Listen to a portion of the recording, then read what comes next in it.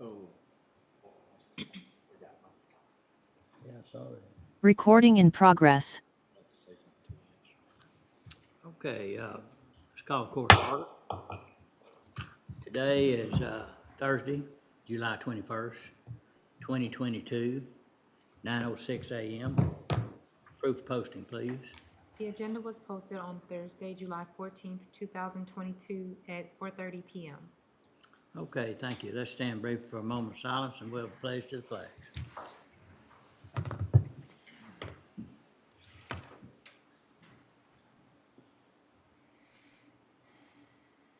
Please join me in the pledge.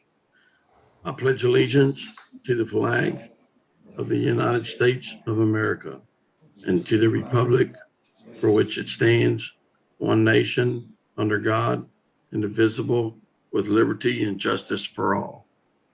Now the Texas pledge. Honor the Texas flag. I pledge allegiance to thee, Texas, one state, under God, one and indivisible. Thanks, Steve. Yes, sir. Okay, I don't see any strangers in the audience, so I don't think we're gonna have any public comments. And no one's called in for public comment. So we will go to item D, which is budget amendments, and go to D1 regarding the FY '23 budget. Francis, if you'll kind of lay out the work we have in front of us today. Sure. So today we're going to start with economic development related discussion. So we have Chris Collins with us, and she'll be presenting some requests for the upcoming year. There's multiple line items in the department we use for economic development. One of those being what we commit as funding for the Waco-McLennan County Economic Development Corporation. Also funding for the Greater Waco Chamber of Commerce, and some expenses we have related with that organization, and then also the spaceport, if that's going to be covered as well today. So those are the items that Okay. Chris will be speaking on, and then we'll come back to the budget and look at how that affects the budget. All right, Chris, come forward, please. Good morning. Good morning. I wasn't sure if y'all were missing public comments. I'd be happy to make something up for you if you needed it. No, we don't need it. We're fine. Well, I have some slides for you. Your awesome IT guy's gonna put them up on the screen too.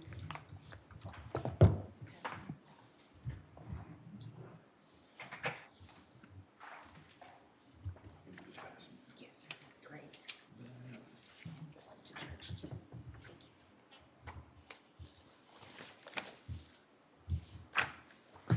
Thank you.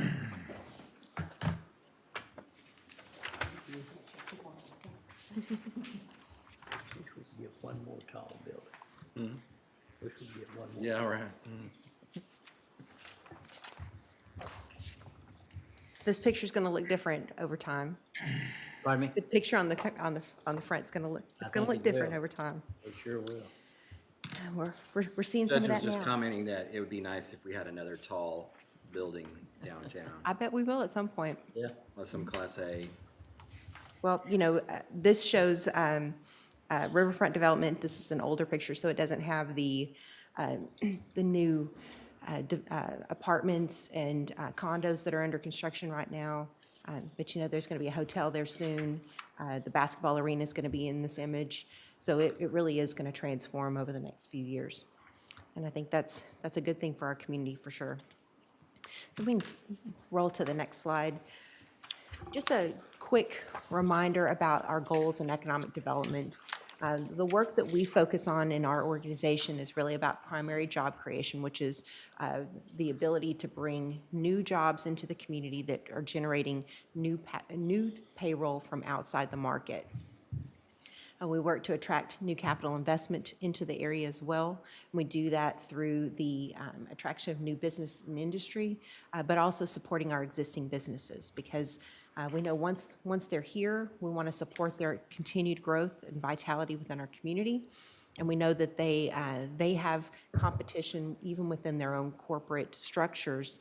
So we want to make sure that our region is always seen as the place where they want to do business.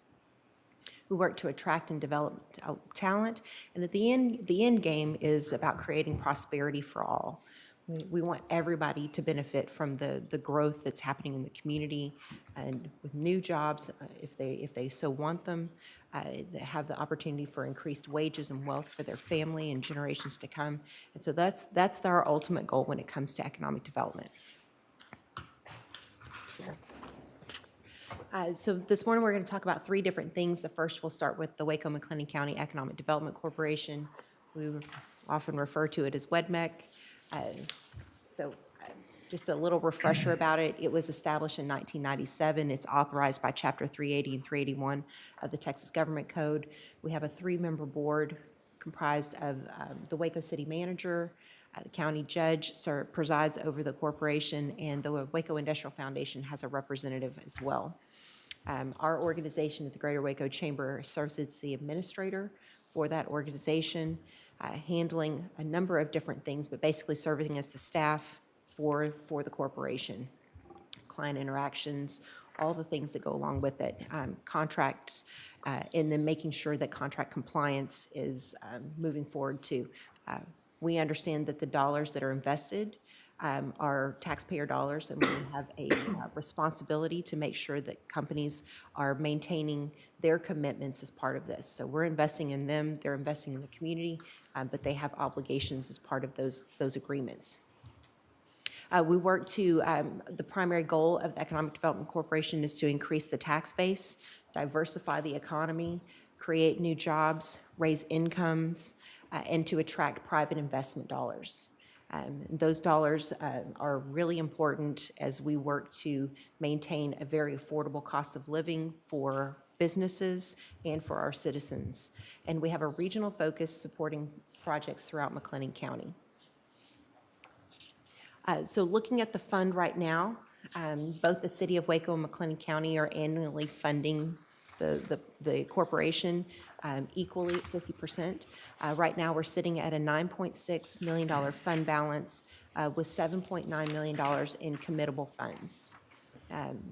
When we look, Why don't you Yes, sir. explain what committable funds means? So that means, when we are working through a project and we have made an incentive offer to a company, we allocate the dollars from the corporation's fund balance into committed funds so that we're not overextending ourselves within the fund. So when we have committed funds and then we have funds that are available for commitment.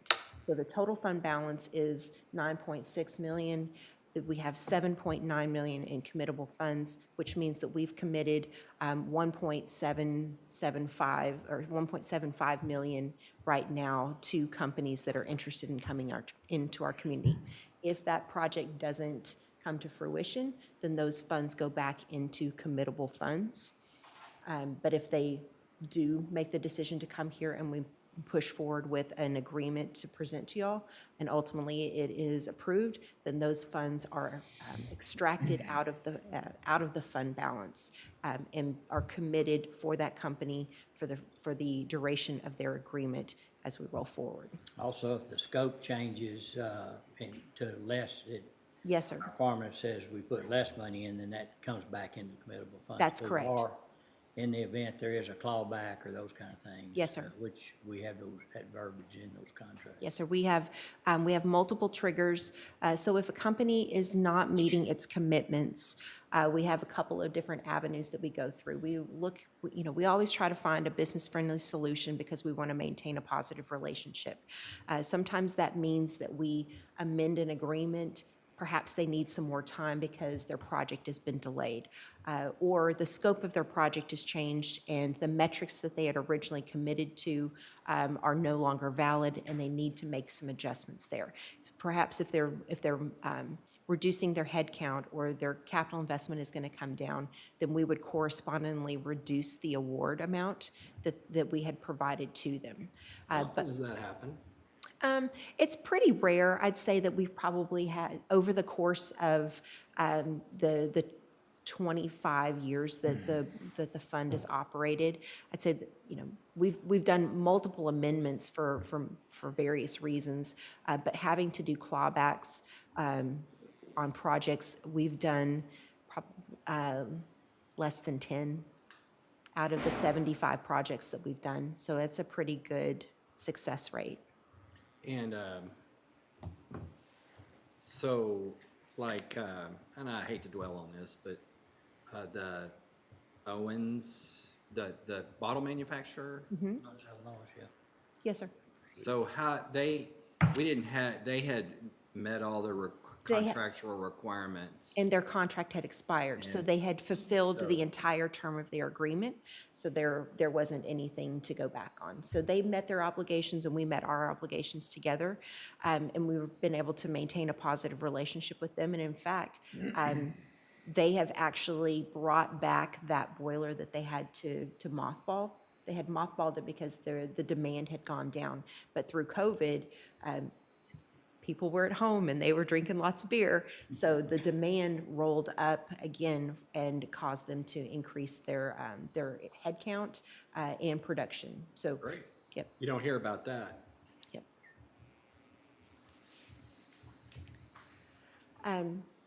When we started the fund in 1997, it started with a $500,000 contribution from the city and the county. And in fact, the Industrial Foundation was one of the first contributors to get the fund rolling.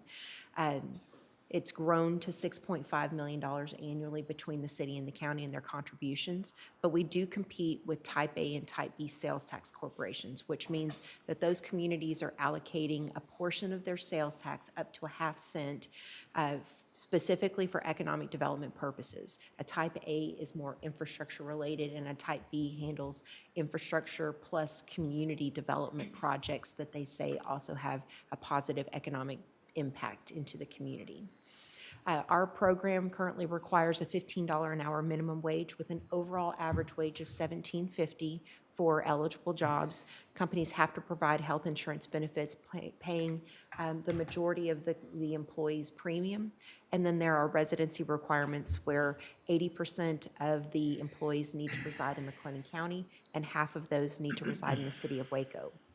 And then we always strive for a strong return on investment. We know that this is an investment of taxpayer dollars into the growth of the community, and we want to make sure that the citizens are receiving a strong return on their investment. So we look for a 20% annual ROI and a 5-year payback period. So I wanted to give you an idea of what we have in the pipeline right now. We have 15 very active projects that we're working through. 9 of those are attractions and 6 are expansions. And I would just say that it's interesting, the past couple of years, we hadn't seen as many expansion opportunities, but recently we've seen a lot of growth happening in our community. And we're seeing our existing companies come back with opportunities for growth as well. And I think that speaks highly of how their corporations are viewing our area. They know that Texas is growing. We are right between 2 of the fastest growing metropolitan areas in the country. And they know that they can have access to a strong customer base here. So we're seeing more and more growth in our marketplace. And certainly, we work projects and they can take a long time. I mean, we talk about the Knopf project. That was a 4-year project to get it across the finish line. And, and that was just to make the announcement. Now we have to get all the other pieces of the puzzle together before they're operational. And we really appreciate the partnership that the county has had in that process. But it does take time, versus how we worked with Amazon, and that project was fast in 4 months, so they vary in the time span of how long it takes a project to come to fruition and get announced and all of the things. So these have various timelines associated with them. Some are moving faster than others, but we are continuing to see strong activity in the marketplace, and these are very real projects. The expansion opportunities that we have before us, our local businesses are competing for corporate dollars, and so we're looking at how we can come alongside them and support them. And then the new businesses that we're working with are certainly, we have competition with other communities in this mix too. And so it's really important for us to have access to funds to be able to put on the table, either to go directly to a cost associated with the project or to offset a cost that the company's incurring in our community that they may not be incurring in another place. So whatever we can do to bridge the gap and make sure that our area is competitive in the process is one of the major reasons that we look at the Economic Development Corporation as a wonderful tool that not everybody has access to out in other places. But they do have other tools that we, on the flip side, don't have access to, for instance, with the Type A and the Type B. But when you look at the active projects in our marketplace right now, both expansions and new industry, we're looking at a $2.4 billion pipeline, almost 2,000 new potential jobs, and about 3.8 million square feet of, and all of this would be new construction in our marketplace. So we've had 2 very, very successful years of economic growth. We feel like this is going to be another one for us. And there's a little bit of more uncertainty in the marketplace now. And so what we want to do is not let up. We want to keep pushing forward and make sure that that we've got a great pipeline of things moving forward. In the event there's a bit of a downturn, those things will be pushing forward and keeping the economy rolling ahead, just like we did in the 2008-2009 timeframe. We had a lot of projects that we had announced then, and those things coupled with the work that the county was doing and that the school districts had done and the city had done with bond packages really helped push this economy forward despite what was happening across the state and across the nation. So we always want to position ourselves that we're in a good spot and we're always pushing forward with new growth opportunities. Yes, sir. Refresh my memory, what are the 3 target industries we're looking at? So right now, these particular industries are, we break down every project, whether it is within our target industry. So our target industries are manufacturing, so advanced manufacturing, supply chain logistics, aerospace and defense, healthcare, and professional services are the main things that we focus on. So out of the 5 target industries we have, these represent 3 of them. Okay, Yep. thank you. So that goes back to our charge when it comes to the diversification of the community. We don't want to be too heavy in one area so that we maintain a balanced economy across the board. Do we have 1,991? People? It's really interesting what we're seeing in our market versus other places. We continue to see very positive labor force growth. So yes, there are, when you look at the MSA and the number of people that are unemployed right now, there's about 4,500 that we know of. But what's happening is our labor force continues to grow. We're growing somewhere between 4% and 5%. We added 7,000 new jobs into our community between May of 2021 and May of 2022. Those were field jobs? Those are filled jobs. Those are people back into the workforce, and that means people are coming back in that maybe had been on the sidelines. It means that people are moving into the area, and then you have the natural migration of people that were too young to work and now they're eligible to be employed too. So there's a lot of growth that's happening into our marketplace. We're seeing people continuing to move into the area to fill open positions, but it also means that it creates more opportunity for people that are underskilled to become employed into higher opportunity positions through reskilling, or if someone is in they're just ready for a career change. We have lots of different resources that we're working on or that are existing to help them make those transitions. We have a lot of people relocating within the state. Absolutely. Just had a Texas Association of Counties meeting last week and pointed out on how many counties are shrinking because people are coming to the workforce. But also the other phenomenon is that people cannot get around in Austin. Yes.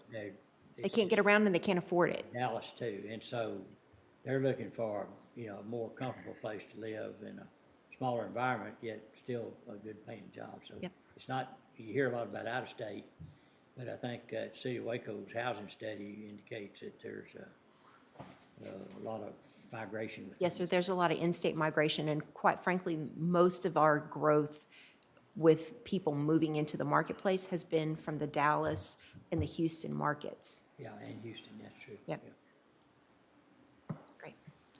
So I mentioned previously that we do compete with sales tax cities, and this is just comparable cities for you to understand what we're up against, or who we're competing with in the state when it comes to availability of funds for economic development.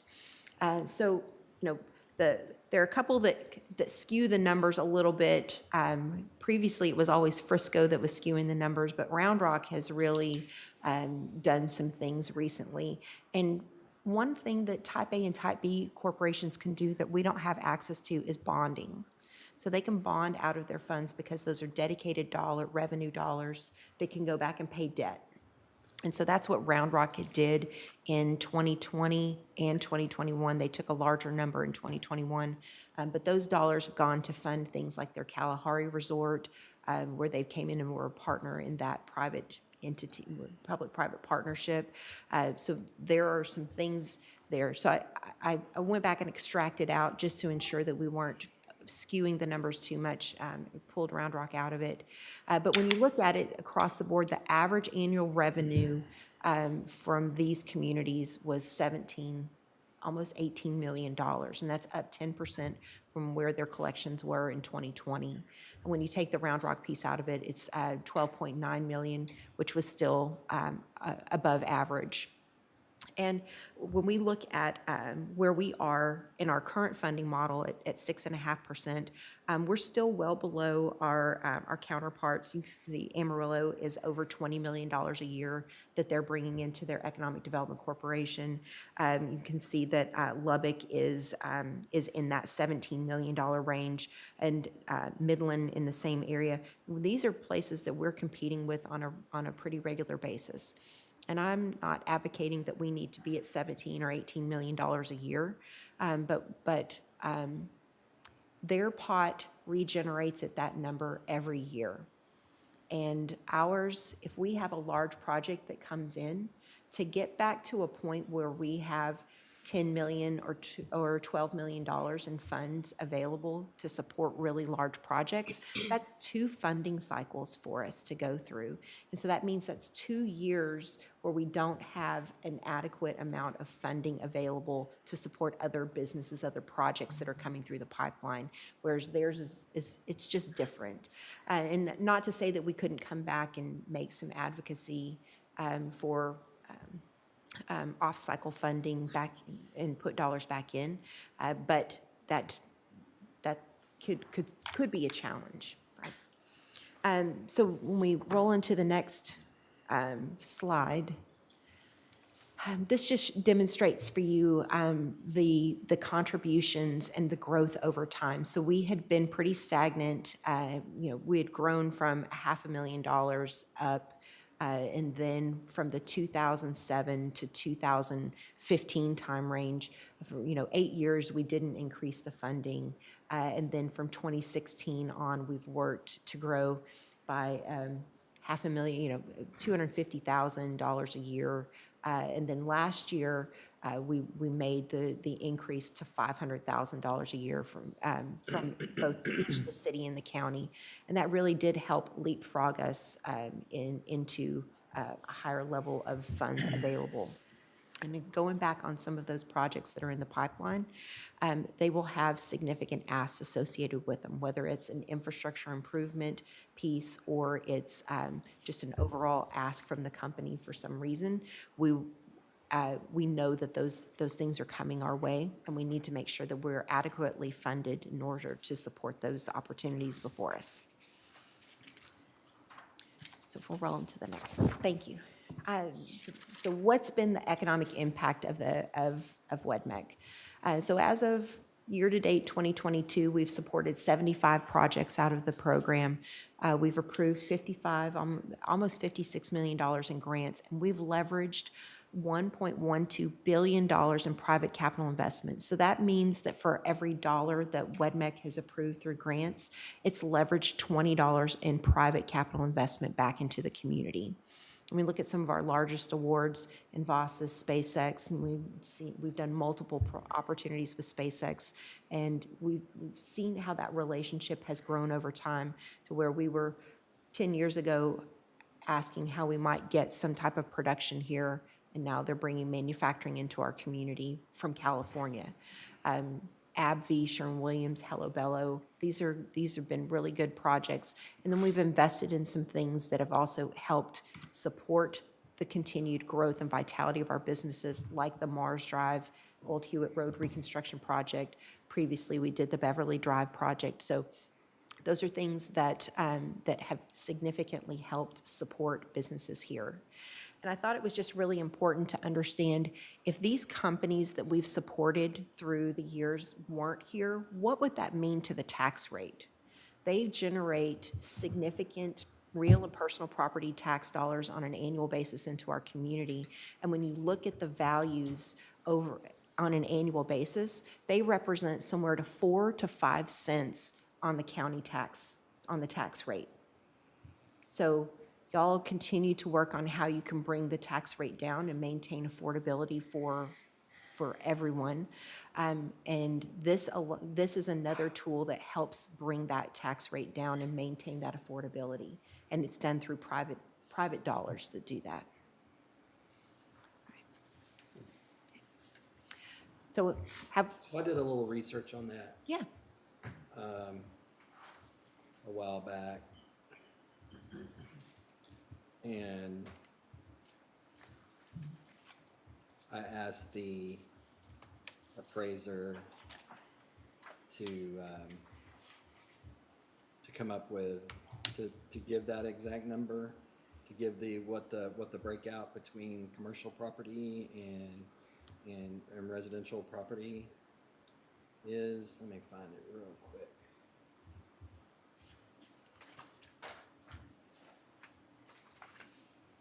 Like the spread. Mm-hmm. And I sent it to you. Let's see.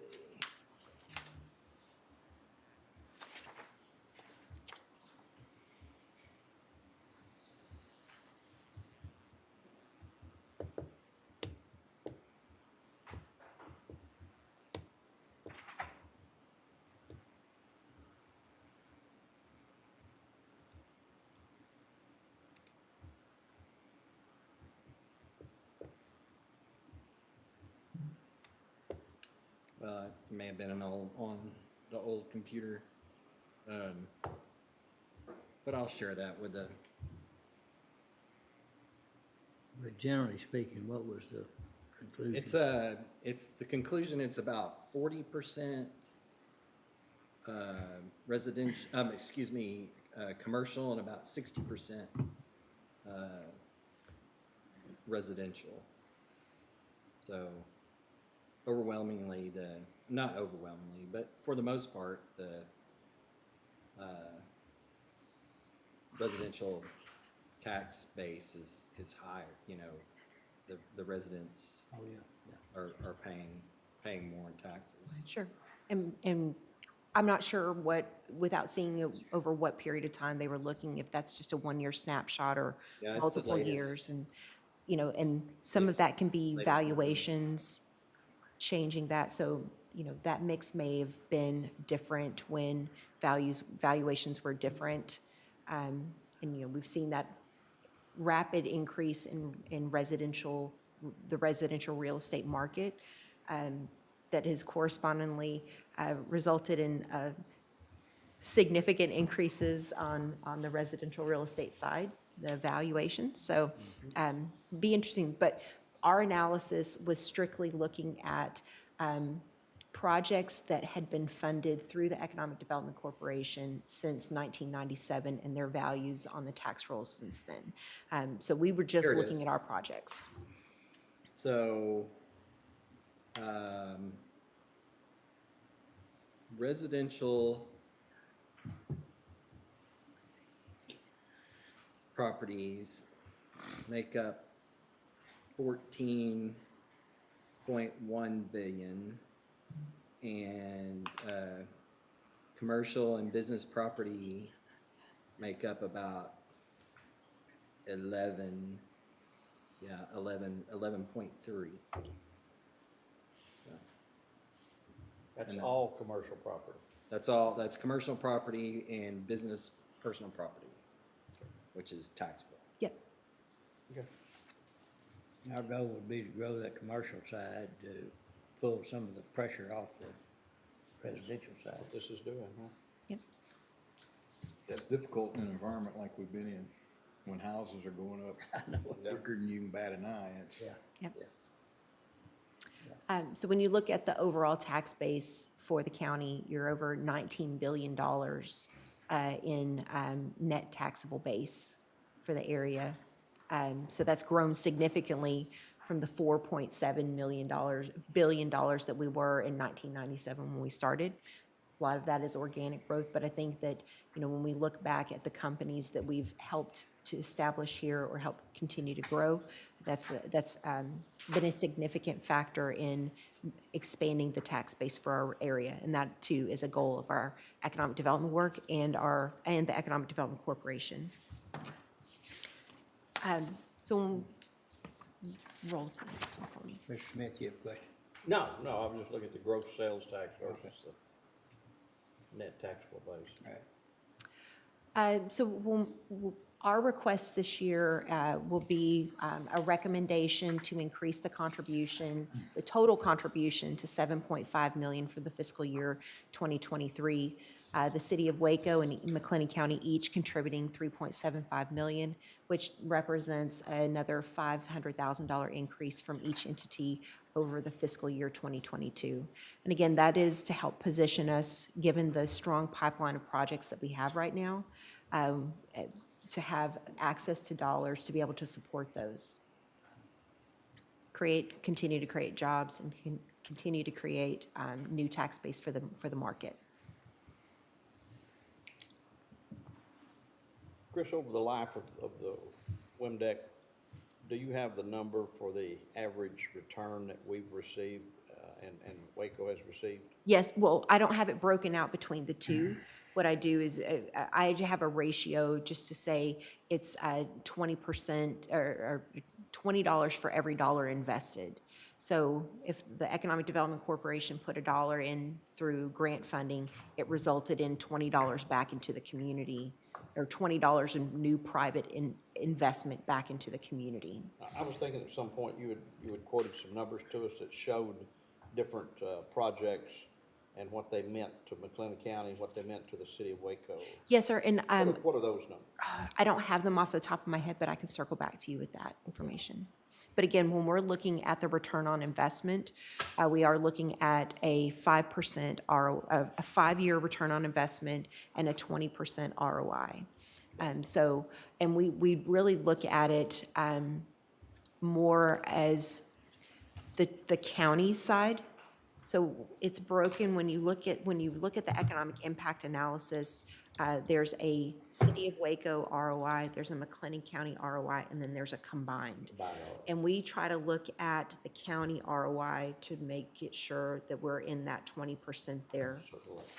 Yep. And of course, if we do a project and we equally incentivize from the city and the county, it happens to be outside the city of Waco, then we benefit a lot more. And in the past, there hadn't been a lot of property that was available, but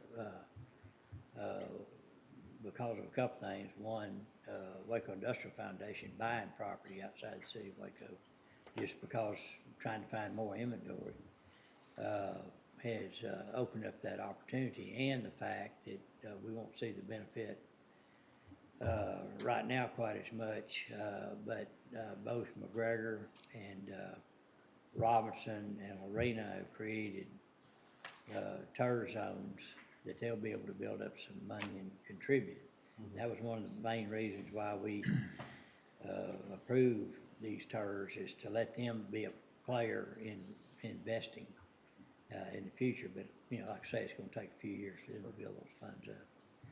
But, generally, the city has a little bit of advantage over if it's an industrial property in the, you know, right in the city.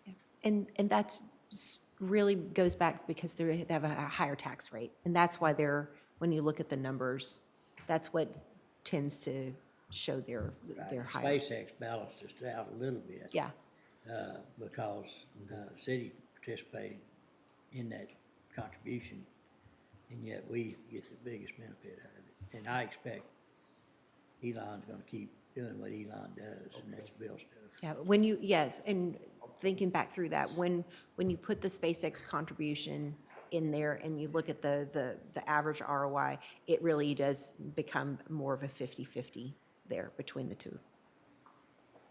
And, you know, we've done $6 million worth of funding just on that project. So that really has kept it at an equal playing field. Do we know how much right now in value is under some sort of abatement or in business grants? I have it in a spreadsheet. I can get it for you. And does that break it out amongst the projects? Or? Yeah, it'll break it out by each project, and it'll, you know, we typically don't do anything more. Most of those are somewhere between 7 years or less, and so, you know, they will come out of that, and they stair step down. So Right. you start seeing that value coming on faster and faster. And many of them are not 100% abatement. Correct. We don't have any that are 100%. Yeah, I'll be happy to get that for you. Okay. Okay. Okay. All right. Any other questions on the EDC? All right.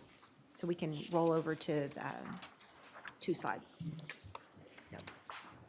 All right. So what I'd like to visit with you a little bit now about is our chamber requests for this year.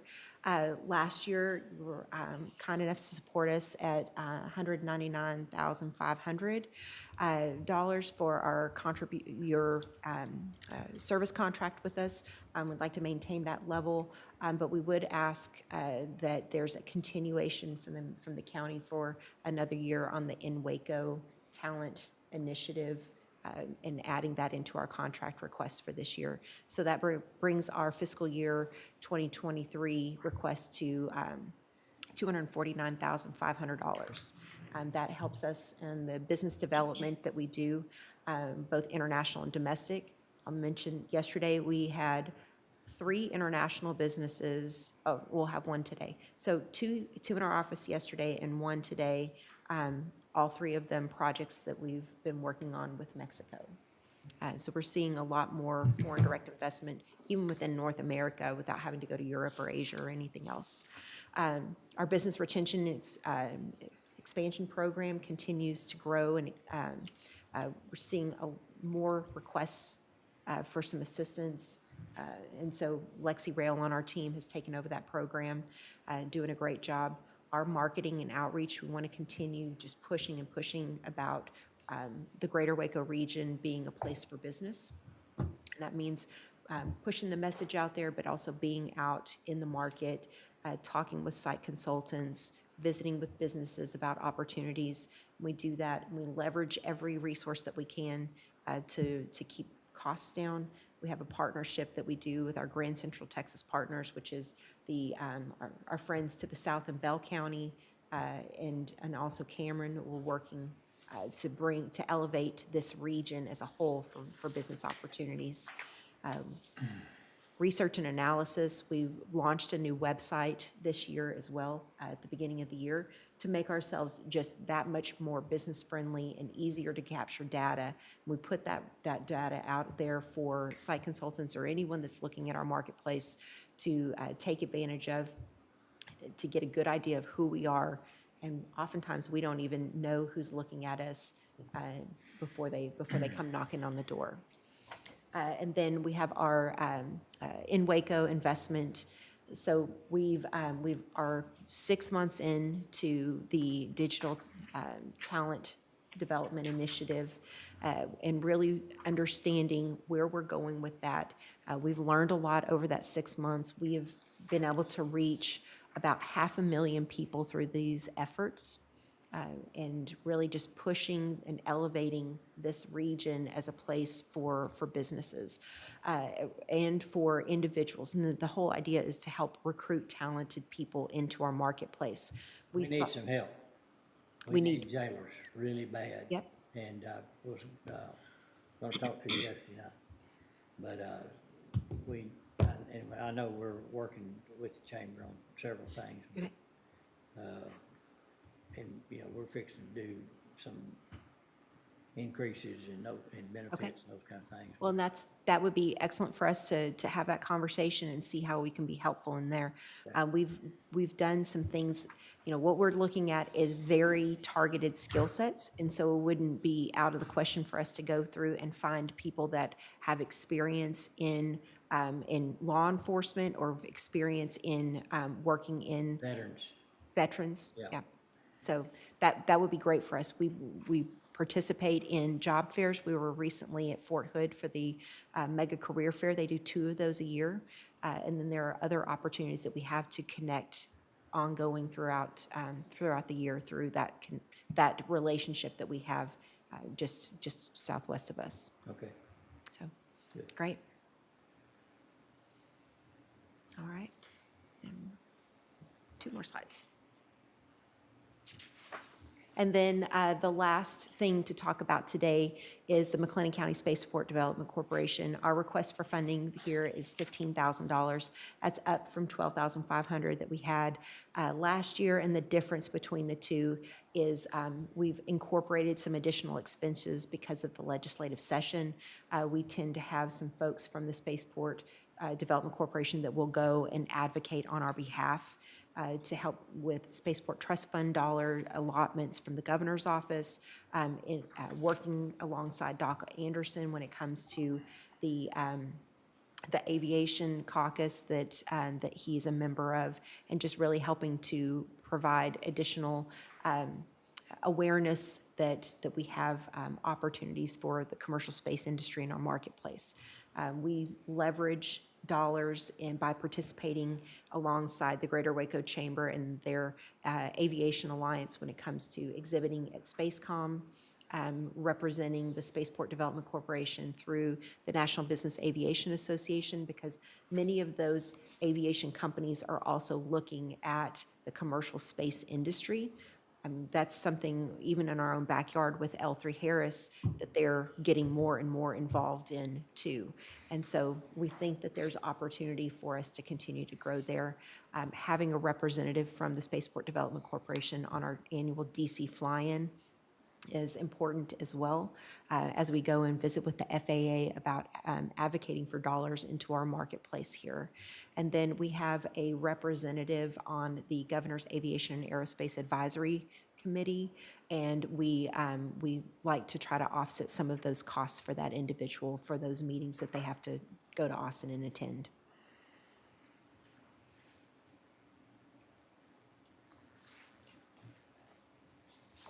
And that's Questions on that?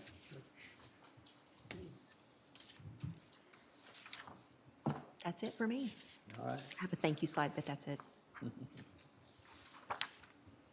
okay. Any questions anyone would have? When did we start our In Waco? We started it in January. January? I Yes, sir. couldn't remember. Okay. And I have a whole presentation that I could bring to you on that one. I figured I'd probably talked enough for today, but I can certainly, I'm happy either one-on-one or to come back to the commissioners and share that data with you and what we've learned. We thought that there was going to be more of a demand on the concierge side of things. You know, the idea was that we were going to do this outreach, we were going to connect to people, and then we would kind of hold their hand and get them to move into the marketplace, kind of like a recruiter does for a business. And we have people opting in to learn more about the community. They're utilizing the In Waco job board. They're connecting with employers. And we do personalized outreach to each one of those individuals that is that wants to learn more and say, you know, we'd love to be able to connect you or however. They're not taking advantage of that on a large scale. They're opting to do those things themselves, which is fine too, but it means that perhaps we just reallocate resources into other areas that are proving to be more fruitful in getting the word out about our region as a place for talented individuals. Are you having problems tracking it if they bypass you to get connected to the job? Or? You know, we visited with some of our private sector investors yesterday, along with the city and the county, and I think what we learned, they too have a hard time making the direct connection of whether a job, an applicant came through that site. Okay. But they feel from their perspective that the In Waco initiative and the things that we're doing are pairing well with their own marketing efforts, and that it gives them a centralized place that they can share with people to help demonstrate what the community has to offer. So they're finding value in it, for sure. So just to reconfirm, the contract with the chamber stays the same, and Yes, then sir. the And we just Waco add investment. the In Waco investment on there, yes, sir. But what did we put into it initially? 50, Okay, so it's really all the same. yes, sir. So budget wise.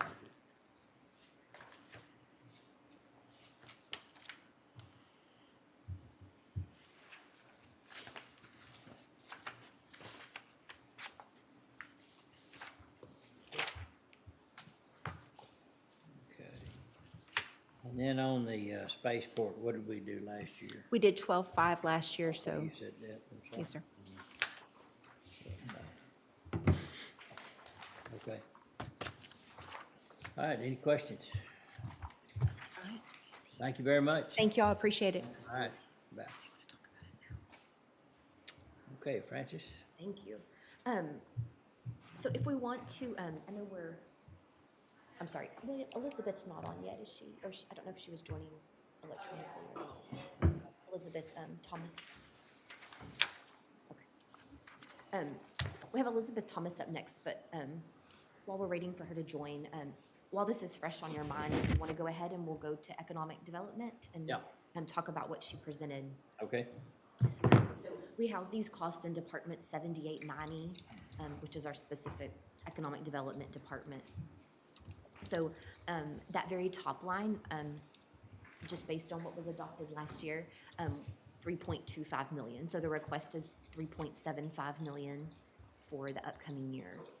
So if there's any consensus there, we can go ahead and plug that number in and just, so it. And that's subject to City of Waco matching, of course. Definitely, but if you just want to, if we want to plug it in to see, how that affects the bottom line, we can do that there unless there's more discussion that you want to have.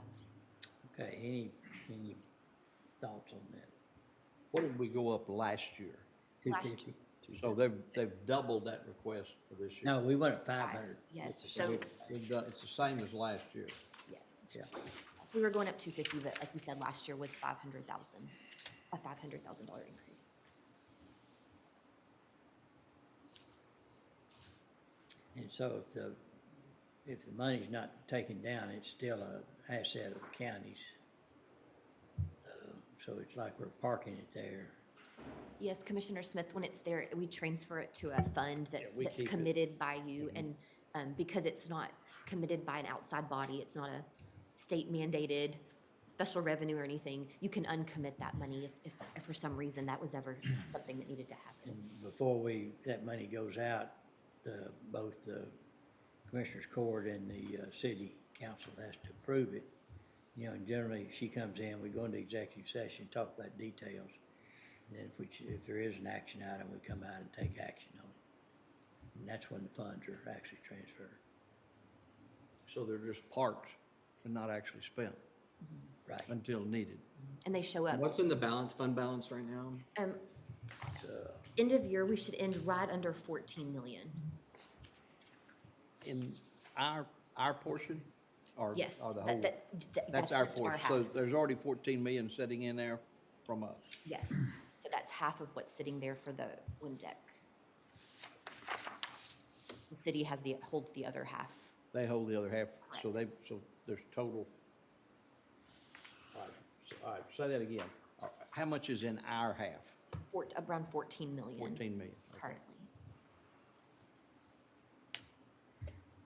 And then although, we don't have it specifically spoken for in our budget, Chris had presented, that is committed in some way to different projects that are upcoming.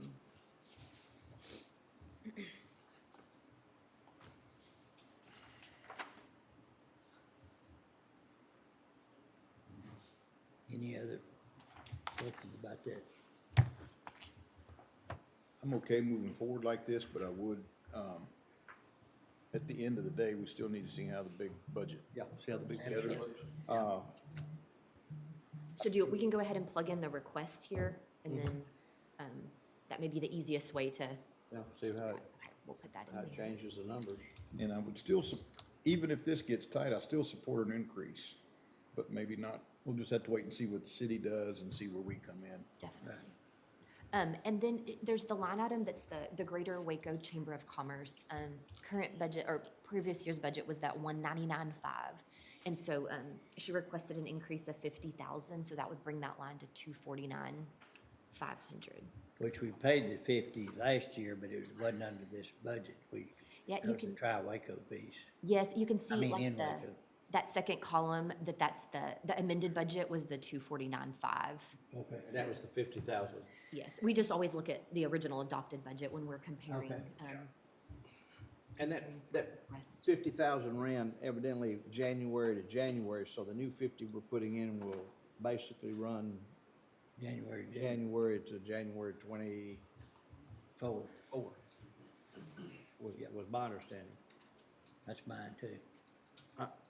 I would just like to point out that earlier in the week, we kept all the other requests the same.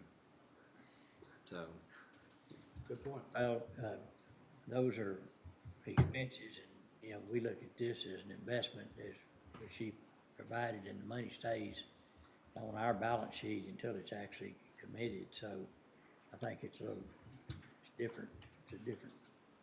well, we're in different sort of economic times right now also too, with dealing with this inflation pressure. So.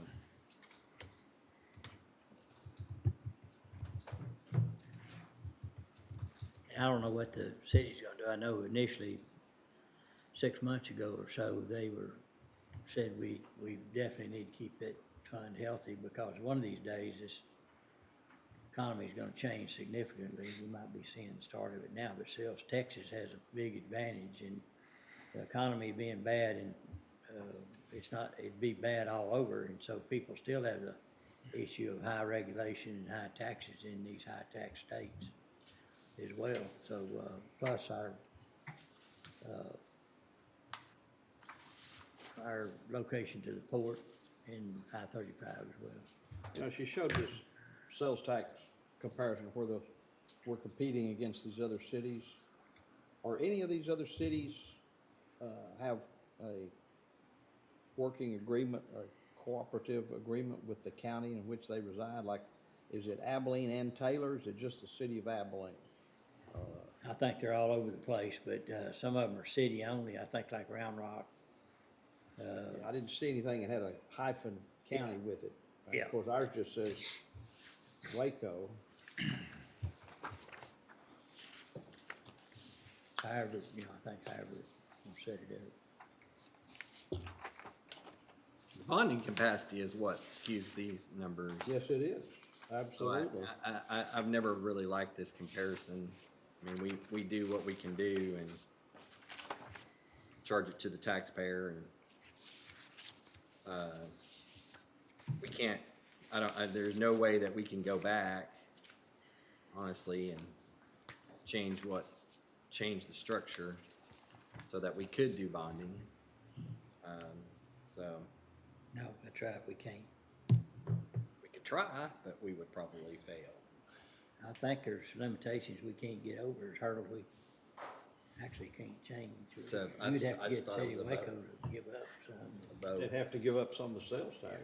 Yeah. off that They would have to percentage. give up their portion of the Yeah, sales which tax. is- Yeah, Well, right. Some yeah, portion, Yeah. But there's a and- cap on it. yeah. yeah. That's right. We're at the cap. And, Bill Clifton, worked on that, oh, it's been quite a few years ago, but couldn't get anything done. So is there any consensus there? Do we want to leave that as is and then come back to that after? Well, I think we Line still item wanna look and specifically. see if we did approve it, what would it do? Okay. Yeah, You're still gonna have plenty, so. let's see how it changes numbers. And then the spaceport line, I know this isn't a huge amount. We've been looking, consistently, I know COVID, travel wasn't occurring because of that, but even if you look at years before, they haven't always spent much of the budget that they've asked for. I know she asked for 15,000, which included a $2,500 contingency. So my thought would be to leave that out and leave the contingency out of that line. If that should occur, I know if they brought a need to y'all, that you would be willing to move from our other contingency line, to cover a cost you felt was needed. But I know it's a small amount, I but think that's not 2 cents I think there. that's a good point, anytime if they were to come to us and have a need, we've been more than accommodating, in the past, so. And consistently through the budget, we've tried, there's some small exceptions here and there, but we've tried to keep those contingency amounts out of line items and within our actual contingency, so. And that's something, It's up to yeah, you, but- that's something I'd like to go back and visit sometime today or tomorrow if we meet, about some of the different line item requests that, and we've already talked about this, money not spent, but yet they're asking for more for next year. There's an estimated end of year Yes. expenditures, and it's less than what they budgeted, but yes, they're asking for more for next year. And I'm curious to know how much of that is a effort to place contingency within that line item. So, anyhow, we can talk about that later, because that's this right here. So we can put the 15,000 in there. That was just my opinion there on that, so you can direct us. That's fine, in my mind.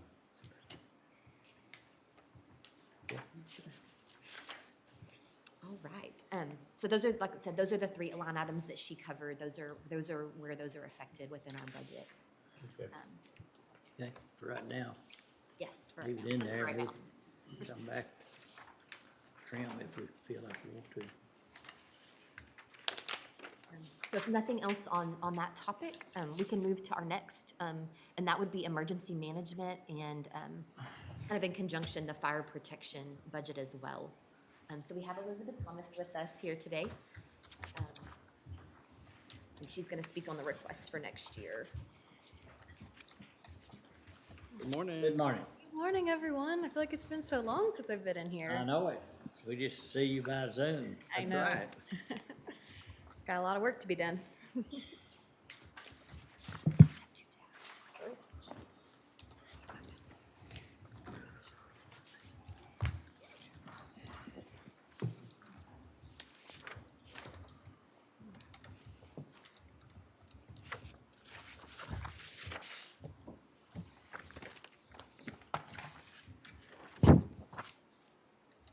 All right.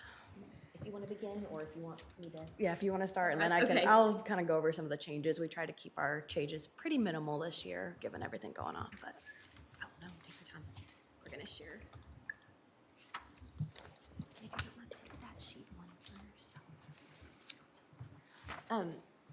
So, like she said, she'll go through the details, but just to kind of get a broad picture, we've pulled up here, you'll see that last year, the request from the county, the estimated requested was $372,923. That takes their budget, I'm so sorry. It included some state grant funding, and then splits the remainder between the city and the county. So that's how that number came to be. Move forward now into their 2023 request. The request has increased, so you'll see there the bottom line that it went from 824 to 988. And so that is an increase, I believe in some personnel, but again, she can speak on that. But you'll see that there is no state portion included there, and that is because that grant funding we're no longer going to be receiving that. So that also increases each entity's portion. Perfect. Yeah, like, oh, sorry. Now, and why did the what happened to the grant? It just, the grant's not there anymore? The state has decided to reallocate all those funds. So all of our EMPG counties, including us, they have reallocated those funds to create what they've decided is community liaison officers. So the state has reallocated those funds on our behalf, I guess you could say. So What is a community liaison? Yeah. Yeah, so what they're trying to do, the state is trying to increase their presence across the state of Texas. And so they have put these community liaison officers, there's a whole map of where they're being distributed across the state of Texas. They're actually putting one in Hill County, for example, so our funds for EMPG. So they're that person is being appointed by the state, it's coming. They're a state employee, yes, State sir. employee, and that's where the money came from to do that. Yes. Yes, that was not consulted by, at least, nobody asked me anything about it. No doubt that everybody was locally. Just growing it. Yes, Steedham is very rapidly expanding. We've seen the news, they're creating a lot of new positions there. So the funding had to come from somewhere. So unfortunately, we did not receive an allocation for last year, and we asked about going forward if that grant was going to come back, and they pretty much told us, no, don't expect that funding anymore. Very good. Yeah, not the best news that we've had. So like Francis said, we try to keep our ask pretty minimal this year, trying to really keep in mind, we obviously know inflation with the economy, that there's a lot we try to do within emergency management and keeping our budget pretty tight and making sure that we only ask for what we need. So kind of our big increases where you see those increases, we did ask for an increase in our other equipment and maintenance line item. So that breaks down into two different portions where we really saw a major increase for our siren system. We implemented a siren maintenance contract last year, and they came out and did their first evaluation of the entire system, and our system is not in the best shape. And so we have that maintenance contract, but then we also have to have funds specifically for the repairs of those sirens. And so we asked for $15,000 to go toward those sirens. And Where are those sirens located? they are located in the city of Waco. They're all over. I can get a map specifically. so Only you in can the see. city of Waco, Yes, There's they are. not one like in Hallsburg. No, sir. not one in any other portion. Is there one up in West that, The city of West has their own sirens. They have their own, let's see, like, Robinson has their own, Right, Elmont? Midway has their own. Midway has their own. Yes. Then why are we paying for the city of Waco? who controls those, other entity other? Well, I believe they're activated by, she calls for the, We activate the sirens for the city of Waco, city of Belmead, Lacey Lakeview, and then the one siren that Beverly Hills has. I do have I can activate for the city of West. They've given me those credentials to be able to do so, but none so for any of the other jurisdictions in our area. I guess the question I have is just starting to look at these contracts more and more. How many of the expenses that we're sharing that are directly for the city of Waco and not necessarily the rural area?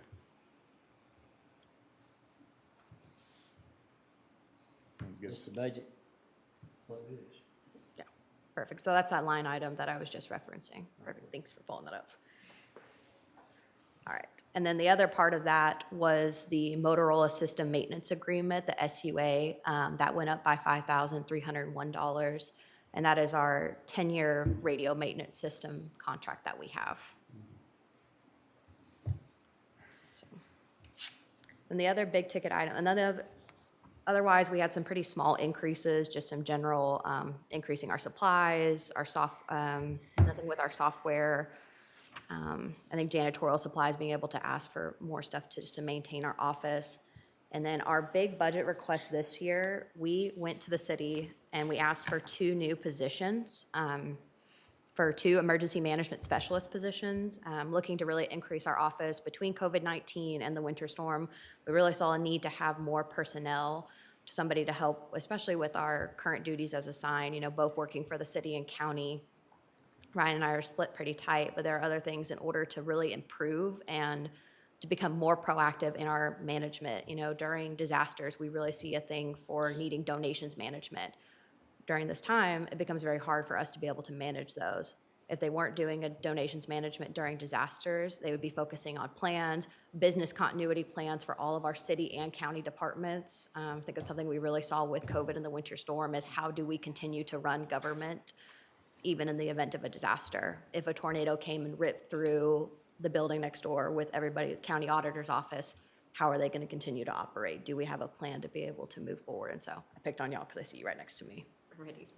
But that's something that we requested. And so each position, we did the math with total expenses to include benefits and all that stuff would be about $59,581.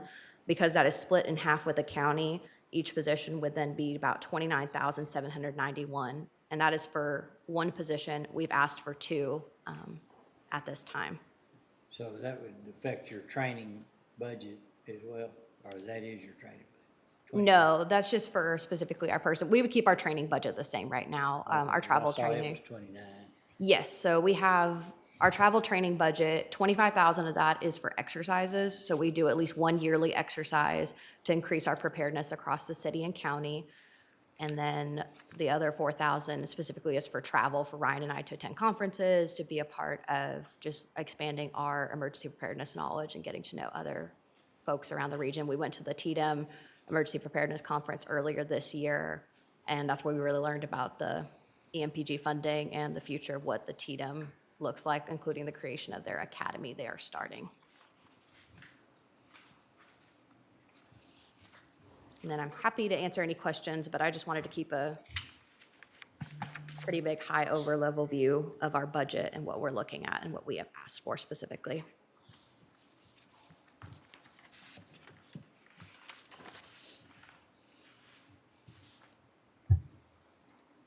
So I guess, I mean, this has been a discussion a little bit, is on some of the city's charges that they put in there, that goes back to, let's say, accounting or whatever. Can we isolate those, what they are? I mean, do they? Yes, there'll be a line item that says, I think it says indirect cost on, yes. Haley has it pulled up. It's 4 from the bottom, 4 lines. 44. And you'll see there that there's 136,000, 137,000 there. That is indirect cost. That's what that other is? Yes. So I guess, do you have a breakdown on that? Not offhand, but I will get a breakdown of what that Yeah, is. if you don't mind sending it to us. Yes, sir. The new positions, how much would the new positions, like, how do you see the breakout of their work? In the county or in the city? They would be just like us, having to split our role to be 50-50 to make sure we're doing equal work for both the city and county. How do you account for that?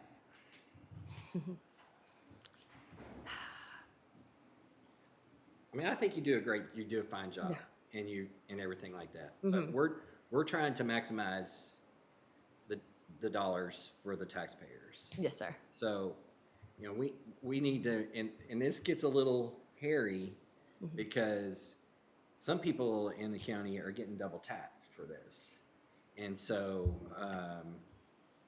you know, I maybe we do need a little better accounting of when we share a service with the with the city. Right, and it's, and I want everyone to understand, I'm not questioning the services. But what I am saying is I strictly want to pay for the service and not for all the periphery That's that what they say, we well, do. this has to apply and this has, no, I want to pay for the service. And if it's a service that's solely in the city of Waco, I don't think we should be compensating them for that because we don't see any of the smaller cities that have emergency management sirens coming and saying, hey, you owe us. So we're covering them. Actually, it's the other way around. Right, and so it's getting to the point now where, you know, we just keep seeing this contract go up and this one go up. I'm just not a fan of the indirect cost. I want, whatever we pay for needs to be used And not necessarily, well, at the end of the year, we didn't use it all, it goes to the general fund now. Yeah. That's what worries me and bothers me. I know how worried we are about ours. So what, in last year's budget, what, did you spend it all or did you have money left? No, we had money left over last year. How much? I don't know offhand, but I can get that information. Yeah, get that information and then cut us a check back. Yep. For our part. It's good for the goose, it's good for the gander. Yep. Yeah, that makes sense. I mean, we can start making sure to really look at the reports before we send those over back to, before the city sends it over to the county. And if there's any projects that are specifically city-related, we can highlight those just to show you guys what's going on, if there's anything of that nature. About 5 years. And I don't blame them for asking. Yeah. I blame us for not saying, hey, we need to look at this and make sure that We just need, there's bang, we need an accounting of the, What happens at the end of the year services that we're getting. if they're in the shared services? And there's money that's budgeted, not spent, where does that end up? So, It's just not billed to us, yes, so It's a- specifically for emergency management, they send a quarterly bill. so it's just not billed to us. Yes, and they present all payroll documentation and invoices, and then it's audited. It's just not like there's a Some- pot of money over here at the end of the year, and we don't, who's gonna, So it doesn't go back to general fund because it wasn't spent? Yes. it just wasn't Correct. spent, yeah. Okay. Yeah. That's Well, different. But there's still a piece of it that's tied to HR, that's tied to the garage. That's still the problem. Right, yeah, that's a It's different, 139. that's a different, Right. yeah. And no, I get that piece of it and I don't have any problem with that, but it's the piece that we're paying to fund the other departments. You know, shared service, some of it going to the garage, some of it going to the council, some of it going to the attorney, some of it going. Because, conversely, you look at the jail, we could turn around and say, hey, we've got some indirect costs out there that you guys need to share in, but we're not gonna do that. It just needs to be, understood and it needs to be,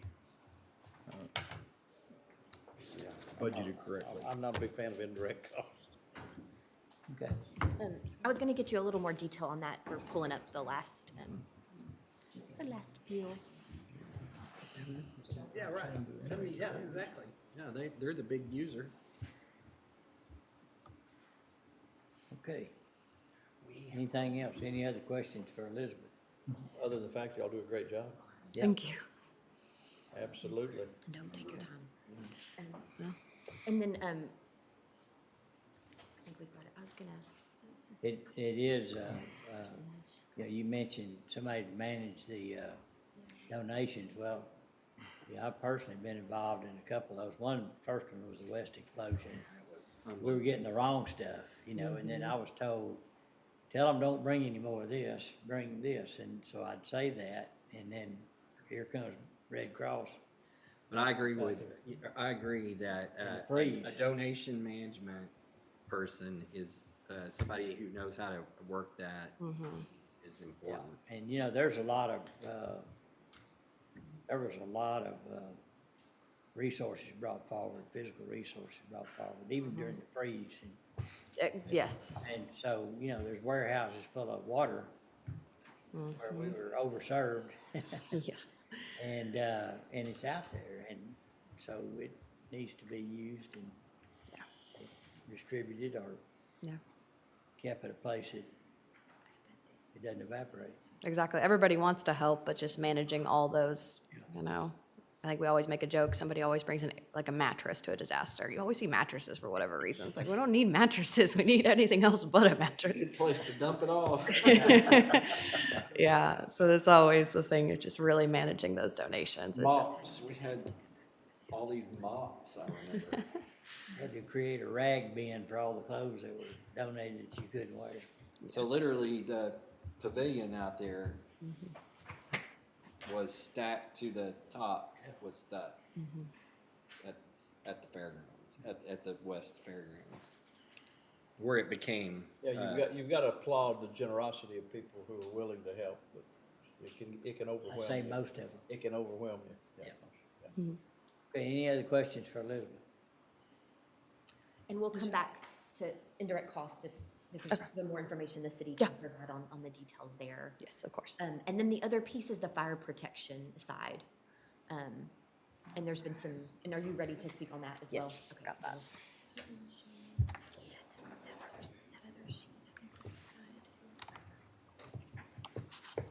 And again, I'll give you kind of an overview and then let Elizabeth speak on the request. So just to remind you, we have contracts with all of these departments. Currently, they receive $5,500 a year. They're requesting $7,500 a year, so a $2,000 increase. Currently, also, we are now, we also, in addition to that amount, we provide them $30 per square mile for property that's in unincorporated areas. They want to increase that to $250 per square mile. So that's an increase of $220 per square mile. There is a piece that we provide to the Fire Protection Association to help with training and their admin costs. They're requesting this year $29,000. And that's an increase of $19,500.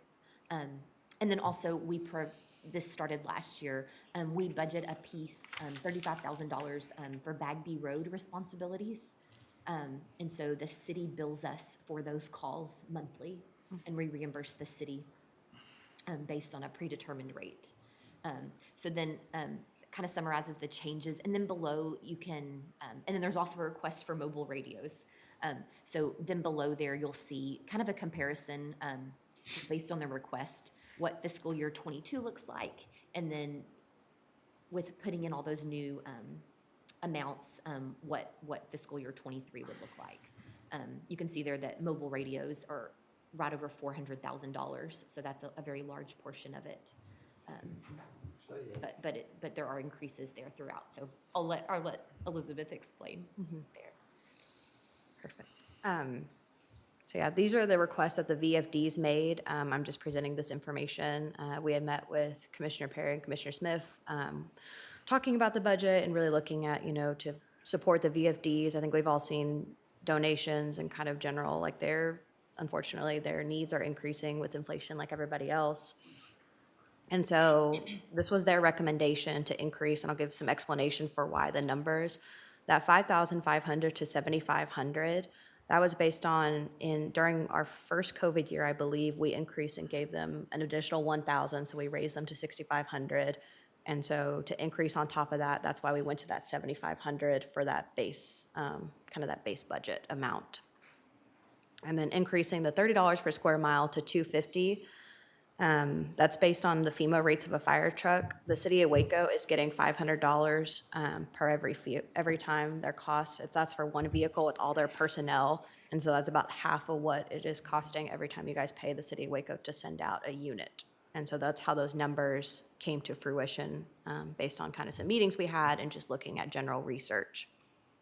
I do realize that is a lot to ask of the court, and that those are massive changes, especially that $30 to that 250 square mile. But that is what they asked me to present, and so I wanted to present that as they asked. And then looking at the VFDs, they are asking for those 159 Kenwood mobile radios plus installation, and they realize that's a high number, and so they're recommending actually splitting that cost between the next 2 fiscal years to $200,707.51 for those mobile radios to make sure as they make that transition to the 800 system, they have the proper equipment to be able to communicate. That's been a priority of the court, with the build out of the radio system expansion and really making sure the VFDs are on there and they are not on their own island on their VHF communication, and that we truly have interoperability across McLennan County. So is my understanding that we were going to be able to utilize some used radios on the new system? Correct, that's what we're looking. Starting next year or this year or something like that. We're having those conversations within the city. Based on our inventory we could do right now, we're only going to really be able to provide 3 portable radios and 1 mobile radio for the departments. The problem with mobiles is that we don't retire them and we don't exchange them out as often as we do our portable radios. Because mobile units, we replace on a 15-year schedule, and there just aren't as many mobiles compared to the portables that we have for our first responders, our police officers, and our firefighters, which we replace on a 10-year schedule. Okay, well, then I did not realize it was mobile.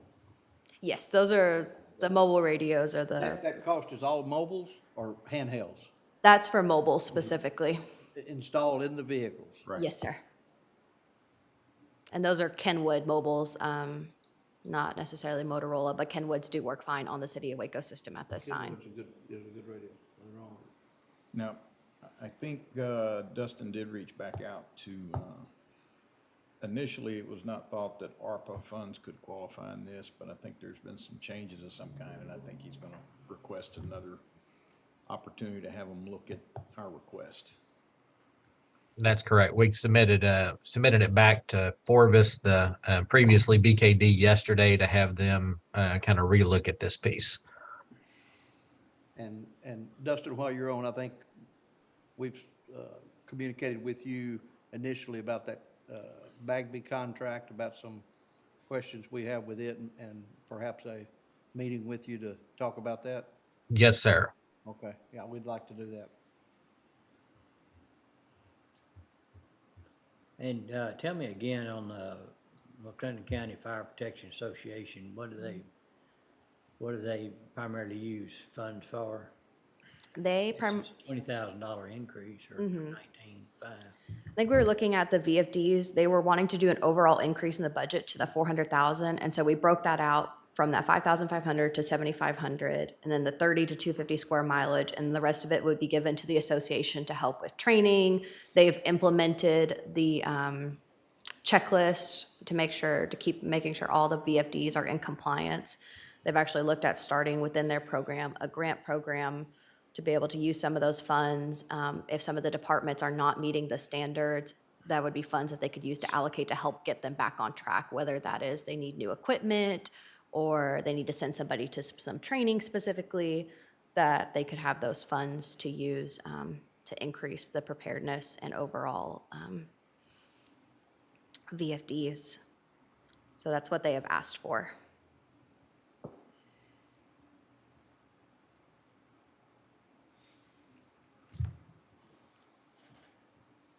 I think it'd be a pretty hard jump for us to go from $30 to 200 something. I understand what they're doing. I appreciate everything they're doing. We did make accommodations because during COVID, having fundraisers and all those kind of things were challenged, and we immediately met that. And if needs arose over and above what we committed, then we'd look at it on an emergency basis and be able to fill those, but I just don't feel comfortable. Anything that grows fast is not always good, such as like weeds and things like that. But and I don't think this is. This is a good bunch of folks, but it's almost to the point that we would be better off if they went to emergency service district. For the whole county. Yeah, for the whole county. Of course, there's a complication of the extraterritorial jurisdiction of the city. Is a problem. Yeah, there's just too many issues with that. And I do think that this is a minimal, what we have been funding could use some improvement. Yeah. I understand where you're coming from, going from 25,000 to 200,000. But I would like to think we could, if we could come to an agreement on, either tripling last year's number or coming up with a number that's big enough for, I don't want to throw something out there that's so minuscule, and right now at the cost of diesel, these guys are going to be in trouble just like everybody else is. Their funds are going to get ate up fast. I would like to see us maybe go to from 25 to 75,000, or well, last year we did 25, so can we look at 100,000 this year on that? Can we look at, was the Fire Association wanting an additional 10.5? Yeah, 19.5. 19.5. Maybe split that in half. Split that in half. I think with us still looking at other alternatives for the radios, we need to see that through first. Right, and our office with Reagan's help is looking at, all the different kind of grant opportunities specifically for emergency management, especially volunteer That- organizations. I guess the point I'm making is we're budgeting more for just Bagby Road to go towards the Waco Fire Department than we're budgeting for all the volunteer fire departments in the county. So that's where I'm getting, we gotta do something that's, Equitable. You know, I'd be good with going to $100,000 on that, unincorporated square mile. I would too. What would that increase the square mile to? Undo the, there's a formula, undo that real quick, because I can't remember just what you just typed. And then, It's, 7,500 1311. or on the, on the Fire Protection Association. no, that's on the, what we, the annual contribution where we Lump sum amount. started at 5 and 6 and 65 and then, 75. yeah. So that would be roughly $123 per square mile. Okay. Which is about close to half of what they were Correct. seeking. Right there.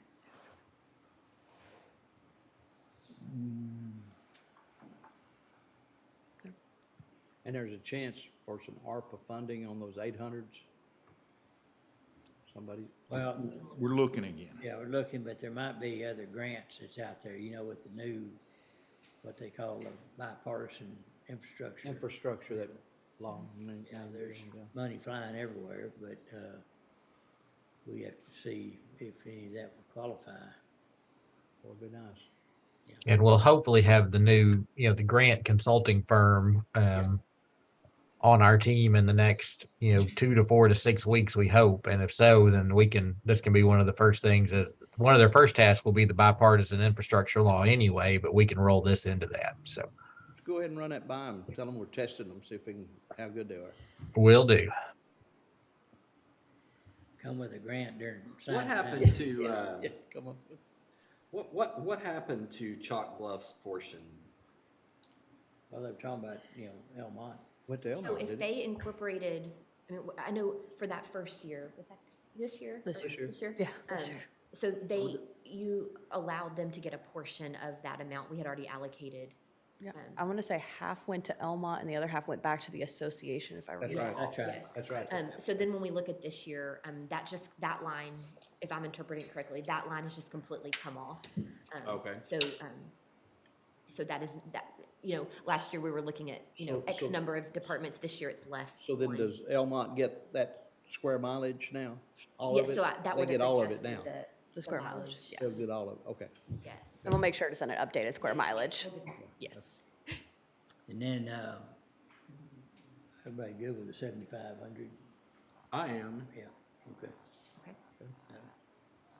So then 7,500 per department, 100,000, divided up between the square miles there, coming to about 123 per mile. The Fire Protection Association, was there something consensus there? But we talked about half that amount. Yeah. Half of the increase? Yes.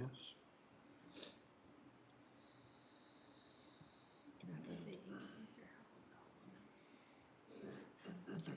I said half of the increase or half of the increase, I believe is what they were saying. And then, 15.5. we have an additional amount in there that's been in there.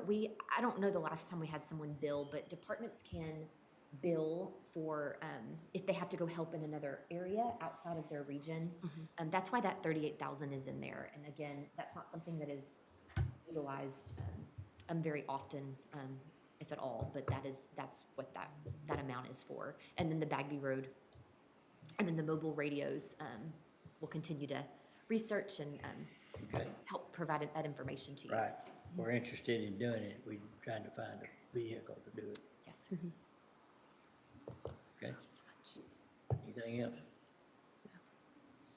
So on that mobile radio, do we want to spend that 200,000 this budget year, or or not. You say leave it in there or not leave it in there? Uh-huh.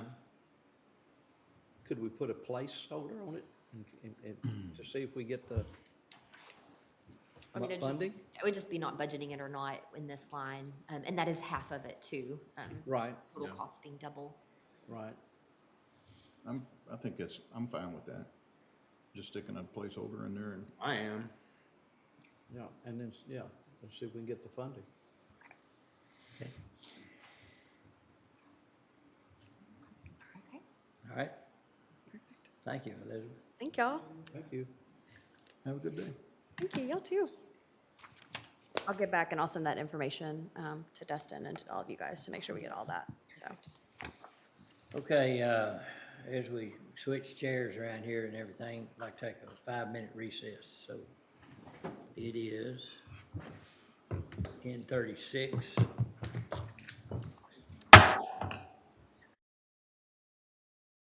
Recording stopped.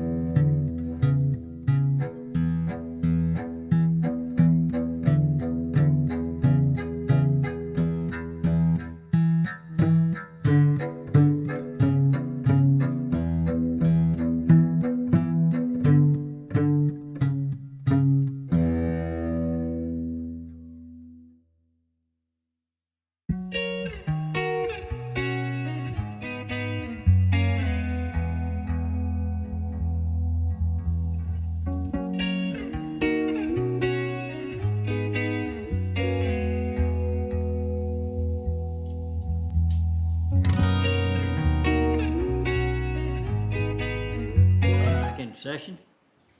So Francis? Thank you. So next on our list, we have Bill Vance here. Yes, we do. He is with the, the McLennan Community Investment Fund. And they are requesting the same request as the prior year, and that is $50,000. There's a man familiar with county government. Yes, sir. Morning, Bill. Let me say before I start, I appreciate, having been on your side, I appreciate the informality of your proceedings. It's very refreshing to be able to just have a discussion about these things. Yes, sir. Judge Felton, Commissioner Sperry, Jones, Smith. I am Bill Vance. I'm the president of the McLennan Community Investment Fund, which we refer to as McSIF. It's just shorter and easier to say. First, let me say how much the board and staff appreciate the support that you all have given us over the past 2 years. Your support carries a lot of weight with people, other people who are interested in what we do, and I think your support lends credence to our efforts. As you know, McSIF was formed a couple of years ago for the express purpose of providing financing and financial education. And I want to support financial education aspect of it because it's not something you can really assign a dollar value to when you provide information to a small business person on how to file their taxes and how to create their organization and how to conduct their business in a way that might make them profitable. As you know by now, we're funded by the U.S. Treasury through its CDFI program, and that's been very valuable to us because they pay our operational expenses. Since we began actively making loans in late 2020, our loan total made is $224,065, all of which has been made to individuals and small businesses in McLennan County. Our permanent loan fund has increased to just over $210,000, thanks in great part to your contribution. I want to stress that what McSIF does in its loan program is not a giveaway. This is an economic development program. We make loans, not grants, to small business people, and they're expected to repay their loans with interest. And that money and their interest money goes back into our permanent loan fund to make additional loans. Every dollar that McLennan County is funded to McSIF remains in our PLF account or is out on loan to a small business person in McLennan County. We will file an application for certification, which is our ultimate goal, is to become a community development financial institution. We'll file an application for certification in August, and we hope to hear from them by the end of the year that we've been certified as a CDFI, because that opens the door to more and increased loans from CDFI fund next year and in the future. So inclusion of $50,000 in your FY 2023 budget will increase our capacity to make loans to available small business people who are deserving of that help in our community. As we help a lot of other people, we can help small businesses and I think in the long run improve the economy of McLennan County as a whole. I'll be happy to answer any questions that you all have. Well, I will say that in the field of economic development, which the county is very much involved in, sometimes the question, or many times the question comes up, well, what are you doing for small business? And I think this is a good example of what we do to help small businesses. They have significant challenges because they don't have a bank of auditors or accounting people and marketing and sales. They're kind of on their own. They have to do it all. And it's hard for these folks to really have all those skills and talents coming into it. What they've got is desire to be independent. And so, I think our relationship we've had with the organization has been good, and I hope we can continue on for many years. It reminds me to a certain extent when Murray Watson saw the need that student loans would be very beneficial to our community to help people that don't have the money in their pocket to just go pay, slap down the tuition, and started that really to primarily helped TSTC, but MCC and all the other communities, and it turned out to be a very significant thing in our community. So that's my 2 cents worth. Thank you, Judge, and that's why I want to stress the financial education part of our program. Honestly, our biggest challenge has been getting people in a position where they can give us enough documentation that we can decide whether or not to make them a loan. Right. They don't have it. They don't know how to make it. Exactly. We get a fair amount of help from the Small Business Development Center at McLennan Community College, whom we work closely with. They have put on seminars for us. They've referred people to us. We've referred people to them. And it is really a challenge to get a small business person who's working out of their pocket to come up with financial documents that are adequate to decide whether to make a loan. So that's one of our great challenges, and you just can't put a dollar value on that. But it's something that happens. CDFI fund requires us to offer that service, and we're happy that we do, because otherwise I don't think we could make loans. Right. And this program is limited to certain zip codes, or? We have an investment area, what CDFI fund calls an investment area. It's certain census tracts. There's 29 census tracts. Covers East Waco, a good part of the city of Waco, covers the city of Robinson, covers Lacey Lakeview and Belle Meade. We are not restricted to that to make loans. They only require that we make a percentage of our loans within our investment area. Okay. We have to keep that above there, but we're available to make loans anywhere in McLennan County. And there's certain criteria that those areas have to meet to be eligible for that funding, isn't that right? Has to do with the poverty level. Poverty level, that's what I thought. Less than 20% or more below the poverty level qualifies those census tracts for inclusion in our investment area. I can't imagine a small business person, a single proprietor, or single business owner being able to do this without somebody holding their hand. And that's the education part of it. That's exactly And right. Appreciate it, and I fully support the program and what you're doing. Thank you. That's exactly right. And let me just make one final plea is if you know a small business person who needs a loan, please send them to us. It's been a little bit challenging with COVID to find the people who need our help, but we know they're out there. So if you know of someone, please send them to us. Thank you very much for your attention. I forgot to introduce the people who are with me. Jane Allen, Executive Vice President, who's the acting interim director right now of McSIF, and Joe Welter, who's the chairman of the Waco Race Relations Commission, Coalition, I believe is the word. And Joe is a member of our advisory board, so she's here today representing our advisory board. Thank you all very I have a real much. quick question. To date, how much has been loaned out? $224,065. To be exact. That's great. We have no past due. We've not had a past due. Were you ever in that situation? I always had past dues. On day 2, my banking career, I think I had a past We- due. We know it's coming, Judge, we just don't know when. Thank you very much. Thank you. Y'all have a great day. Thank you all very much. Thank you. Thanks Pleasure, for coming. thank you. Okay, so you'll put that amount up. Yes, and Plug so it in. that will leave it the same, of course, as last year, which was, I know what was the consensus anyway? Those are the type of requests I like. Yeah. Okay, so we are going to come back to our summary, just kind of recoup here since yesterday, and then we'll keep moving.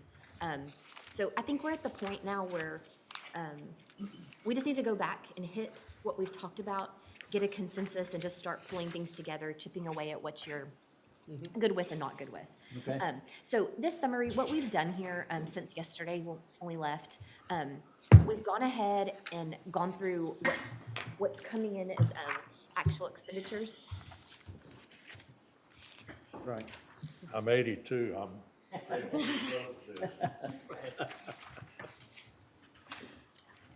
So we went ahead and removed the 40 excess jailer positions from the major spreadsheets, so that's just now all filtering in, and it's not below the line.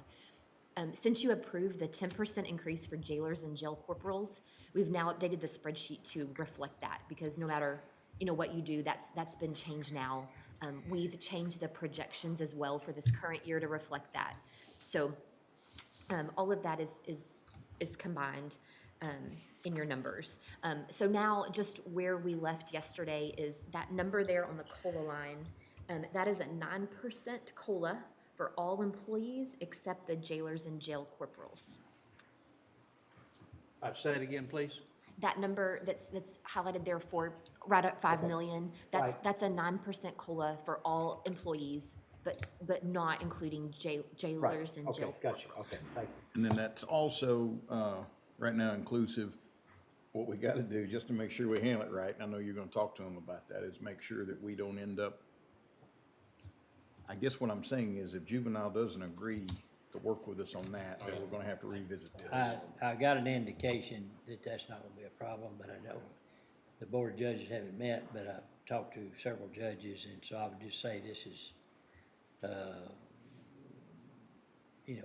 subject to further meetings and those things, but they want to, they, didn't realize, that the raise was gonna, at the time, was gonna cause, this issue.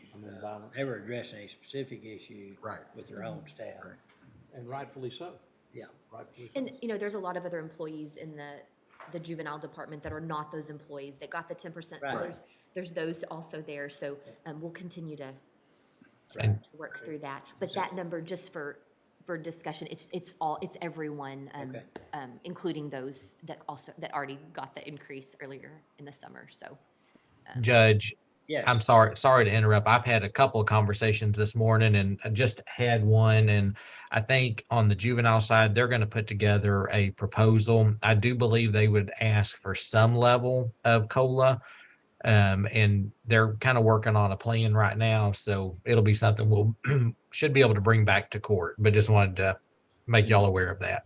Well, I think the understanding is that there will be some level, but just not enough to where we get put right back in the position we're trying to The get level out. that makes it equitable. Yes. That's the term that levels it. So there will be some,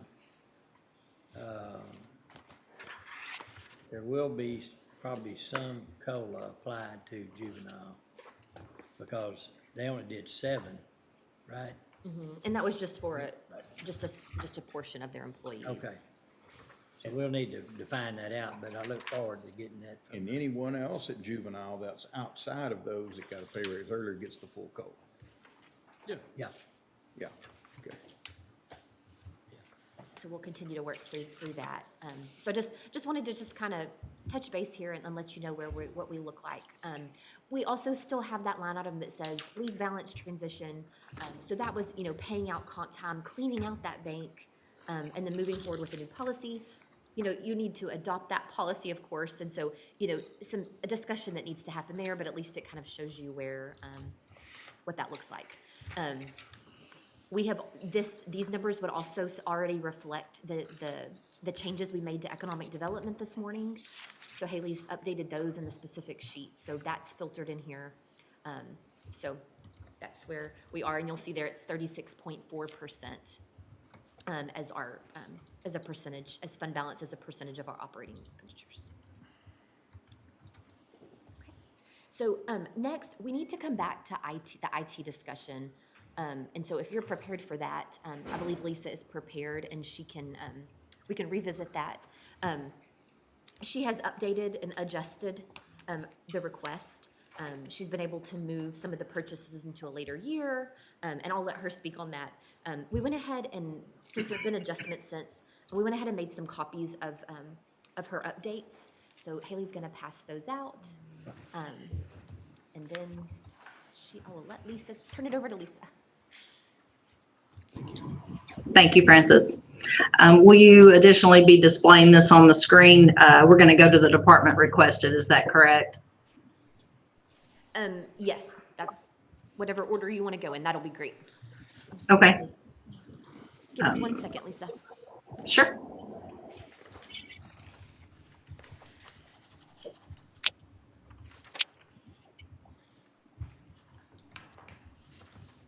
Okay, thank you, Haley.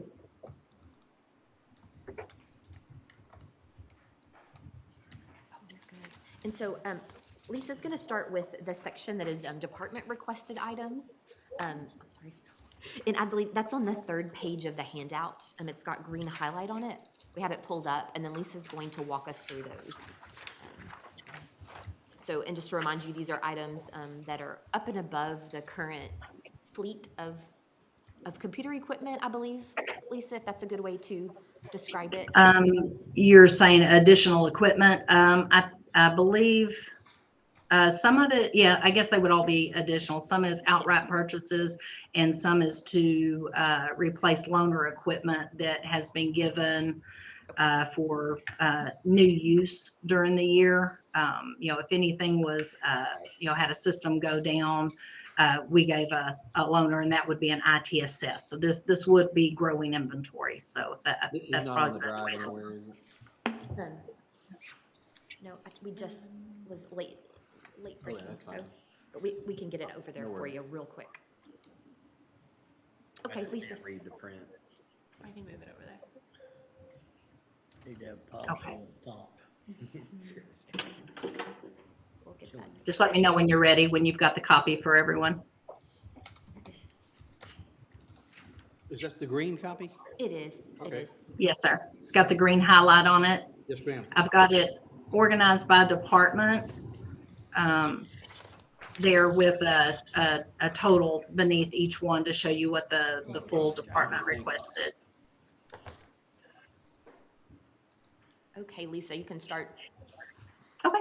Going. All right, so starting with the sheriff's office, it looks like we have some requests there from the tag office. It looks like they're needing a setup there. They're doing an internal staff transfer to another area, and so they're needing new equipment in that space. So it's not an additional employee, but I think a secondary work area is what was communicated. So we have a laptop, a bag, and a mouse, and so that's what they need there. In the firearm training area, we have two individuals two instructors, and they are needing new equipment for their purposes. I believe this is both for their personal training. It was communicated that I think about 4 months out of the year is devoted to that, as well as their training that they relay to other officers.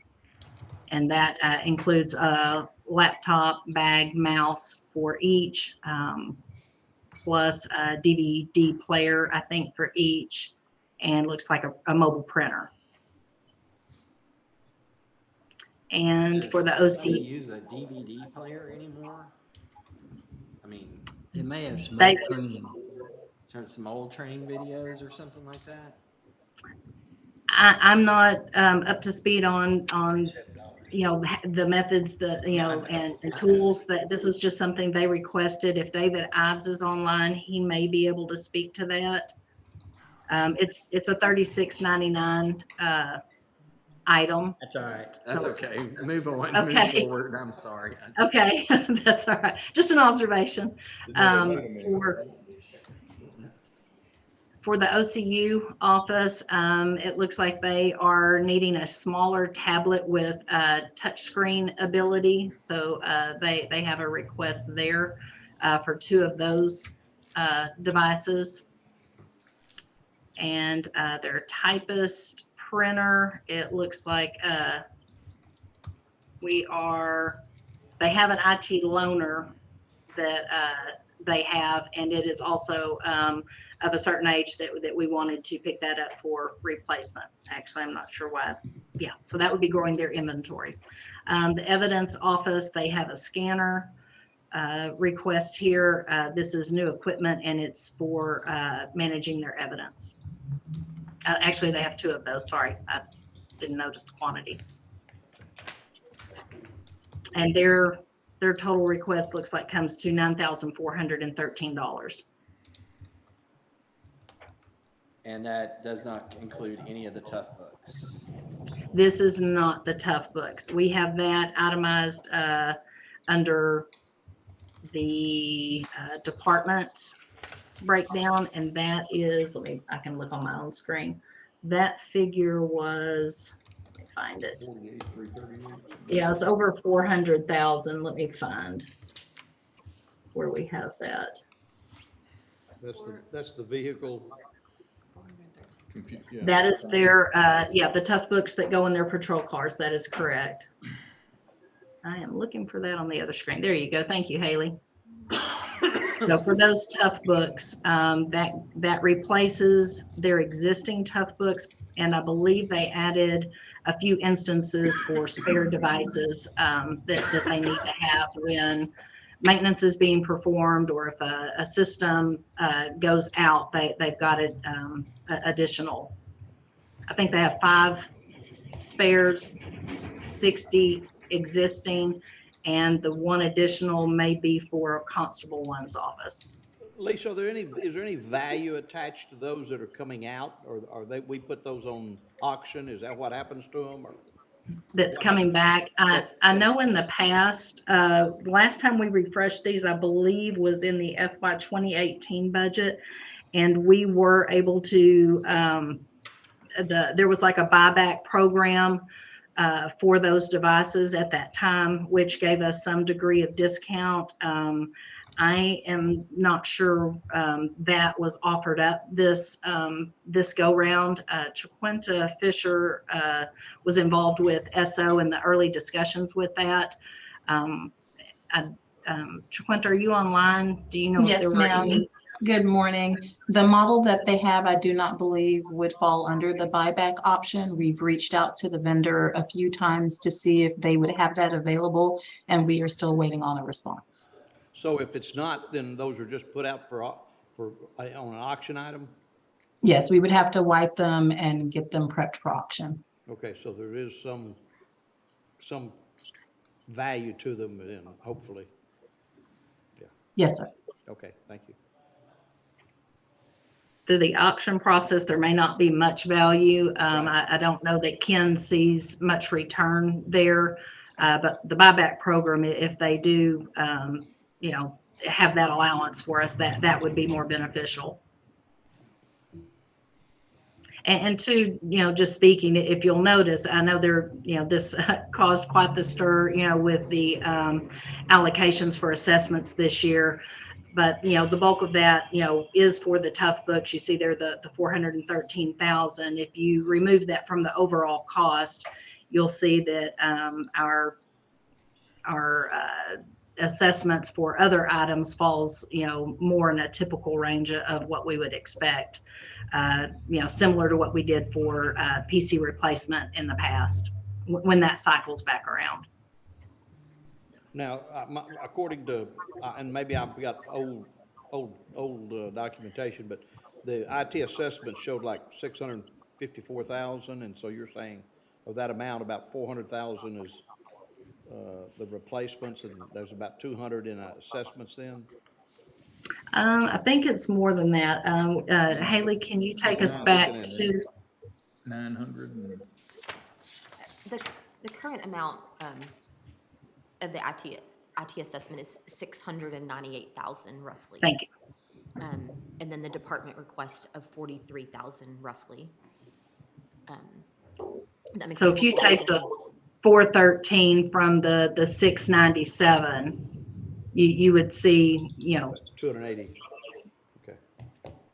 Okay, thank you. Yes, sir.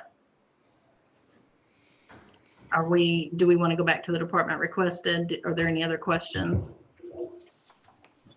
Okay. The next office we have under the department requested list is from the county judge's office. We have a Dell webcam monitor. We have that out as a loaner in that office for the county administrator. And so since we only keep a couple of those on hand, we typically bring those back to our loaner inventory, and we ask the departments to purchase their own, so that is there. We're not giving that one back, just forget that. Oh, those are very nice to have. So And then we have a laptop as well. This is also an IT loaner that was put in this office for the business manager, and following, our typical protocol, we ask the departments to purchase their own and bring that back to our loaner inventory. So those two items together come out to $1,125. If there's no questions, the next office is maintenance of buildings. What we have there is a printer that is also an IT loaner. And so so that is coming in at $381.52. And there is some software needed on an additional machine there, Office 21. So the overall cost for their request is going to be $777. In the engineering office, they have requested, they are needing some additional cables. They want to convert, for better cable management, they want to remove the cable adapters that they currently have and just have a straight through cable. It's a pretty insignificant cost. It's $68 for 8 machines. Did they go ahead and like on these insignificant ones, just buy that this year, or is it availability? I don't know if we have an availability issue on that. I don't think so. Chiquinta, are you aware of any issue in that purchasing that particular item? No, And it could be, okay. I don't believe that's a problem. We could approach the department and see if they can afford that out of their current budget. Any of these that are under $1,000, I think would. Ask the department. Mm-hmm. Okay, we can certainly do that. For elections, it looks like currently we have an IT loaner out for the election administrator. He has work from home needs, so on there is a request for a laptop, bag, and mouse. Additionally, it looks like we have 6 monitors that are in here for refresh. They're coming. Okay. Why are we, if they're working perfectly, why are we refreshing them, Lisa? That's the part I have a hard time understanding.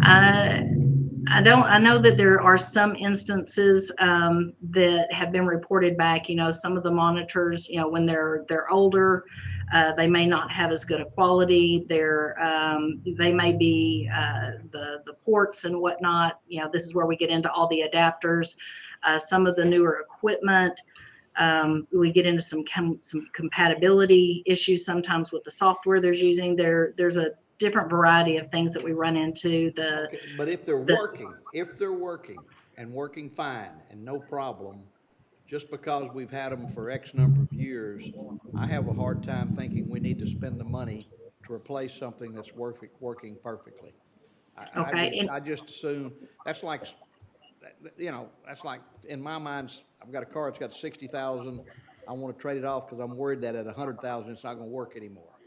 Well, if we've got some loaners or we've got some money where we can get them when we need them, as opposed to getting rid of them up front simply because they have an age to them, I'm not in favor of that. Okay, and there is a size difference as well, Commissioner. These are a 19-inch square monitor, and I know sometimes, depending on what the tools are, different offices works with. Having more screen real estate, so to speak, is very helpful, especially when you're working with multiple windows and whatnot. So they are requesting a 24-inch monitor. And just for sake of discussion, these particular monitors were purchased between 2006 and 2008. If they're working, I don't see a need to replace them. Okay. I'm sorry. That's just my opinion. That's certainly not the opinion of the rest of the court, but that's And- my opinion. Yes, sir. And excuse me, the interruption, this is Chiquinta Commissioner, just to add, some of those monitors they become blurry or there are lines on the screens. We have a few offices where they've reported that their screens are pink and we can adjust the graphics to help them be able to view their screens That I better. understand, Shaquinta. If there's a problem with if they're not working, that's one thing.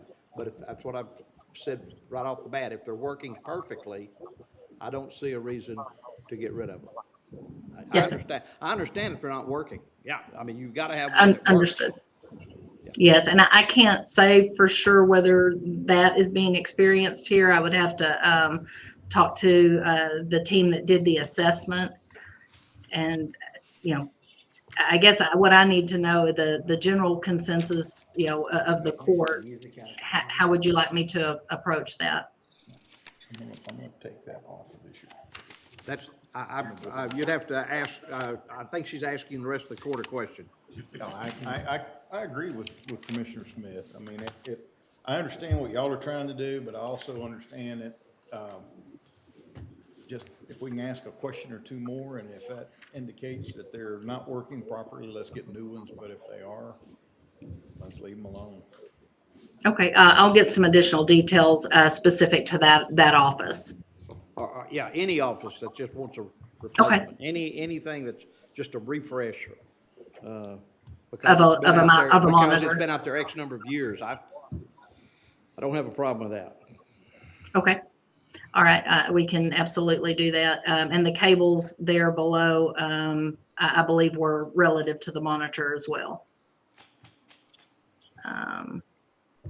For the purchasing department, here's the request for the director and an additional staff member is to add a second monitor. This group is working off a single monitor, and I think in most cases it's pretty standard to have two, depending on the nature of your job. So most purchasing people work off multiple monitors. Absolutely. Yes, sir. So that is their request there, and also a webcam for the director, so that he can communicate better during his Zoom meetings. FYI, so the total cost. FYI, Lisa, my $29.95 webcam worked great. Okay, I'll let you know. Yes, sir. Okay, thank you. And we do try to follow the costs on the webcams when when we're preparing these assessments and whatnot. We kind of get the standard pricing, and then certainly when the time comes to order, they may fluctuate. Sometimes these costs come down, sometimes they go up, and we will definitely look for the most cost effective and of good quality as well. For the tax office, the request here, they have a laptop that was recently lent to them for their lobby information desk. So the request here is to get them a new one for that purpose and return the loaner. There is a second laptop request for the tax assessor, the elected official there, for work from home needs, as well as double as a presentation laptop in their meeting room. The third item is for a PC this was a loaner when that system was set up. So, and it is also aging out as well as I believe this was one of the 3050s, and we are needing to upgrade that for the NemoQ system. So that request for that office is $2,493. In the pretrial office, a second monitor is needed for the judge. And they are looking for a second or for another laptop for another pretrial staff member for work from home needs, and a webcam for this person as well. The requests come to $1,169. Now, the webcams for the laptop? I believe it is for that person's desktop for when they join in Zoom meetings. Okay. Okay. Oh, actually, it shows there to be two. there's a quantity of 2, so I think that's for both of the clerks at their workstations. At the workstation, right, okay. Yes, sir. Okay. For the JP office, 1.1, they have a request for 3 monitors, and this is probably going to be, it's going to be like the elections office that we already discussed. They have a mixed lot of 17 or 19-inch square monitors, and they were also wanting to get those refreshed to have matching monitor sizes at 22 inches. So I can go back and ask them whether or not, they're having any issues. We will follow back up with the court. Thank you. For JP2, for the courtroom court reporter, they are needing the ability to print, so they're asking for a new printer. That request is $412. In JP4, there's a request to replace an IT loaner that's being used for a work from home need. That cost is $790. For JP5, they are needing an additional monitor in order to view their cameras. Okay, if there's no questions, we'll move to the jail. At the Highway 6 jail, the first item on here is a mugshot LaserJet printer. Currently, they only have one of these units. It is a mission critical unit. My concern there is that if that machine goes down, that puts them in a great bind that impacts their booking process. So I've actually recommended it, but we are growing the inventory, therefore it's on this list. And they will utilize both printers, but if one of those were to go down, they would not, have to have any delays in that process. The jail training administrator, there's a request there for a second monitor. They also need a scanner to replace a loaner that they've been given. And in the training area, looks like we have 5 monitors. Okay, so this is for an additional work area for existing staff, and they have requested 5 monitors, 2 PCs, and 3 battery backups. And the cost of that request is $5,012. In the Jack Harwell area in booking, they have requested, again, for existing staff, but they have another work area they need to outfit. They've got 4 PCs, 4 monitors, and 4 battery backups, as well as in the GED office. They are needing a laptop there to replace the loaner that is aging out. And the cost of those requests comes to $5,452. In jail medical, they are needing additional equipment. They need a scanner. So this is a new request. That is 4 scanners actually, and that cost is $4,339. At the Jack Harwell Medical, they have a request. Additional equipment is needed for the pill pass, so they are requesting 3 2-in-1 laptops, for that mobile work task. They are also needing, it looks like a case and a glass screen protector for those same devices.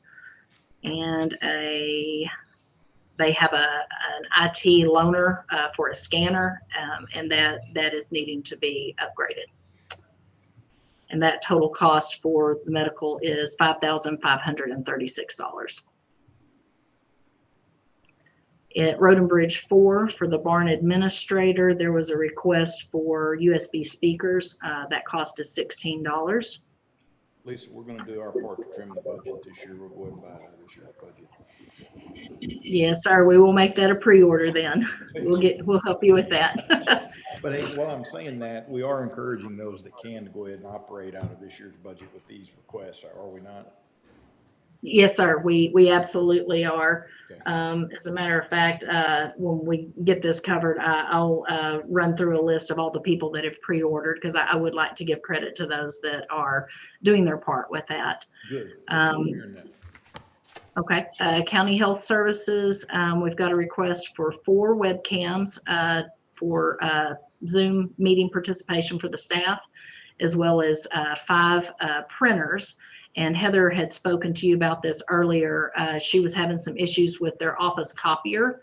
And through discussion with myself and the purchasing office, we found that it would be more efficient for her staff in working with their public clients to have those printers, to have desktop printers in their offices, as well as being cost effective. It is cheaper to buy these 5 printers than it is to buy the expensive copier. So the overall request there comes to $2,432. And for Veteran Services, this was also a request regarding monitors. They also have the 19-inch square monitors, and they would like 3 new ones to be of matching size with their others. So that'll make 3 offices that I need to follow up with to see if they're having any functionality issues. And if you'll give me just a moment, I will find the offices that did pre-orders. Give me just a moment. But you're gonna add some of these to pre-orders, right? I'm going to be able to add Road and Bridge 4 to a pre-order, and I will talk to the engineering office about theirs. And I think maybe maintenance of buildings was under 1,000. Can you scroll back, Haley? We're looking for those under 1,000. As they work through that and try to get departments to buy early, we can just keep updating this, and we can give you an update before we adopt the budget. Absolutely. And for your offices that have done pre-orders, just to identify them, yours truly, IT, we've done partial. I will be putting a budget amendment through on the 1st August agenda so that I can to purchase more of those items. I'll try to get everything covered in my budget. 19th Court has covered, I think, the bulk of theirs. Specialty Court, District Clerk's Office had quite a bit of assessments, and they have covered theirs. We've had some partial purchases from pretrial and JP4 as well. And so I think those are the offices that I have. If I've missed someone, I apologize. Tax office, I think they're going to be purchasing one of their laptops. I don't know that that's occurred yet, but that's their plan. So those are some of the people trying to offset those costs. And for those that have already been ordered, they have been removed from this list, bringing that cost down.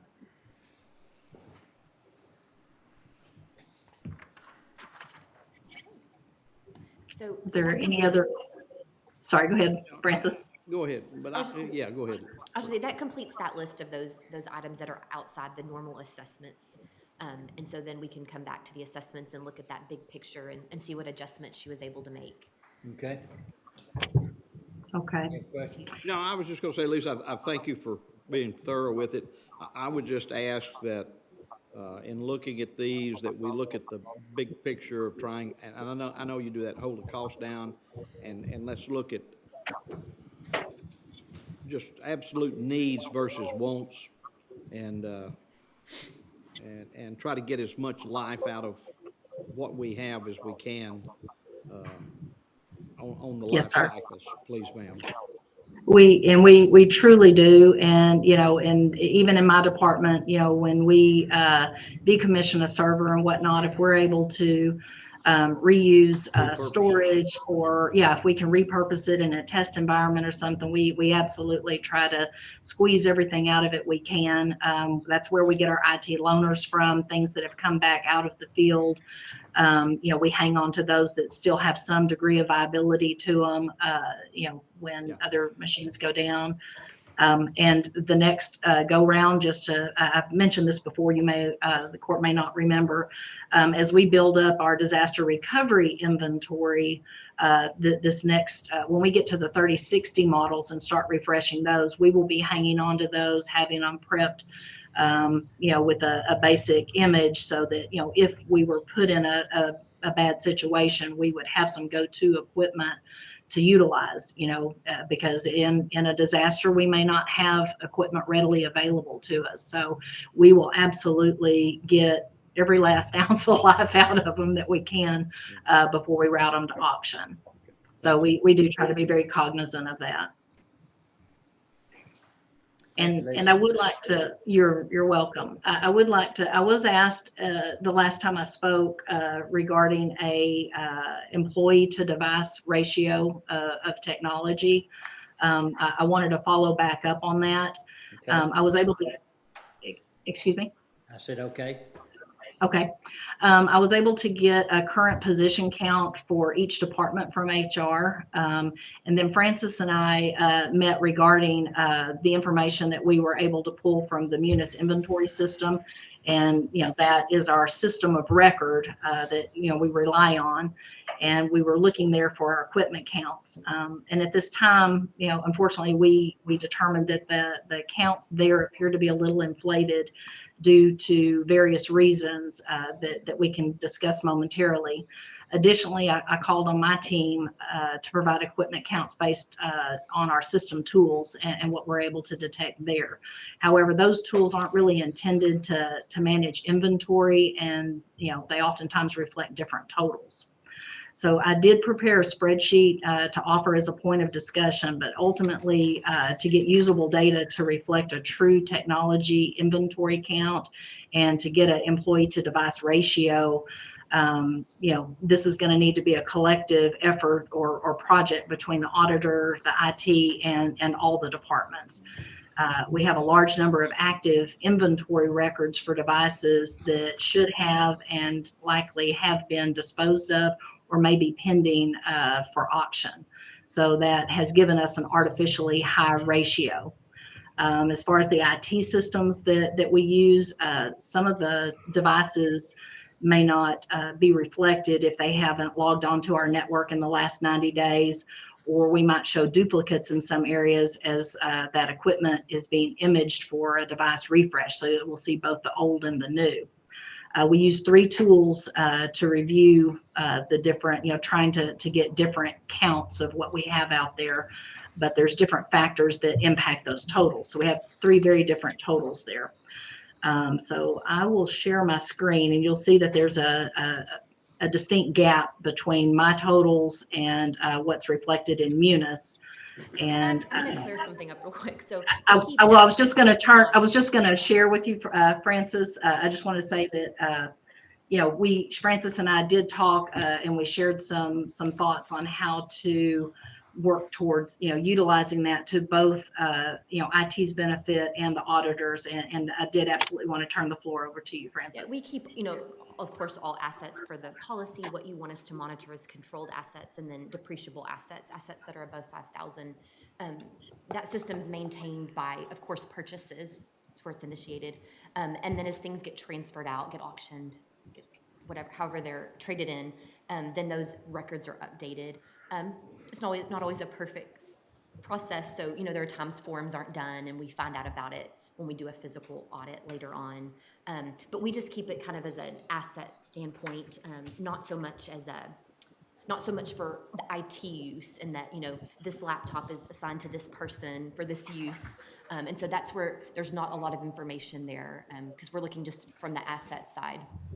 So we've talked and we'll work in the future to marry those two so that we have one system that they can utilize, piggyback off us, so that's most efficient. So that's just yes, because we've talked about an inventory system for IT, and in talking to Francis, it doesn't make sense to purchase a separate system and have 2 people working towards the same goal.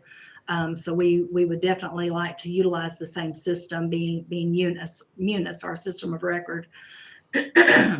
And, but I think to get those numbers that the court has asked about, Francis and I agreed that this is something that's going to take some time and collaborative effort with the offices as well. And so we will begin to work in that direction. And Francis, did you agree that hopefully by next year we might be able to have a better view on that? Definitely, yes, that'll be the good plan. Okay. If you would like, I can show you the numbers I have, or if, you know, if you're satisfied with what we've discussed so far. Lisa, hang on I just a can- second. Commissioner Yes, sir. Jones? So I'm just gonna point out real quick, and we're, for the fiscal year 23, a large, over half of the cost is the tough books. Yes. Right, So, and we've got to have them. right. We're behind, sounds like to me, on getting them relative to the mandated 3G end of life.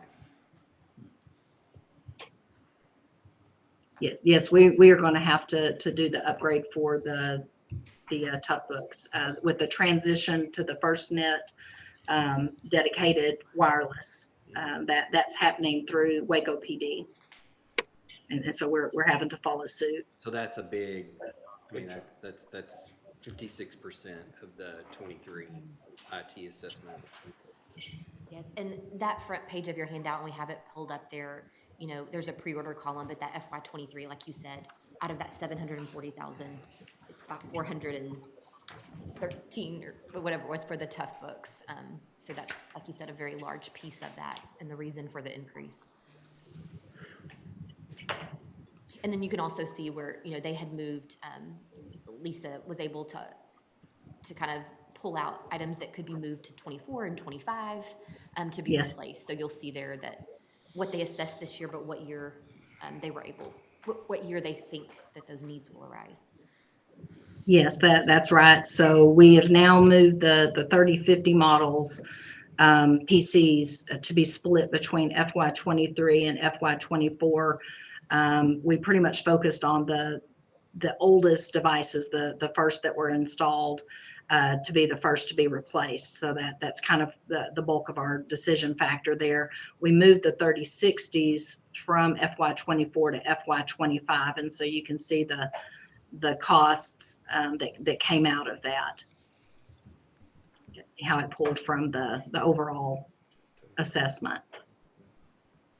And I just want to remind the court too that, you know, although these items were assessed, if, you know, for the offices that got delayed and, you know, they start having issues with a device or something, we would want to get on top of that and probably, you know, before the machine were to crash or whatnot, you know, we would want to get that imaged and replaced right away. So if we have some occurrences of that, I wanted to talk to the court about being allowed to use the padding or the surplus in my assessments fund for those instances. I don't, you know, if you require me to come to court each time we have a situation, I can do that. Or if, you know, you want to authorize that in advance, I just, you know, we may have that need, and I just hate to hit a department unexpectedly in their budget to replace equipment that was technically assessed for replacement. We're just, you know, to conserve costs and staff resources in that deployment effort, you know, we're breaking it apart across 3 years instead of 2. Okay. All right. Anything else? Lisa, anything else? If you want to see the numbers that I was able to pull on the equipment, I can show that to you. If that's not necessary, just let me know. Don't see it. I would, I asked for it. Okay. Yes, ma'am, Okay. go ahead. Okay. She can email it to me. Okay, I'm going to, let me find my screen. Go to the window. Okay, are you seeing an image that says copy of department position count report? Yes, okay. Okay, so you'll see here in columns A and B, this is the information that HR provided based on the positions in a given office. And over here in column C are the numbers that we were able to pull from Munis. I hope we did that as correctly as we could. I know that, this information has been built over many years by many staff members, and some of the descriptions and stuff may not be completely consistent and whatnot, but we were able to locate what we identified, what we felt like were the PCs and laptops. So we have a combined total there by office.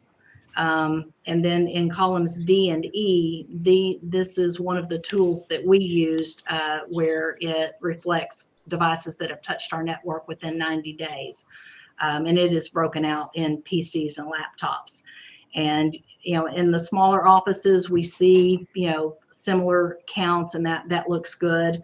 In some of our bigger departments, you'll start seeing some of those discrepancies and whatnot, and whether it's, items not touching our network, and our counts being down. In some cases, ours might be inflated if we happen to be in the process of doing some refresh and deployments for that department, because they'll be counted twice on the network. There's various reasons for the discount or the discrepancies between the numbers, but they're all looking at different things. So that's why I really want to point out how important it would be, and very helpful to IT, performing those annual assessments. If we could utilize Munis and have that printed for each and every department, when our team walks out, we would be able to look at all those devices. And if they've got devices that aren't touching the network in 90 days, do they really need that device? It comes back to your thought that, we have all these mobile devices. They may have been in demand at one time. If they're no longer necessary, do we really want to continue refreshing those as they age out? So it would definitely bring a lot of things to be considered. And I'll just go ahead and scroll through just so you can kind of see some of the other offices there. So you're saying if there's devices out there that aren't being used, and if there's a time period in which they're not being used, prescribed time period, then just take them back, or quit Potentially. quit supporting them, or take them back. Exactly. Like when they age out, maybe they shouldn't be refreshed, even though they pre-exist. If they're not, if we're not seeing them touch the network, they've gone 3 months and, they're not, touching the network. Is there really a need for this device? I agree, Lisa, absolutely. That's a cost-saving measure to me.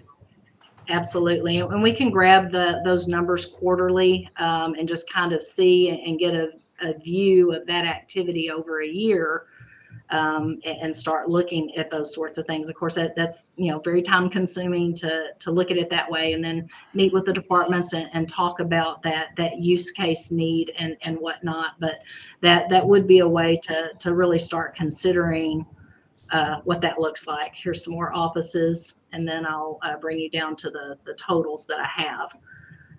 So this total here, the 1296, is HR's total of all the positions. Now, they may or may not require having equipment. That's just how many positions that they have. So that'll take some attention to get that down to the right count. So I carried that down here.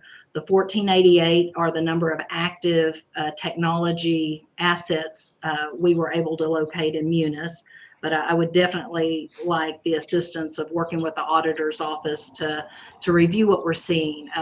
We had some things come up that were showing active, from like 2009, 2010, and these would, So some of these would not. Yeah, I haven't seen these numbers, but that's something that, well, I don't know how that was pulled, but Yeah, and sure so why we this is- should definitely work together to look at those numbers and see, if this is inventory still in hand. This past year or two, IT's done some cleanup in various departments where pockets of technology has been stored away. Purchasing has called us out. Our team goes out, we collect that equipment. We fill out the asset forms, we route it to purchasing for the auction. So some of these things may be in a state of flux there. They may have been marked for auction and maybe haven't been auctioned yet. There's a variety of reasons these numbers may not yet align. And then the 1182. Theoretically, Lisa, if you brought some of that equipment back and because it wasn't being used, but it was still usable equipment, that could be kept for loaners when something did go down. Is that correct? Instead of having to auction them off? Yes, sir. Okay. And this 1182 is the number that we found from the IT report. And again, it's hard to say where that number actually. And then if we look at all the equipment that we've got our antivirus installed on, it gives a count of 1,325. If we look at our Active Directory, we look at the devices that have unique, the unique name or identity of a device, and we've got 1,006. So my point in showing you the spreadsheet is that, if we really want an accurate, inventory that IT can work from and bring information back to the court, we definitely need to utilize the inventory system in a way that we can share with the auditor's office and rely on when we do our assessments. Okay. Thank you. Thank you. Yes, sir. Thank you. You're welcome. All right, Francis, what's next? Okay, so I think then if y'all are good with the assessments and with that list of department requests that she went over, that's what we have plugged into the budget. Like you said, large portion being textbooks, the majority of it also being laptops and PCs. So I'm fine with it as long as she continues to scrub it versus needs versus wants, like we talked about, Lisa. And so those IT assessments are, Yes, sir. that's put throughout everybody's budget, right? Correct? Or do you have a No, lump? we have you them lumped. lumped it? We lump it up into one line, and it's in the IT department. So that just allows them to manage it. You can. Okay. It's also, before those were like kind of all spread out in departments, and it was hard to really gauge what that was really costing us from year to year. So having it like that, you can really track it and see I think that's. what is happening. So, but if you ever want to look at, of course, a detail, let us know. And we can provide that. But yes, it's lumped together. And then one other topic on that matter before we move from it. She spoke on having an amount, if needed, for increased cost. So, they've estimated that it could be 10%, or I think it's 10% on hardware and 5% on software. So, we don't like to budget for what ifs.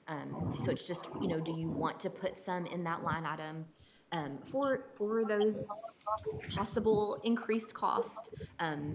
If there was increased cost, we would never let that slow them down. If a laptop went up, $50, then, we would make sure that they were able to still continue to purchase until we could bring that forward to you if a budget amendment was needed. But you can see there, that right section of that page that Haley has pulled up, that's the second page of your handout. There's like there's 74,000 there in possible, increased costs through the year.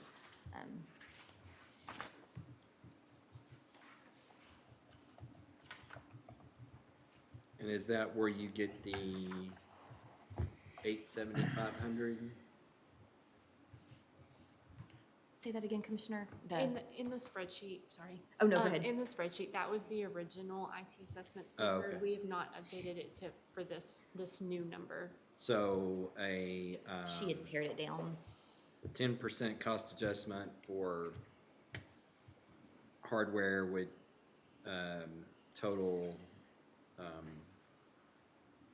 would make, and 5% for software would make that total 814,367. Correct. I think that's pretty conservative. honestly, I have a nightmare where, you know, we have to pay 100%, you know, double. If things, you know, in the world change. To add additional information, I think we've normally asked for 20% in the past, and we've typically, you know, had a nice surplus left over. We've been able to utilize that where needs have occurred during the year. But because, you know, we were definitely seeing increases, we reduced the request in that padding to 10% to be a little more conservative, but, you know, allow us some balance to work within, because if we don't have any padding, my fear is that, you know, do I need to, you know, slow down my deployments by coming to court every time I have an increase, and, you know, and I would be in and out of court all the time like a revolving door, or I use what I have until I have none, and then I come back at the end and say, okay, we've run out of funds and this is what I have left. Those would be the two options if I did not have padding. Honestly, I'm fine with the 10 and 5% Excuse me. that's plugged in there. I'm all right with it. Me too. So we'll update the numbers in the Thank you. spreadsheets to reflect then, to reflect that figure. And so I think then that should put to bed the IT assessments request Okay. section of the budget for now. So our next direction is, you know, we need to go back, operating wise, we need to go back to the capital outlay list. We need to go through that, get your feeling on it. And then we need to hit the items of the operating budget that we just need to get a consensus on. So, you know, we went through the increases, you know, most of them were very reasonable, and I think you agreed. But just getting you to weigh in on those. And then there's some payroll topics that I know you want to come back to, kind of carry over from yesterday. One of those being increases in positions and new positions. And I know yesterday it was like, hey, we're not going to, but I know there was restructure talk, new positions that are needed for newer departments. So those are the things that we need to still hopefully conquer today. I don't know if you want to break for lunch or if you want to go longer. I think Tell us. we can break and come back at 1:30 and pick Okay. those up. I'm waiting on getting a few answers on some questions that came up this morning from the city, and then also from juvenile from the Board of Judges are looking at some options and get that information back. And then regarding the zoo discussion we had yesterday on the overage, which is really not part of our budget specifically, unless we used capital improvement funds for part of it. That for next Tuesday, I'll be putting on the agenda for the representatives from the zoo, as well as the city that's overseeing the numbers and giving us an okay or on paying the bills as they come to make a presentation. On the zoo? Oh, yes, sir. On the zoo? Okay. Tuesday. Okay. And then, well, everything else I've got here is waiting to get an answer back on. So if it's okay, we can break until 1:30. So. Perfect. All right. It is 11:51. It's recess until 1:30. Recording stopped.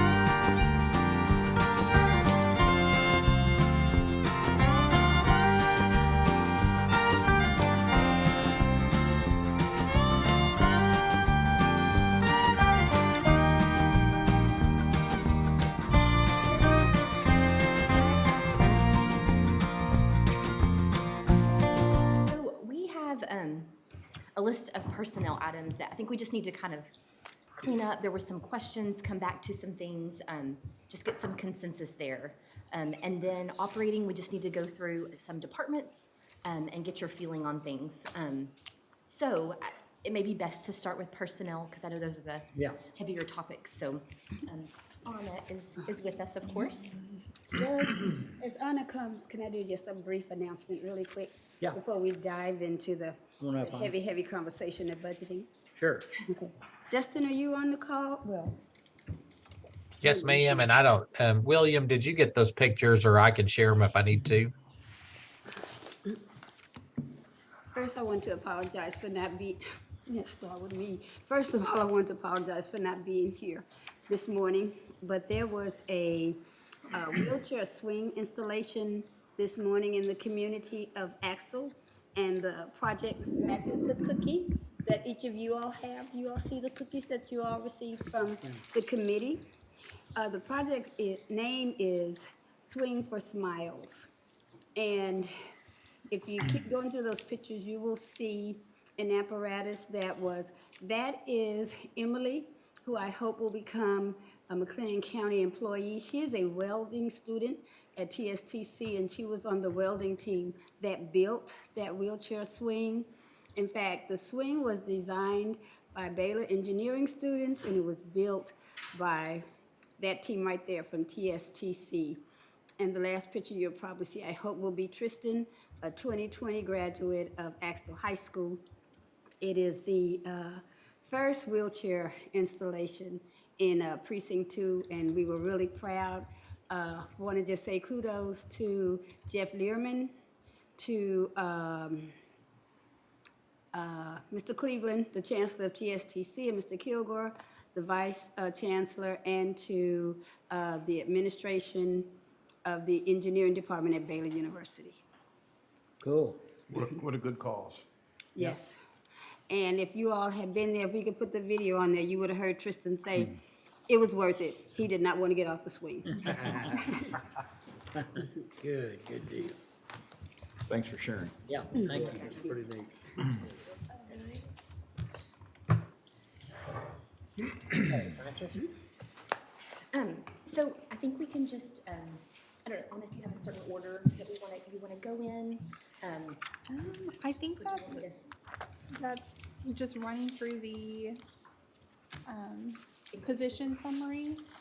So, so starting then with increases to positions as well as new positions, and I know there were thoughts on that yesterday, but I know there needed to be a little bit further discussion, so Yes. start there. And the summary sheet has been updated with more recent requests that have been submitted this week. So we've added those, and it's what Haley has up on her screen now. And then I think did you have a chance to put it in the budget workshop drive? Yes, it is Okay. in the budget.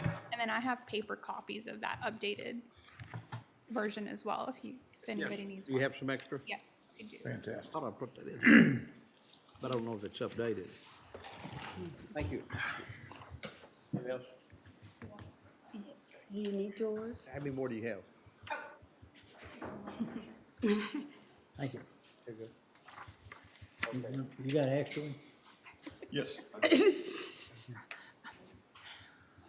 Made Commissioner Perry do all the work there, sorry. He did not pass out things in school. Do you have another one? I need one. We got A cookie, though, so. Yeah, you can't even get. Okay.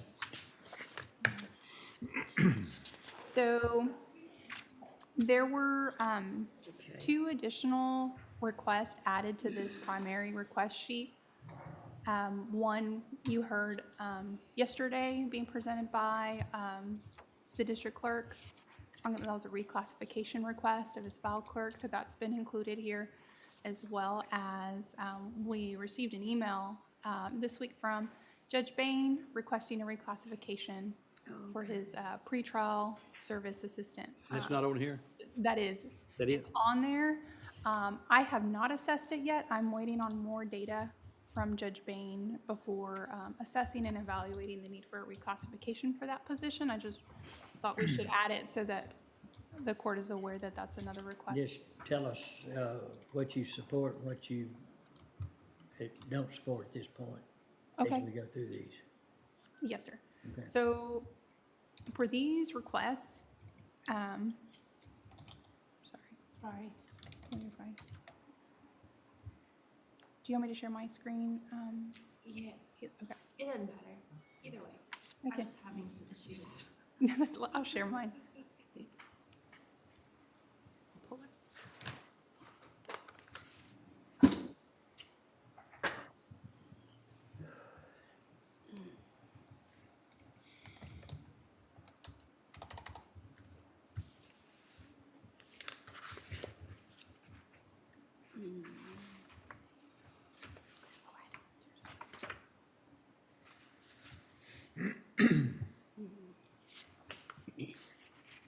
So I'm gonna filter for those that HR has data to support.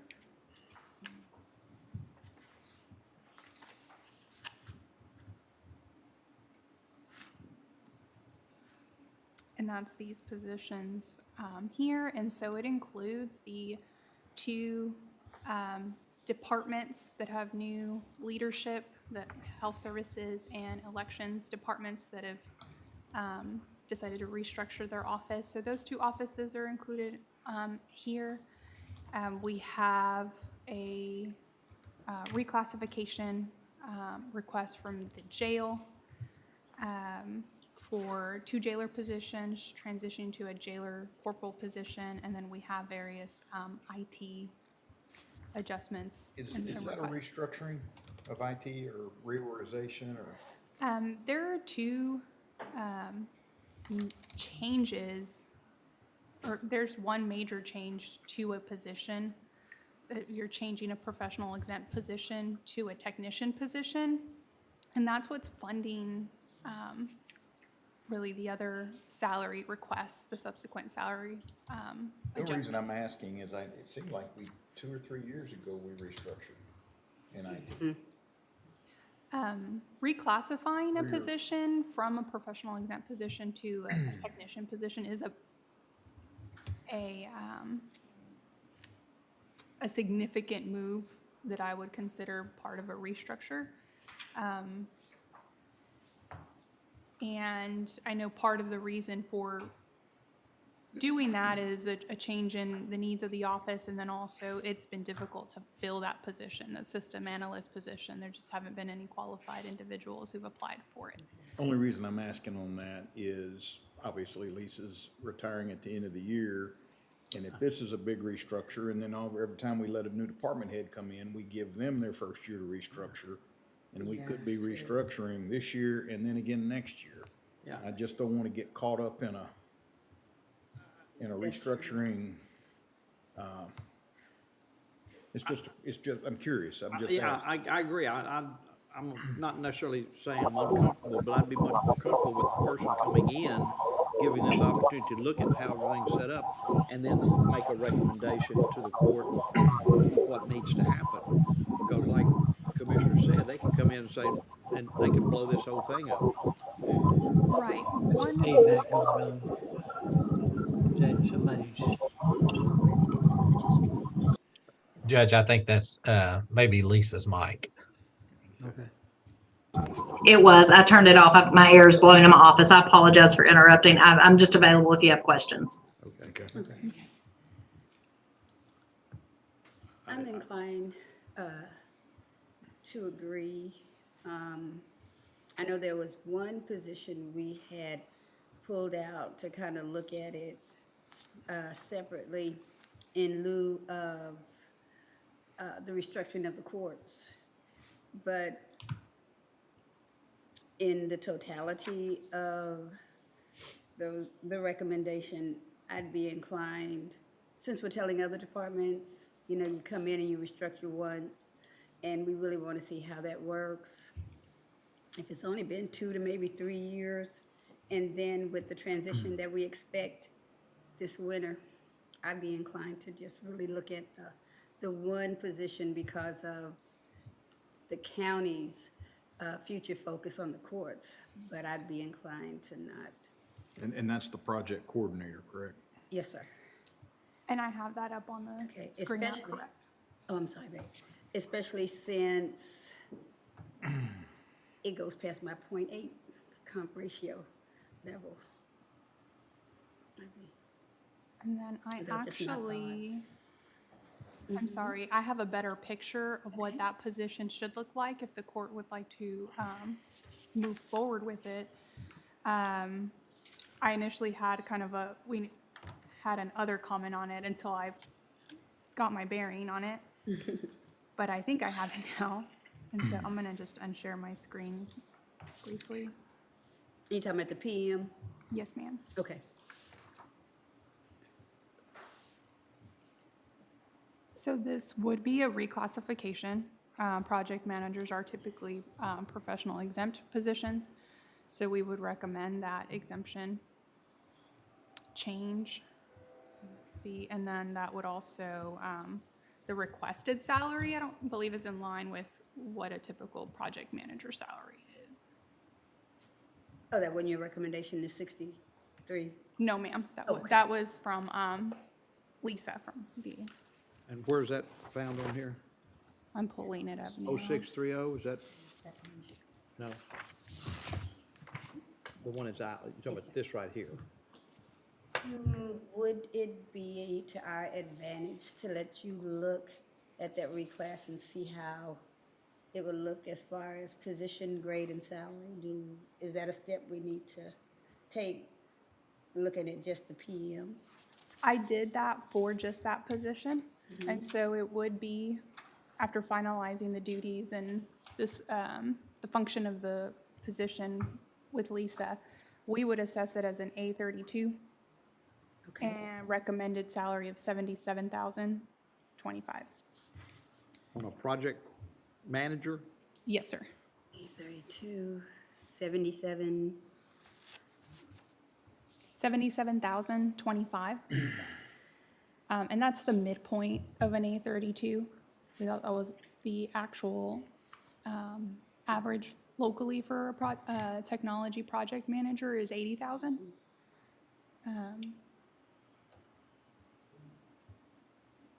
Do we currently have that position? It's currently a project coordinator. Okay. It's in a B classification. It's a non-exempt position currently. It's the one I have highlighted in orange Okay. there, sir. And so it's currently budgeted for $54,436. But again, we're making a change just ahead of somebody possibly, well, it's gonna be somebody new regardless. I mean, it could be somebody internal, could be external, we don't know that. But it's- Recommendations, internal, the only thing I'm concerned about is, you know, we are working right now with, the architectural firm to design these new, courtrooms.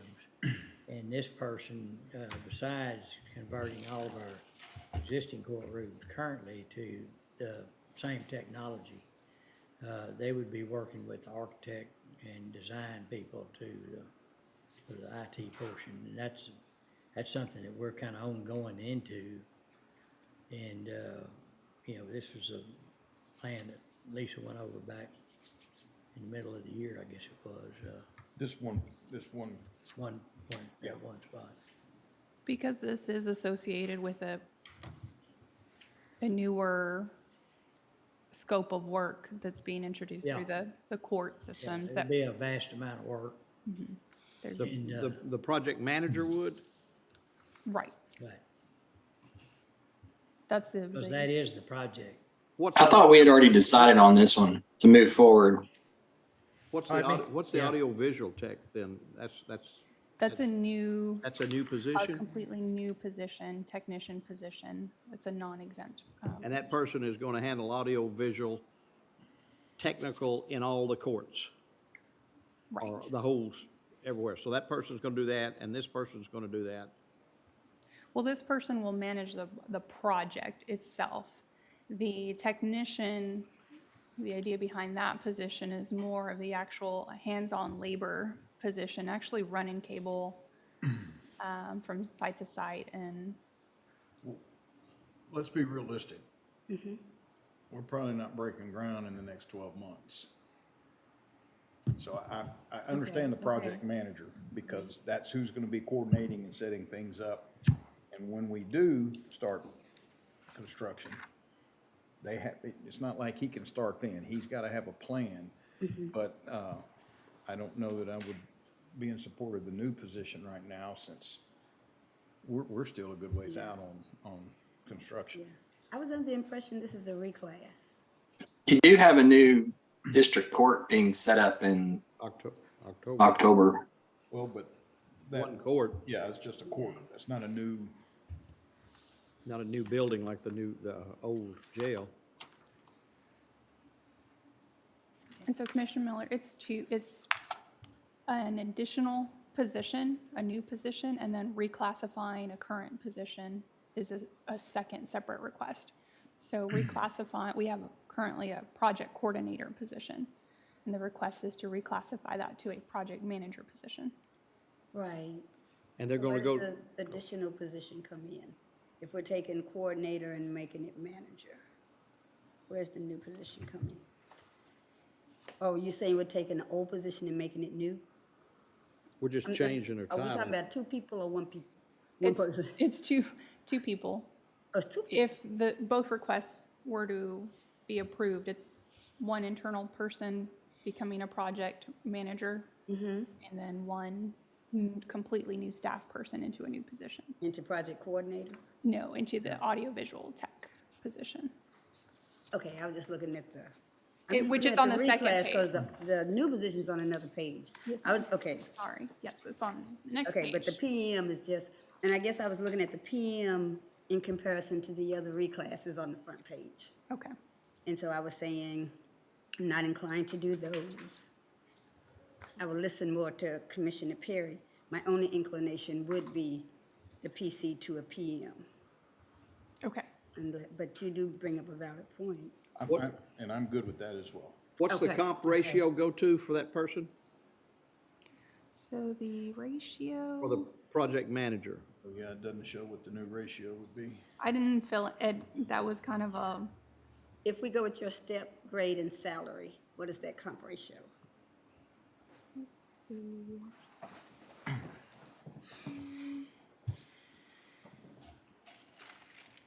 I actually have that somewhere. Who is that talking about public math? Look what we do to honor. I mean, yeah.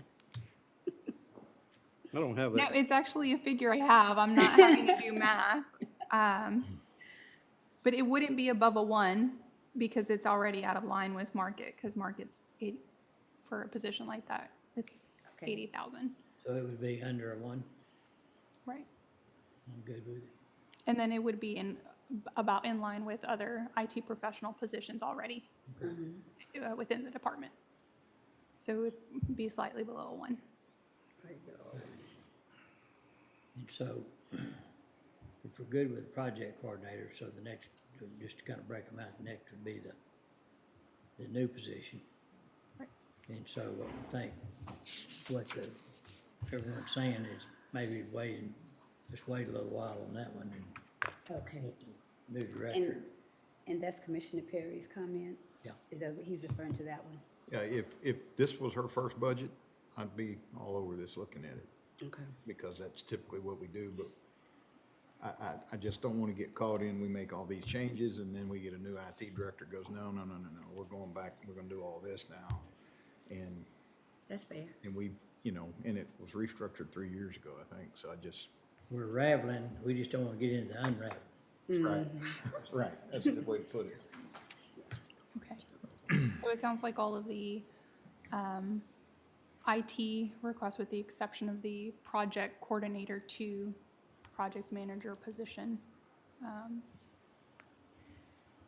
would be a no and a yes to the reclassification for project manager, including the additional position would be a no. I think, right?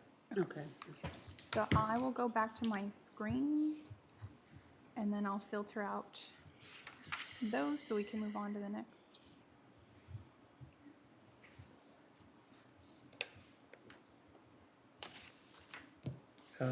And Commissioner Jones, you were good with that, is that correct? So there will be a project manager, but no project technician, is that correct? No audio visual tech.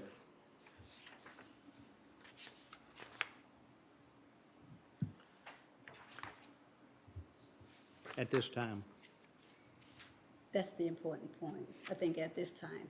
Because come January, it may be according to the restructuring of the new director. I would not think, I mean, that's, That's their call. traditionally, that's what we do, is that Okay. person gets their first budget, well, Mm-hmm. they don't have to wait for their first budget year, they get to come in and say, I'd like to do this, and we typically are very agreeable to that. Is it 77025? Have we, Yes.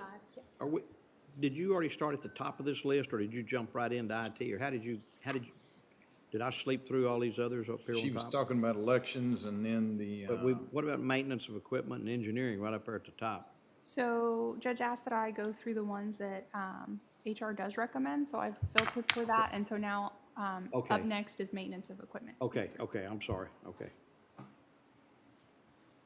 And so here, we do have the maintenance of equipment position as a recommended item, but we recommended only to the, I believe, midpoint of the position, not the full request. But doesn't that still take us over the point, I mean, it takes us over 1 to 1.10, is that what you're saying? The request as is it would take you to 1.1. What does the actual? So the current ratio as it stands is 0.94, and then we're recommending to just bring it to a 1 flat, and that would be 47,594. is this the one where there are two people doing the exact same job? Yes, sir. And one of them makes less, one of them makes more? Yes, sir. And we had kind of a back and forth on that topic as to, do we just bring both of them, bring the position to parity, even though the other salary might be higher than what's recommended? Didn't we already vote on it? I thought we already agreed on it. I don't know if there was a, I thought we agreed on going to the,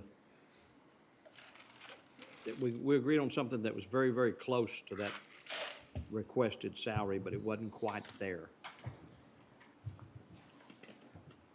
well, so what she's saying is we're agreeing to the request to an extent.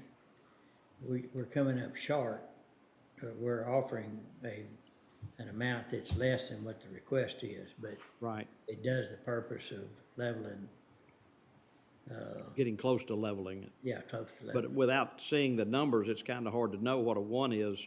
it's a 47,594.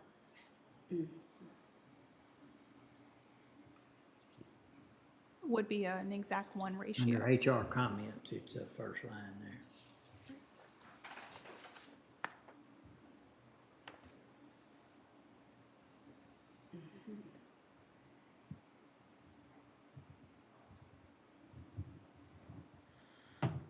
Well, it doesn't make sense to have two people doing the exact same job and one be compensated less than the other.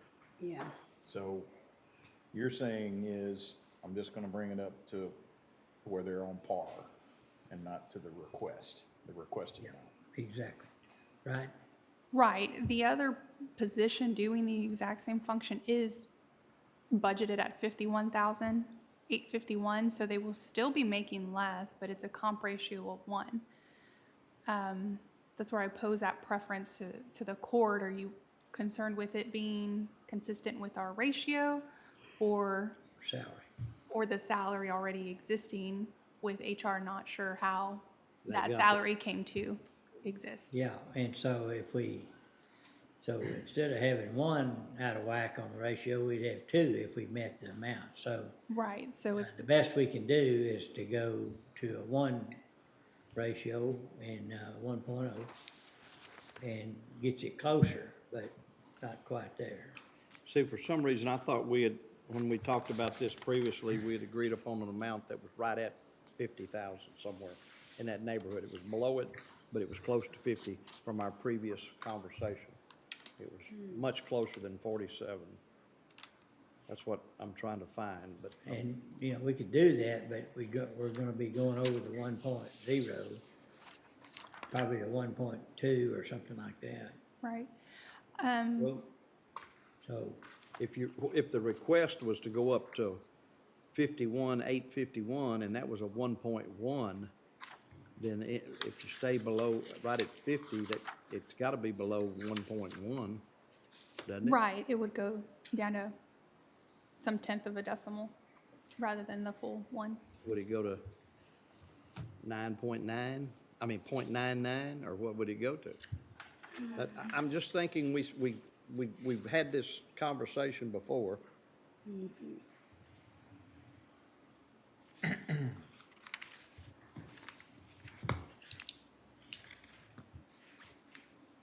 And I don't know that I brought my notes back over here from our. I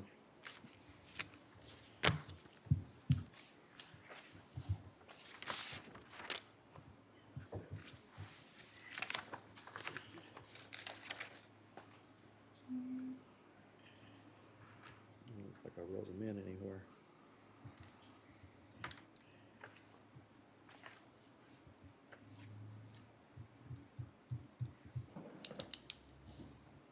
But I don't wanna, we can come back.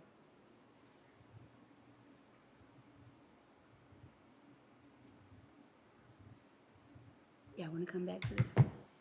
we can, I don't know. The current ratio is I a think they- 0.94, so. This tree all the way around. Yeah. We just need to knock it over. Yeah, the current ratio is a 0.94, so it would be closer to a 1.1 if you bring it all the way to 50. Well, 851 is a 1.1, isn't it? Requested salary 51,851, requested comp ratio 1.1. Would be a 1.1, so bringing it to 50 would get you to like a 1.08 or a 1.07. Okay. Still above a 1. So it depends on which goal you wanna try to Right. achieve. I mean, it's, you know, do you wanna be fast or you wanna be correct? And you can't, sometimes they contradict each other, you can't be both.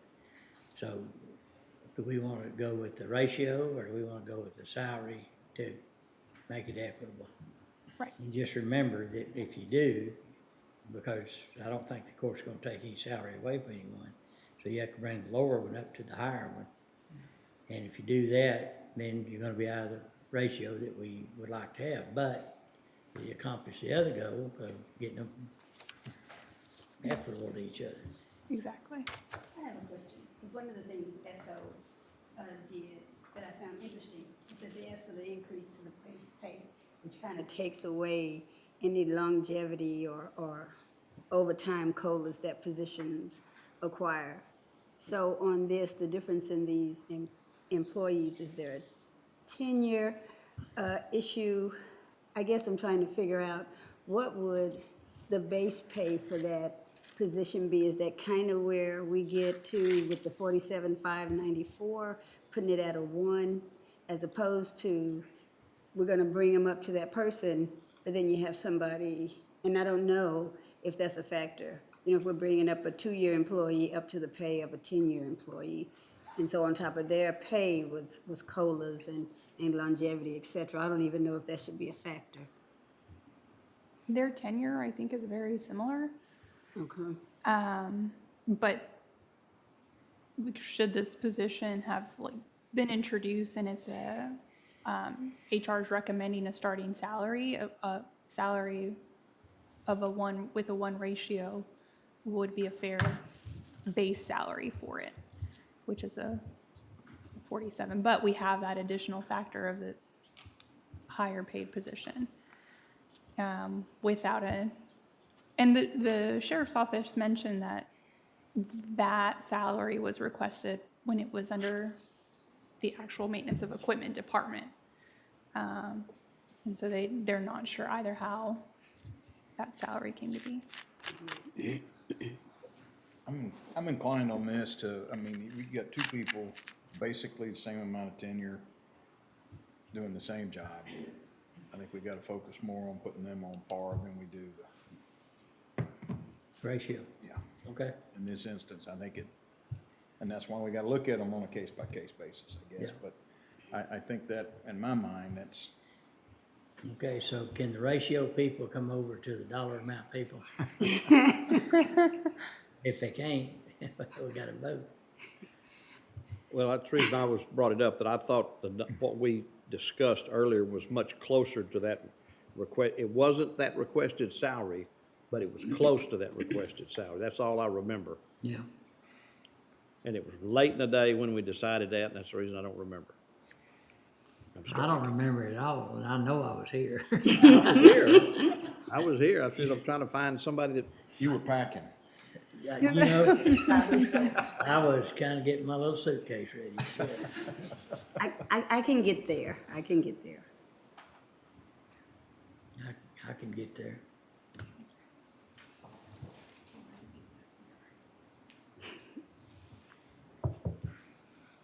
I'm good. Okay. Hello? Yeah. I can't see Will nodding his head one way or the other, so we're gonna go with it. So in essence, we brought those both up to parity. Parity. Okay. Okay. Yeah. So moving on, I'm good.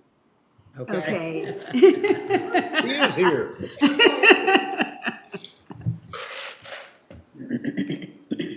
So I've filtered that one out, and now moving on to elections. And so this is one of the examples that we have of a newer department head evaluating their office and restructuring for the first time. And so this request includes reclassifying positions and giving them all the title of election specialists, because he's delegating functions amongst the 4 team members with the responsibility of training and guiding election workers and volunteers. And it's 2 salary requests.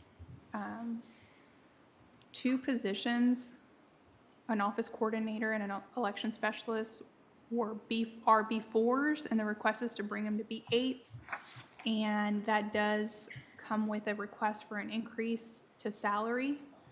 One is budgeted at $40,087. The request is to bring it to $50,489, and the other bringing the salary from $41,783 to $50,489. They both end at a comp ratio of 0.99. They'd be in line with their new pay grade if the reclassification is approved. I'm hearing you loud and clear. I do have some issues of going from a 1.06 to a 1.2.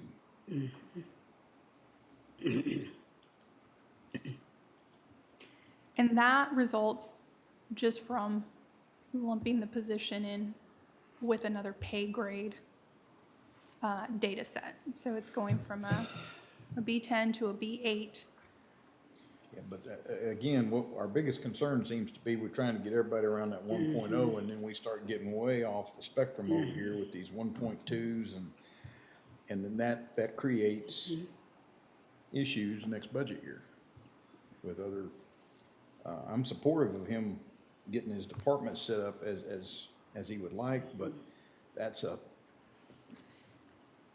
we're jumping outside of what we're normally boundaries that we're trying to set. Yeah, we're trying to. Yeah.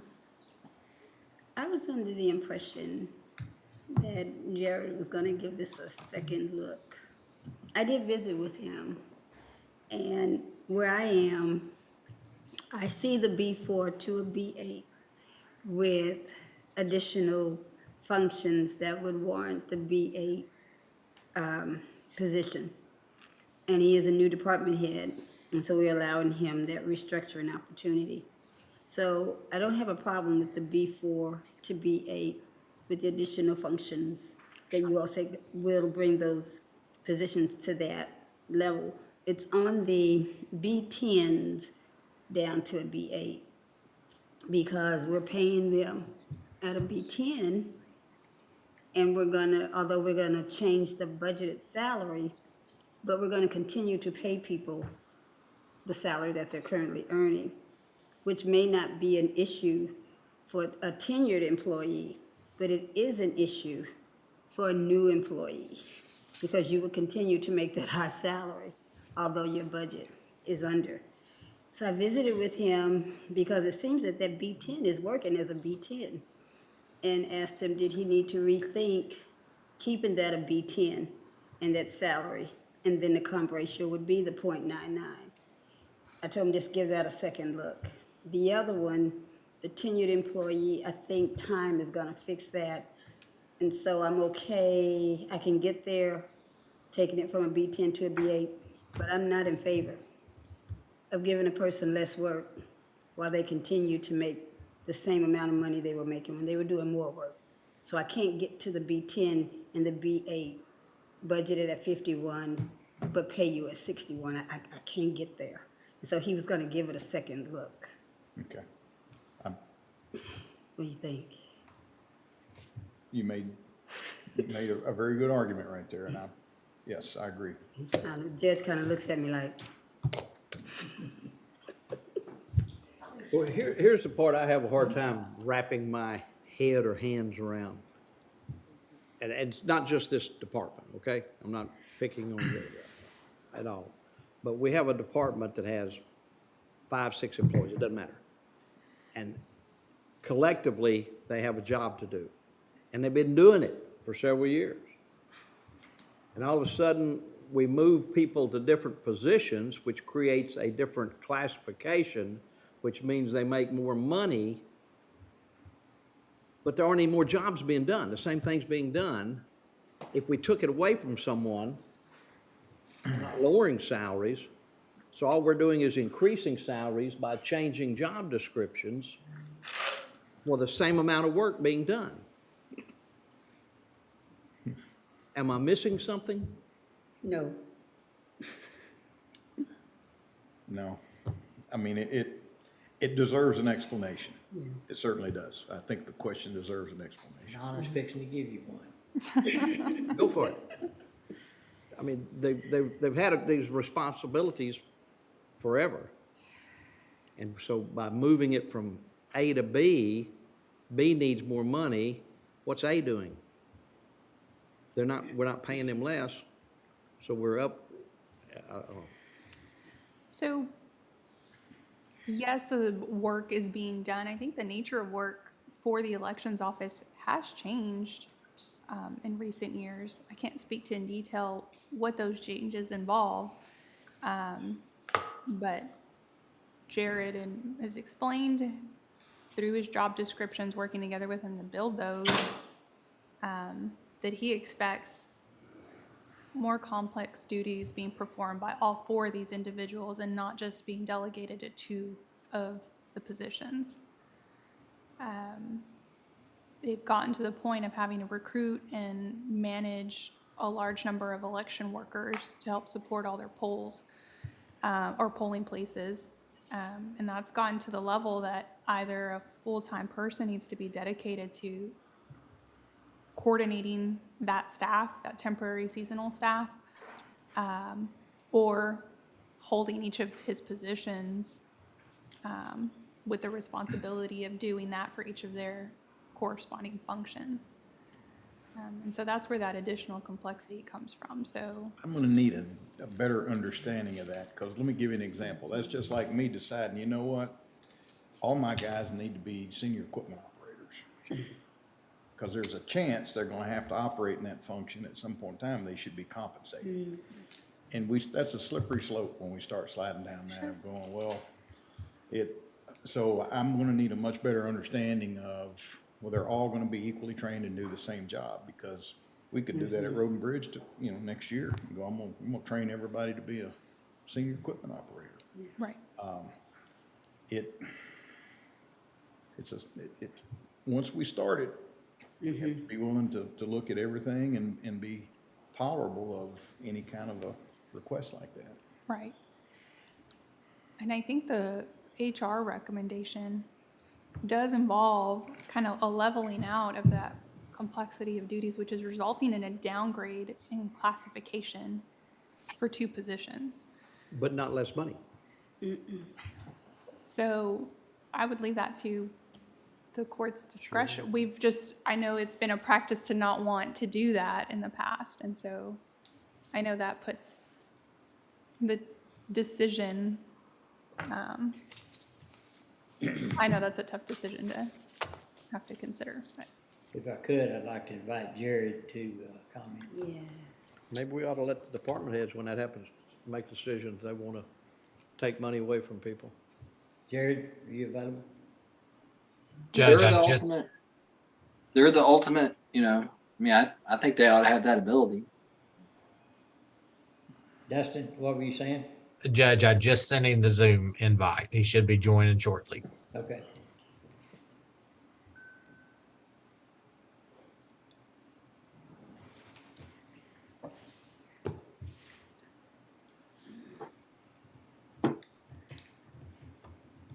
I guess the only And he thing. might not, excuse me, he might not have heard all this, so we might have to Oh, boy. read In discussion. that. Or, excuse me, Commissioner. Oh, no, I'm okay. I forgot. Oh, no, okay, came back. But I was okay.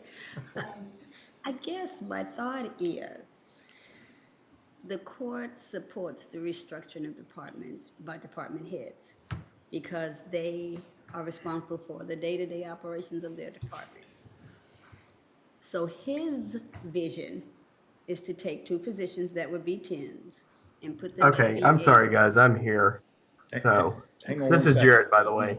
Okay, his vision is to take 2 positions that were B10s and make them B8s and budget them lower than what those individuals in those positions are making.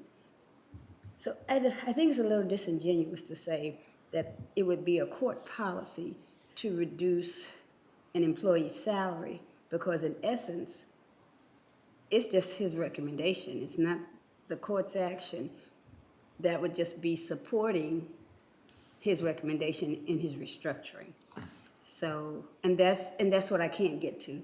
I can't get to, but that's not what he's asking. He's not asking to reduce the salary, which would in turn give you a genuine comp ratio. He's asking to retain the salary, and that's what I can't get to. I can't give you functionality of a B8, but then pay you at a B10. Yes, and just to clarify, the move from a B10 to a B8 is not necessarily Jared's vision. He's outlined the functions of the positions, and HR has then assigned it the pay grade Oh, okay. accordingly. He didn't request to downgrade those positions. Did you explain to him the ramifications, salary-wise, of downgrading that to a 10 to an 8, and the overall picture of salaries? Right, yes, so we would have shown him the recommended salary or the corresponding or resulting compensation ratio for each of the changes that we work through. All right, Jared, would you like to speak to this? Yeah, so of course, I'm not trying to downgrade the 2 B10 salaries. And what, I guess HR's recommendation to me is that their salaries, even though they're going to be on the high end of a B8, they're still within that range. And that was the big thing that I was like, okay, that makes sense to me, as long as we're not moving them down. The other 2 that are at B4 to B8, I don't believe that they, I don't believe that they should have been at a B4. They're doing the work of a B8 and they need to be compensated as such. And that's what I'm trying to do, is I'm trying to get those 2 compensated in a more fair way that's more equal and equitable among everybody within the office. That's my big intent here. So let me ask this then. In the last 4 to 5 years, Amanda started it, you've continued. If we see somebody that's an outlier, we correct it. Mm-hmm. These haven't been brought to our attention.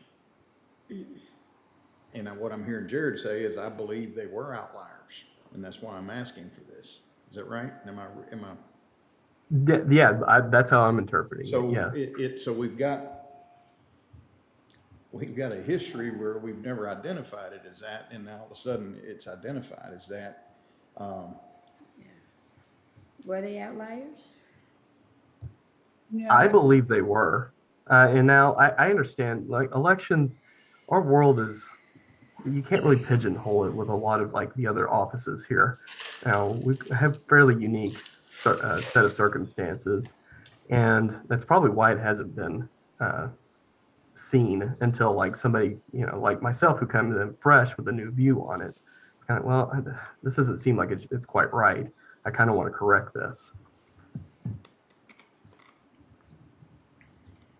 But, you know, If that I would argue, Jared, that every department head could come to us and say, something's not quite right, I need to correct something, and that's where we get into the problems that we have, and what we've created is what I'd call a very high comp ratio by moving somebody down from a 10 to 8 and keeping their salary, and then asking to move people up from 4 to 8 and raising their salary. So in essence, we've created a request for additional salary adjustments, you know, when we're already looking at giving a nice COLA to people. Understood. And then we're, on top of that, we're looking at having to add salaries to 2 positions, which in my mind, and I see what you're saying, they've always done the work, but the reality of it is there's a totality of work that has to be accomplished in the elections department, and it's always been done. And by reassigning pay grades or levels of work, we're creating salary requests, but we're not taking anything away from anyone. Right. And you know, the pay grade, especially with the B10s, I didn't really go into it with that intention, moving the B10 to a B8. That was HR's recommendation, which is what I was going off of. Because I don't want to hurt them for sure. They don't need to be hurt. You know, they work hard. They deserve what they get paid. But I believe that the other 2 deserve to get paid better as well. Because they do work hard, and they work just as hard as the other 2.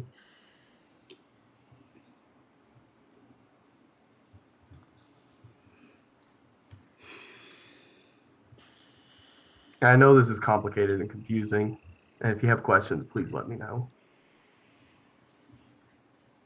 Any questions for Jared?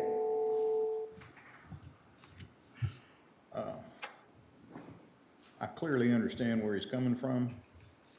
My only concern is this is just, it's another opportunity for somebody to come back and say, hey, I'm wanting to do this same thing now.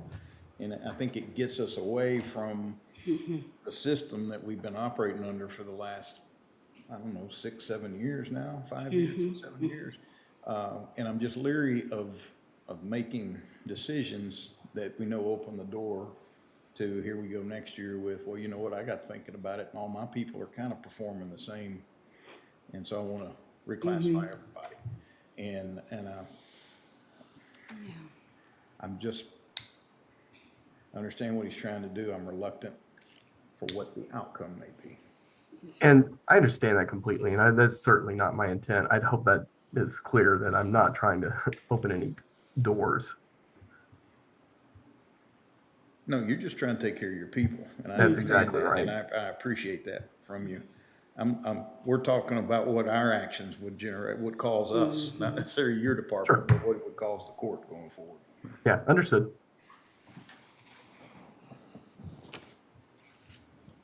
Okay, thoughts? I don't know right now.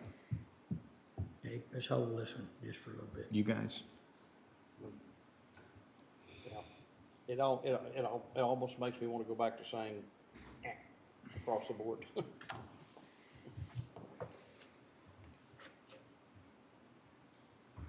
I think it needs more time. I think it needs more study. I think he needs to have the opportunity to do it. I know I can't do the B10 down to a B8. I just can't pay a person $61,000. To do a B8. Yeah. When you're establishing a salary at 51. And I think since that person is earning $61,000, I think they need to continue to do the responsibilities of a B10. So I can't take those responsibilities away and make them a B8. I don't think that's a really good use of that salary. So I'm not saying no to him. I'm saying I think he can, I would like to see a different restructuring that I could be more comfortable with. Okay, I can work with Jared on that. And I'm happy to work with you on it, Anna. Okay. All right, what's next? So next we have, let me just take that one off here the list. So next we have a reclassification request from the county treasurer's office for the chief deputy treasurer position. The request is to bring that budgeted salary from $64,480 to $69,837 based on the functions of the position reported by the department. HR would assign an A31 pay grade from the current A29 pay grade. And then the current comp ratio in the existing pay grade is 0.96. The new ratio, if reclassified and salary adjusted, would be a 1.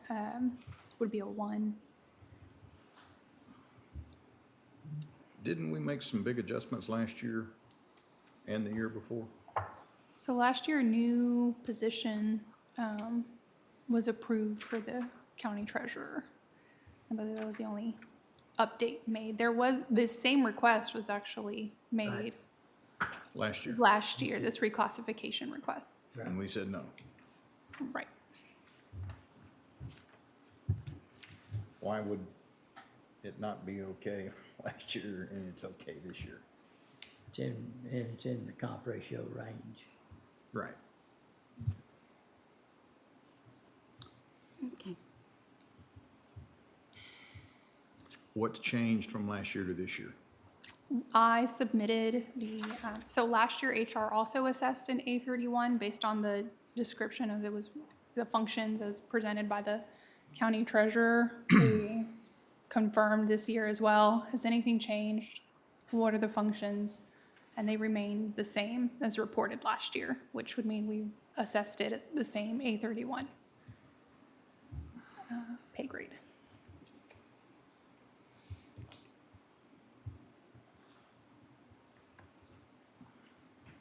So last year, we did agree with A31 from A29, right? No, And it, it's currently an A29. okay, gotcha. But did you say that we looked at the factors last year and we're okay with A31, the court just didn't do it? Correct. Well, Yeah, but I think, We did was it not something. presented in a manner that it's just classification change, there won't be any salary change? Was that last year? He had a position Yeah. like that. I knew at one time they said, hey, it's just a classification change, but there's no pay increase requested. When did we do the pay increase on this position? I don't remember. I can pull up the history I think there was a pay increase request. to get the exact. It used to be I believe, an accountant one position that was a non-exempt. Then the request to make it a chief deputy position was made. And then since then, I need to go back and look at the timeline for that. Okay. So when we get into ones like this, go ahead, Judge, I'm sorry, you were fixing to make a point. Well, okay, so you're good with A31. Yes, sir. Okay, so the only decision we would need to make is the salary. And so it's currently at a 0.94, what was it, 0.96? 0.96.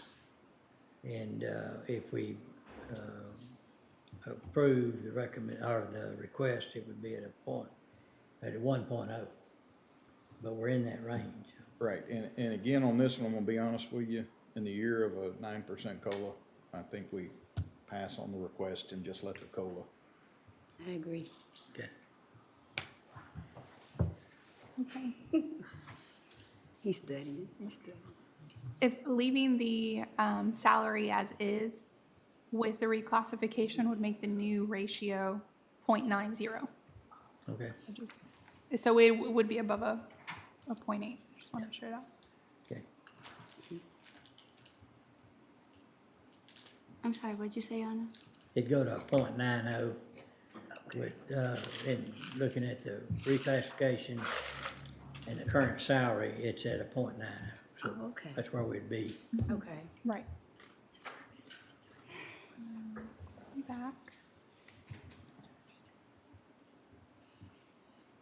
I kind of like the thought on, while we go into the next slide, with the COLA impact. We knew when we put people at a ratio of 0.8, we were making them market competitive. Right. We were in no way giving them their full,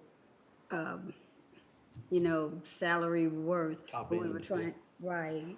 So I'm like you, on these that are taking us past that 0.8, I think the COLA in some way is going to have an impact on that. You will.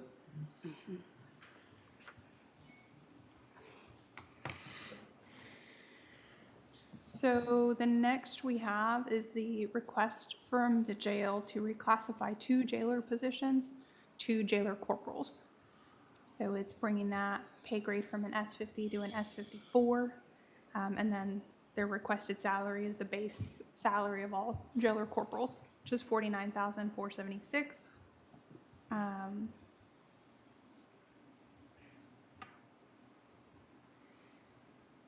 And we confirmed with the department that they would maintain inmate custody duties in addition to the bonding and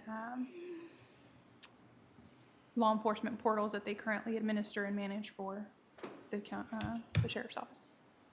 And I'm sorry, I was doing some math over here. Yeah, I was too. Again, so- is this new? We just made a big change for corporals yesterday. So this change here, is this are these gonna be corporals that have different responsibilities than the rest, or these guys are underneath everybody else that are corporals? What was the second part of your question? Are they making less than the corporals are all making as we speak? Right, so I haven't updated the new No, base no, salary. I'm just talking about these two positions. Are they making more or less than the other corporals right now? For these new positions? So they're not new positions, they're reclassifications. And Okay. so rather than requesting, I guess, the 49,476, we would request that they be brought to the new base salary that was just approved yesterday. Yeah, these would take jailers and make them jailer corporals. That's what it sounds like. Right. What's the ratio out there right now, you know? For leadership, Yeah, how many corporals, and then how many staff would they be responsible for, and just kind of, Yeah, it's a good question.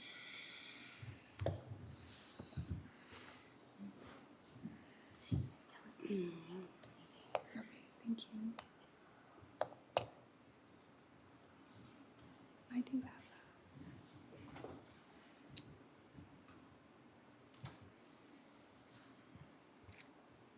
I guess the easy way to put this, if they have the same if we need 2 more corporals, I just want to know a little bit more about what their duties are going to be. So removing the 40 jailer positions, because that would affect the ratio for leadership. So removing that and then changing these 2 positions to corporal positions, we would have a leadership to jailer ratio for our county of a 1 to 5.59. So 1 lead type role for every 5.59 jailers. And the average among our comparable counties is 1 to every 5.6. So Pretty close. Yeah, we're right there. okay. So And that's with the change to corporal and eliminating the 40 jailer positions. so it's in line. Yeah. Yeah, Okay. I'm fine with that. Okay.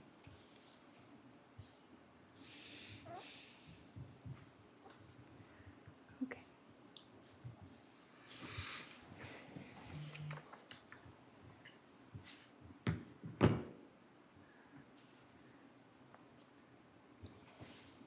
That was easy. I've been waiting for an easy one. Yes.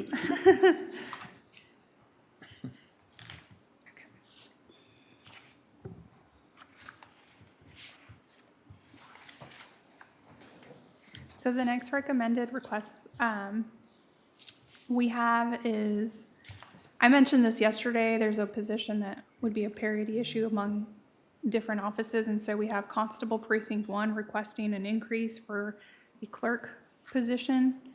The request is just to bring it in line with other constable clerks. It is currently budgeted at $33,720. The request is to bring it to $36,481. So it would bring the current comp ratio of 0.89 to a comp ratio of 0.96. And it's a total increase of $2,761. It's a parity issue? Correct. The other clerks in other constables' offices, that's their budgeted salary, $36,481. Was this a position, I don't even know where this, was this a position that started out at part-time and then went to full-time, and then, is that the reason we created a?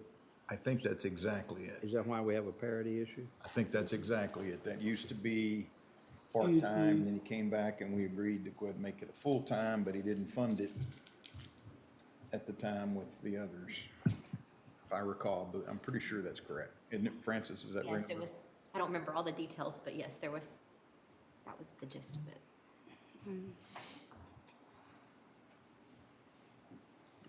I mean, it's parity's fair's fair. It's not fair to that person, regardless of how they got to that spot. So in my mind, we need to be fair to them. Okay. That's just me.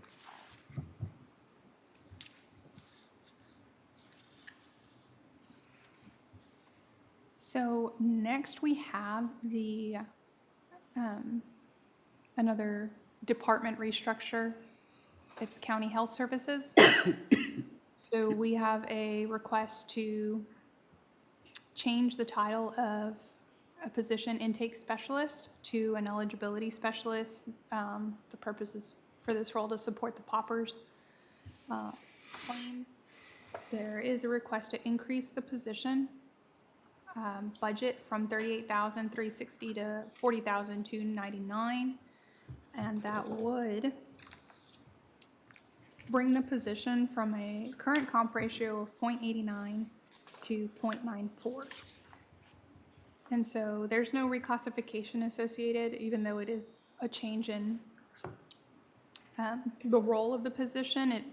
That new function would still be classified under the same B5 pay grade. And there's a request to change the title of the claims specialist position to an indigent claims administrator. And that did involve a pay grade change from a B6 to a B7. There's no requested increase to salary. With a new pay grade change, it would change the comp ratio from a 1 to a 0.95.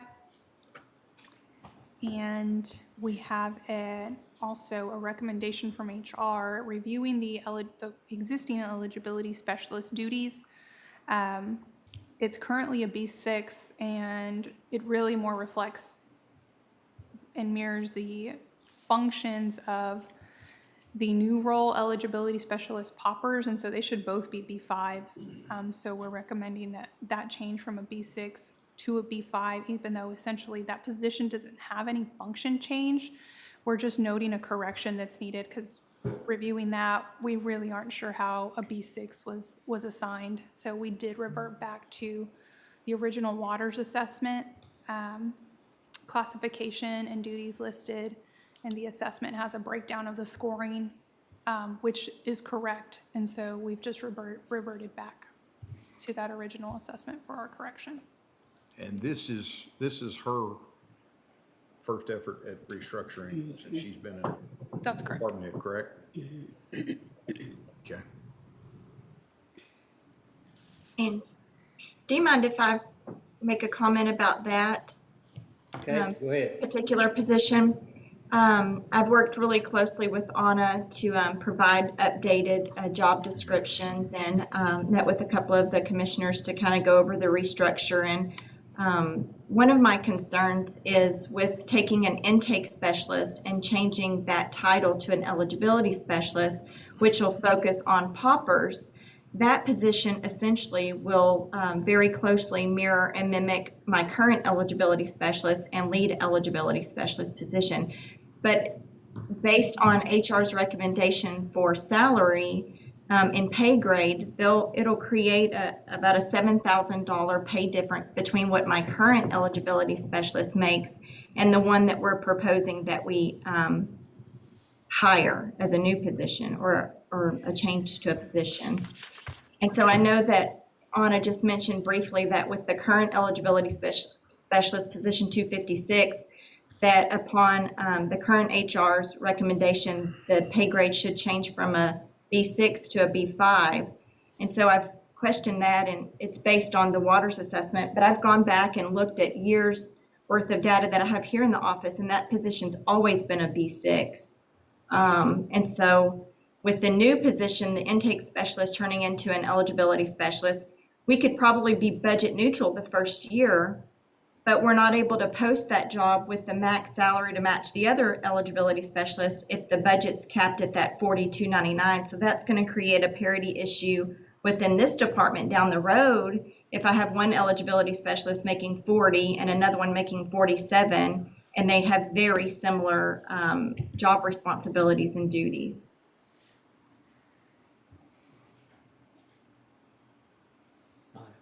You have any comment to that? Or? So you can see with the change in the pay grade for the current eligibility specialist from a B6 to a B5, so it was already above a comp ratio of 1. The current ratio in its current pay grade is a 1.08. Correcting the pay grade to a B05 brings it to a comp ratio of 1.11. And so what we've done with the request for the position changing from an intake specialist to an eligibility specialist, we've just recommended midpoint for it. We could bring it to a comp ratio of 1 to bring it closer in line with the eligibility specialist, but the person in that role currently has had some time in that role, so it being slightly higher than the other eligibility specialist, we would not see as a parity issue. But. Okay, and Heather, I'm hearing you say that it could be an issue down the road. Yes, sir, because that current eligibility specialist, I hired them, so they've only been here 2 years. So, I mean, that was a position that when I took over the department was a vacancy. And so that job description and that pay grade and that salary range, that was all in place when I took over the department. I filled that position based on the information that was provided to me from HR. And now we're coming back 2 years later and saying that person's making more than they should and they have a higher pay grade than they should, which already is going to put them at a higher comp ratio. But then we're going to hire another eligibility specialist who's going to be in almost identical position with about a $7,000 pay range difference. So I think eventually that will potentially down the road be problematic. Well, and not disagreeing with you, but again, I'm reluctant to budget off forecasting what might happen in the future. If it does, then I think we need to address it, but I hate to budget based off what we think might happen in 2 or 3 years. Mm-hmm. If it does become an issue, it needs to come back to the court and we need to make a decision on it at that time. So when this job posts, it'll post with the pay range from the 38 to the 42.99. Is that correct? The top range is correct. The bottom of that range would actually be the minimum of the pay grade, which is lower than 38,000. Okay. But the maximum posted would be the 40,299 if that was the approved budget. I guess that's where my concern is the last time we posted an eligibility specialist position, the pay range was much different. And so now we're going to post another eligibility specialist position that essentially is very much the same job, but with a completely different pay range.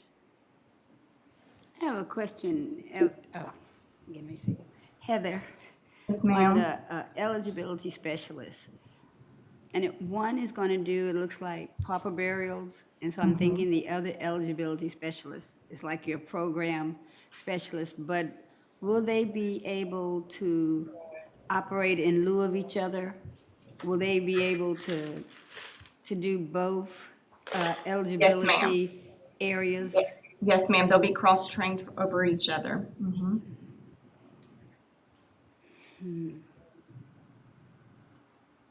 And actually, the accounts payable clerk that's transitioning to a health services clerk, she's been doing eligibility work for the last 2 years for paupers because we've had nobody to do that. So I've had an eligibility specialist, an office coordinator, and an accounts payable clerk all doing eligibility work. And so those 3 people have been doing it. 2 of it was never in their job description. But in order to get the job done with what you have, that's what we've been doing. And that one position, the accounts payable clerk that's transitioning to a health services clerk, their pay grade is also decreasing from a B6 to a B5. And really the only thing about their job duties that are changing is I'm taking pauper responsibilities off of them, but everything else they've been doing as a B6 all of these years, they'll continue to do with the addition of picking up receptionist duties because they're going to absorb the duties that our current position, the intake specialist, is doing. When that person retires, the accounts payable clerk will essentially absorb all of that and then give up the duty that was never hers to begin with. Can I ask a question right quick? Yes, sir. I don't think you and Anna are on the same page. Could y'all revisit this? Okay, yeah. Or, because I'm hearing and seeing one thing on this paper and then I'm hearing something different about, and for us to sit here and listen, and Heather, I understand what you're saying, but you're saying a lot of information and things are flying around in my head about what they did, what they're doing now. Could we revisit this and maybe bring some clarity back that helps us? I think you're right. I think it's coming to the court prematurely. Because usually recommendations come to us with department head and HR just a little bit more in sync. Okay, we can do that. The function, I think Heather and I have an understanding of what the functions of the positions are. I think there's just a disagreement on the assigned pay grades. And I can see the hesitation with Heather and questioning the pay grades, and it's really just boils down to the existing eligibility specialist being a current B6 and HR recommending downgrading to a B5 with there's no change in its function. And we're not disagreeing with that, but we can pinpoint the exact factor. It was given an incorrect score in the previous assessment. And I just can't share that with Heather without giving the playbook for the pay grade. Right. And it sounds like you have two dynamics going on. One is that the positions need to be clearly laid out for her as far as grade and classification and pay. And then I think that will help her better structure, because she's just responsible for structure and you're responsible for the position, the science of the position. Correct. Okay, so that okay, Heather? We let you guys go back to the kitchen and work on that? Yes, I think that's a great idea because my biggest concern is just having a parity issue within the department with eligibility specialists. The other stuff is, I've resolved to that. So probably shouldn't have gotten in the weeds, but the biggest concern are just going to be those 2 eligibility specialists potentially down the road. Okay. All right, ladies. Okay, so y'all are gonna get together. I will put out a warning, Anna, that Heather's a highly educated brain and thought specialist, so never look her in the eye. She'll have you. All right. Well, thank you. Thanks, Heather. Okay. What's next? So next we have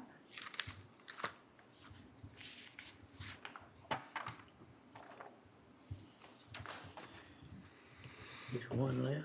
County Court at Law has to request to reclassify court administrator assistants 2 court administrator positions. And that would involve bringing those salaries up to the salary of a court administrator, which they all have the same salary. And this is an attempt to have one administrator leading each of the county court at law's dockets. So they each have their assigned administrator and then support position. And I think that totally makes sense. They should all be structured just alike. You support that? Yes, sir. They're not now, is what you're saying? Correct. There's only one court administrator that's supporting all 3 County courts. county courts. And then there's court administrator assistants and 1 court clerk. And probably very manageable when it was 2, or somewhat manageable, but going to 3, you're spreading it out a little bit. I can see where they go, you know, we need to silo this and each have our own. That was the reason behind that. I'm okay with it. Mostly taking some of the workload off the current court administrator. I just have a question, because I thought that the difference in pay was because the court administrator had both courts. I thought that went into The court the salary difference, is that she shared supervision over both of the staff Dockets. persons. That's not it anymore? Yeah, in the the dockets, but, So what happens to that dynamic if now we create her in all of the courts? Then she doesn't have that responsibility to the other courts. And I'm saying she, meaning the position, not the person, And not the I individual think- person. I think this is in lieu, I think they were looking to get her an additional pay increase Right. because of that. And they said, well, maybe a way around that is we won't request an additional pay increase for her. Let's just all 3 have our own Have our court own. administrators. yeah, and that was really the only way, we talked about it quite a bit.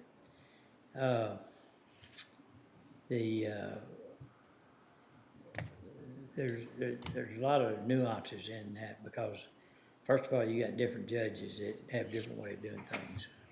And then you also have civil, and then you have criminal. And so it made sense to, instead of taking that one and spreading them and really not being able to prove up they were doing that much more different items, to give them a pay raise, go ahead and put 2 people in there. That's probably an area that's gonna grow, let them kind of find their own spot in there, Right. something like that. Because the current court administrator is at the same pay level as other court administrators who manage one or coordinate 1 docket Yeah. versus now they're expected to do 3. Okay. Those are all of the requests Okay, for salary or reclassification. we just have to come back to a couple of things. Right. We have a new position request page, which is the following page in your handout there. So we have a request for 3 new positions from the county sheriff's office. We can start there.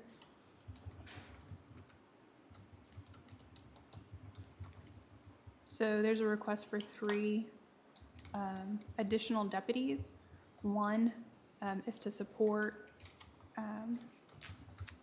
a function needed for CID that I think David was able to elaborate for you all. And then the other 2 are to help support courthouse security in the new or the additional court, starting in October. And so, based on that, I guess, new legislation that was mentioned by David, we can come to kind of the recommendation for one of the deputies, the 2 courthouse deputies. So we did a staffing comparison for the sheriff's office and for deputies. And so we have more deputies compared to other counties. 95 is the average, and we have 110. And then we also broke it down by courthouse support. So we were able in other counties' budgets to see, how many courthouse security positions are allotted and, on average, they have, hold on before I say the incorrect number.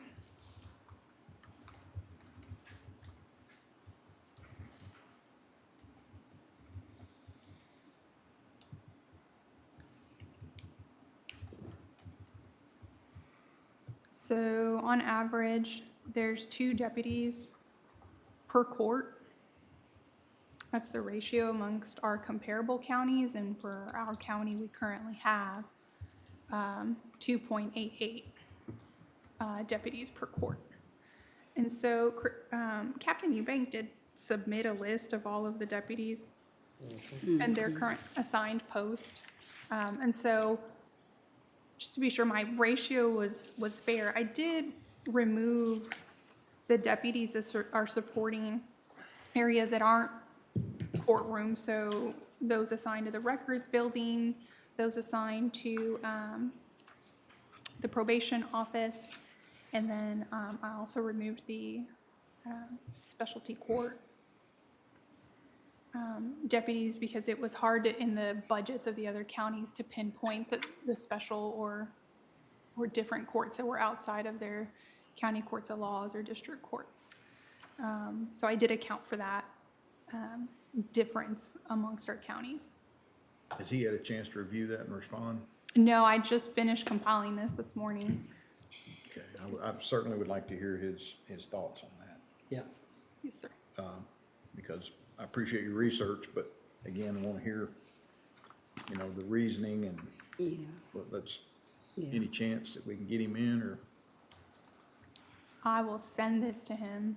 okay, You talking about Chris or? yeah. He had a suggestion, I think. Do we currently have here at the court a lieutenant, a sergeant, and a corporal? At the courthouse? We got a lieutenant over here. Well, just look at supervisory staff, lieutenant, sergeant, corporal, what it says, 3 people down at the Two bottom. lieutenants.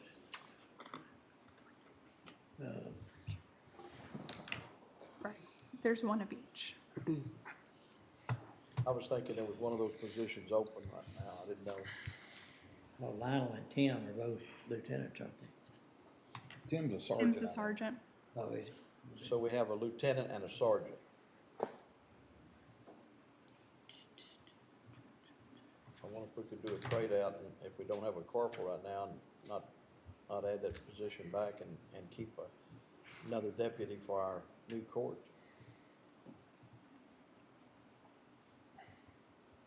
I know that if we add a court, we're gonna have to fill them, somewhere we gotta staff them.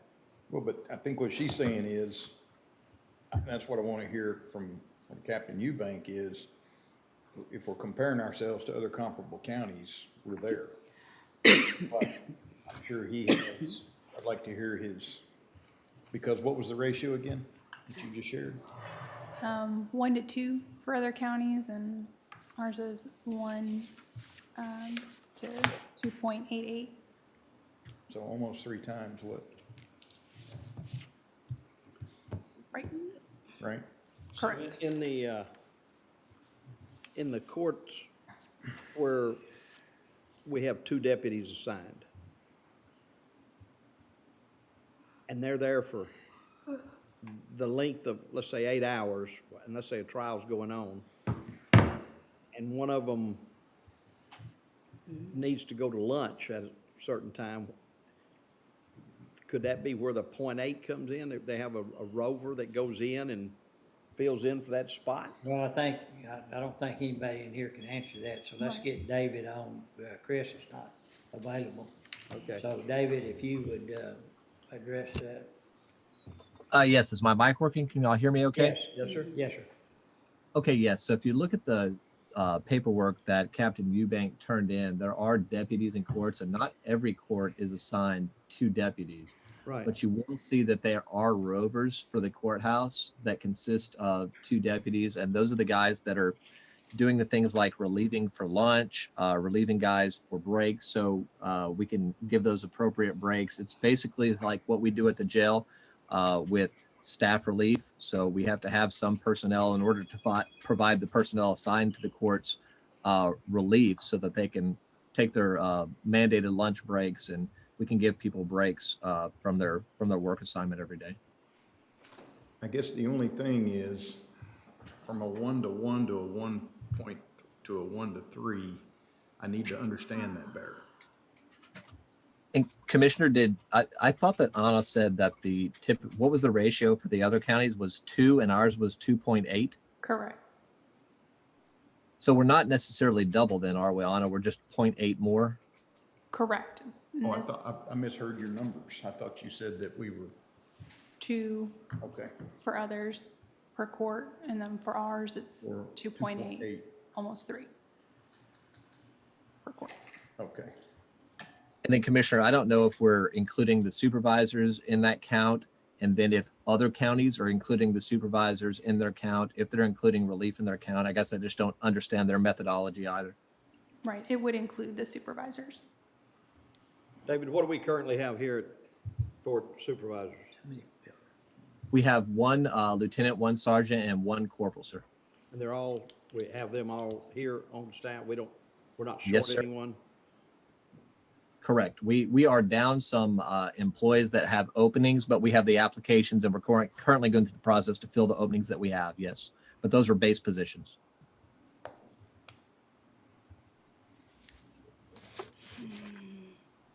I'm gonna say that just because of the way our campus is laid out, I know there's some difficulties in there and all, I would be agreeable to one of these.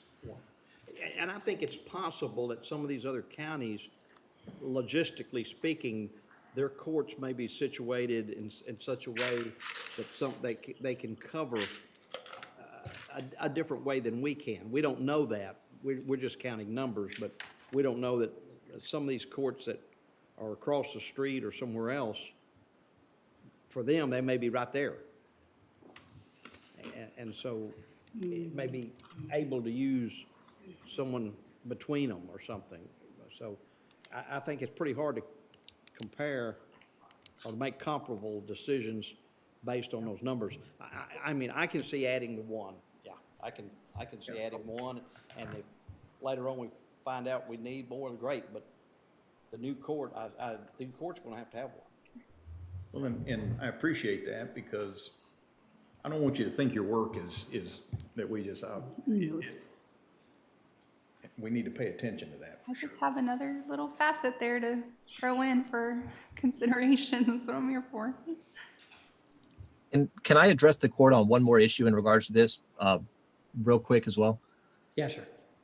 So if you look at the sheet that was turned in by Captain Eubank, there are 2 specific areas. So when you're thinking about this ratio that Anna has assembled, the probation office and the records building. So those are not courtrooms, and that is 3 personnel that the court has chosen to fund in the past due to requests from the people in the records building and the people at the probation office, one of which those positions, I think both of those positions are actually paid for partially by the probation department. So I'm willing to bet you if you remove those 3 slots from this ratio, we'll be real close to 2. They're not included in my ratio. Okay, good. Yeah. Okay. I'm good with 1. I always respect your science. I do, and I like the information, so we always know where we are. I'm inclined to go with the increase because these are just really different times, especially for courthouses, and these are just different times. So I'm just in favor of going ahead and giving them the 1. I can do that. Kind of the human factor just came in and affected your science, that's all. Oh, no. And so just full disclosure, this one was tough because they help HR all the time when we're doing what could be more sensitive separations. And so they usually are able to have somebody within our area immediately. I provide this ratio for all the other position requests, and so I'm just trying to be fair. Okay? All right. David, did you understand what the court wants to do? I'm sorry, sir. I did not. Let me turn this. Willing to approve today, one additional. Okay, yes, sir. I believe that Captain Eubank had said that he believes he can rearrange some things to hopefully make that work. And if it is an issue or something, we'd still like the opportunity, if we experience issues after actually engaging it, to come back to the court. Absolutely. Thank you. Thank you. All right, Anna. So the next one there is the IT add to staff, which I think the court already discussed. Yeah. So we'll move on to maintenance of building. They're requesting a custodian position budgeted at $35,712 and using my same staffing ratio. There, the ratio compared to other custodial positions among other counties would also support that. Do we still do contracted services? for any of that custode? Off campus. There's buildings that we have in various locations that are. So, again, I think sometimes those, and I'm for this, don't get me wrong, but I'm just saying sometimes those numbers don't hold up because you're not necessarily hearing from other places whether or not they have contracted services, or one location, or 10 locations, or. Yeah, I think we have adult protective services that's on an outside agency that takes care of it, juvenile. JP2, JP5. Right, I don't look at contracts, and I am only looking at the workforce population versus the amount of custodial positions that are had. They do a really great job because you're always running into one of them. How many do we have? How many are full-time and part-time? I mean, they're always working.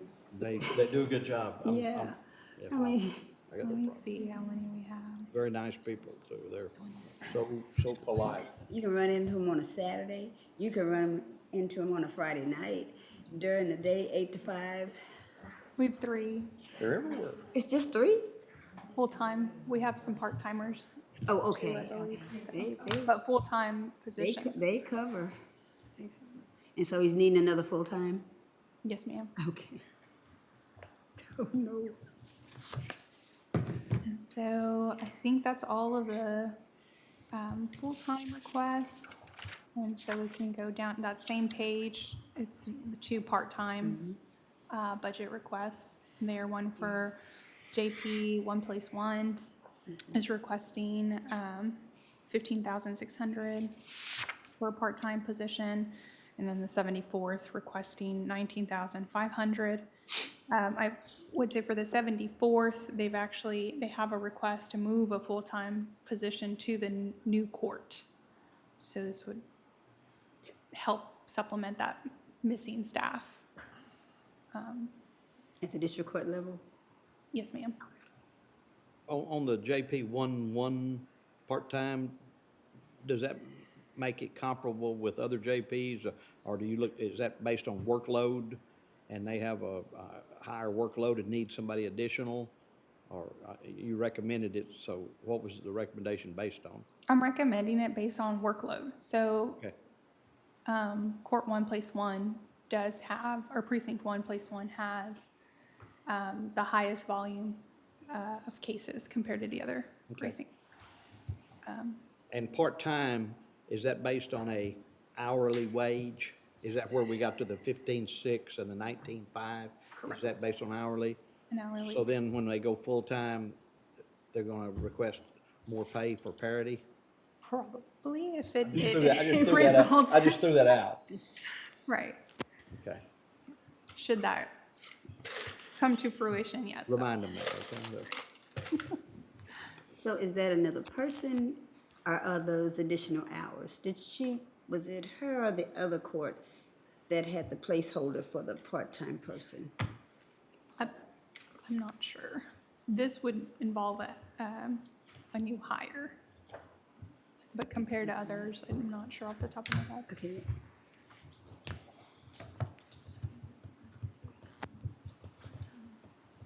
She had a very small amount budgeted, $1,500. Okay. When can we get a ticket number on what we've just decided today, dollar-wise? How, I mean, we can sort it and it'll refresh immediately. that's slow? Okay. I'm not working in the Yesterday. workshop one. Yesterday. Okay, I got it. Yeah, thank you. Okay, the part-time are not showing up, because she has a chief clerk and 3 clerks. Those are full fields, Full-time. right? Those are field positions. Okay, then, was it her department that we gave the dollar placeholder? Because we thought maybe with the change in the limit, that maybe her workload would increase, and so we gave her a dollar placeholder. Did All she of hire them. that person? No. You That- never activated that, wasn't her question. Right, all precincts had that dollar placeholder. Only one was actually funded, and that's precinct 4. Okay, so she had the dollar placeholder, but we never came back and hired that person. Correct. There was never, I think, a civil Okay, so request. is this to fund, instead of the dollar, she wants this money in the budget? Or is this, because I'm trying to, What's brought on the need for the additional part-time is what you're Right. kind of getting Oh, at. So why did she well, choose? if she has the dollar placeholder for a person, but she hasn't hired them, so what exactly is she asking the court? Because she's coming back and she's asking for a part-time person, but technically she has that part-time spot. So is she asking to fund it She's past the dollar? funding it, yeah. Huh? More money for part-time. Okay, so she wants to take the dollar placeholder and make it this 15,000 plus? So there's not a dollar placeholder that's a part-time. She has $1,500 currently in her part-time fund, so the request is to increase that to $15,600. The Okay. dollar placeholder, she's not requesting anything. How does that translate to hours? I mean, do we know what, if it's a part-time, it's an hourly wage, isn't it? Right, it would be $15 hourly wage. 15.6 divided by 15? So at 1,040. 40, And So just about 20 hours per week. 20 hours per week, okay. And just Okay, a that reminder makes- too, so part-time isn't linked to like one position. So she could have 1 person, or she could have 3 or Exactly, 5, right. and so it's just to use that. It's kind of how we handle that. So where'd the dollar placeholders go? Are they just in space? I mean, we would like to just remove them if they haven't been activated in this year. Right. It's not doing anything, it's just taking up a line Well, item on this and page. If we do, Aside from that, now we have a civil court as well, so I don't look for our JP courts to be flooded with additional civil cases. I guess my question is, are 1-1 and 1-2 still aligned from an employee perspective the same, or is one different from the other now? Does one have more cases? I mean, do they have a bigger workload? 1-1 has a bigger workload? Correct. So 1 and 2 have a similar full-time staff. But place 1's volume of new cases is higher. Has more volume, okay. Correct. That would There, make sense. there you go. yeah. Okay, if it is that we're gonna dissolve those placeholders that we put for the JPs, then I can look at this. My thought was, then we really had 2 pots to fund part-time, and I was trying to reconcile that in my head with activity. Okay. And But you were saying remove all placeholders, aren't you? I mean, if a placeholder doesn't If mean it hadn't been anything. used in a year. I mean, Yeah, yeah, in I mean, we any don't area. have to. Yeah, and we can still, if it comes in during the year, we got an issue, we can generally fix it during the year. And the placeholder, as you mentioned, that I thought was a good explanation, is the dollar placeholder is just so everybody will know that that is considered, and, you know, that we It's a can good do reminder. something, and it's a mental thing. Mhm, It's a yes. confidence thing, Yes, that, you know, yes. it can happen if it needs to happen. Yes. And that's what we're talking about on staffing in, you know, several areas or And have we, positions did are. we do that yet with, No, with the, Sheriff's Department. we haven't? Jailers, no. No, I mean, okay, they have 50-something openings. And, Okay. you know, we were talking about taking a few of those and just, putting dollar placeholder because, you know, hopefully they'll fill them and we'll have the ability to fund them, but from a budget standpoint, it helps us not overstate our budget, yet we can still fix it. And I feel more comfortable doing that, seeing that it looks like we're gonna be, above our policy of, unassigned fund balance relative to our budget of 33%. So we'll have extra money besides the 33 that we can fund those with if we need to. So how many of those 50 are we pulling? 10? What did you say? Well, I think there needs to be some more research done on the overtime. Yeah.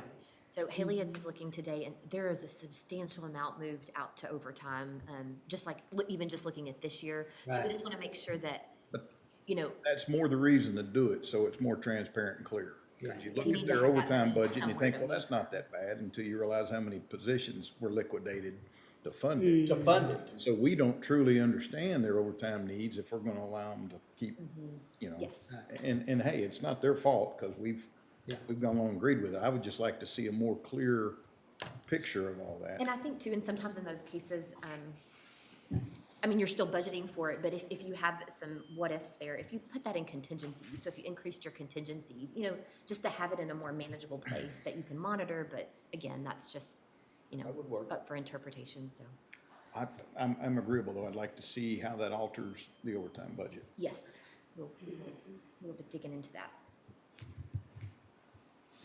So that was, one place one, and then we had the 74th request as well for part-time support, since they're giving up a full-time position to the new district court.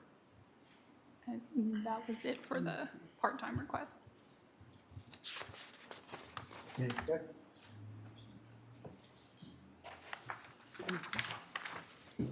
Oh, yeah, I didn't. Sorry, I missed a department on the position adds to staff. On the front page, It's on the second page. second page? Yes, and so that was the 414th District Court. Thank you, Francis. So the 414th is requesting a court administrative assistant. Currently, their only full-time staff is a court administrator and a court reporter. So they're coming in and requesting, Judge Menard is requesting an additional full-time support staff to assist with much of the coordination she is now needing with her administrative judge duties. So she's got one person serving as her court administrator and her court reporter? Is that what you No, said? No, Oh. so she has two I was positions. gonna say, holy cow, that's the, Calvin, she wins the elected official of the year if she's operating that well. So, I would say that if we approve that position, it would move to whoever's the administrative judge at the time. You know, looking out in the future. True, Exactly. true. Yeah. That would have to be a caveat to that. Yeah. Do you understand what the duties would be? Is there enough work in that, or? Yes, so she actually shared that with me.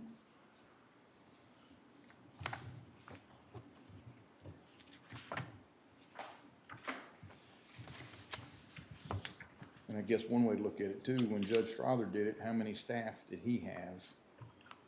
And here she is doing it now, and how many staff does she have as compared to what he had when he was doing it?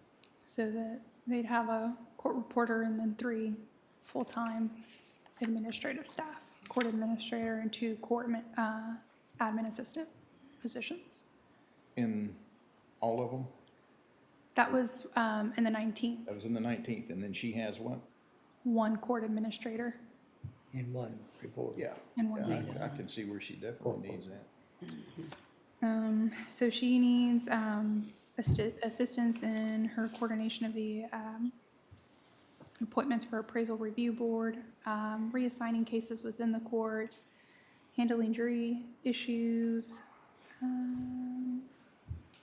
She needs somebody to handle her calendar for administrative meetings. assisting handling the COVID guidelines and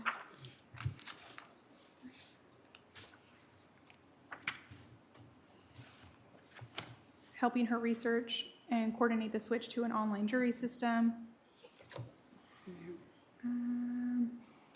Coordinating her monthly adult probation meetings.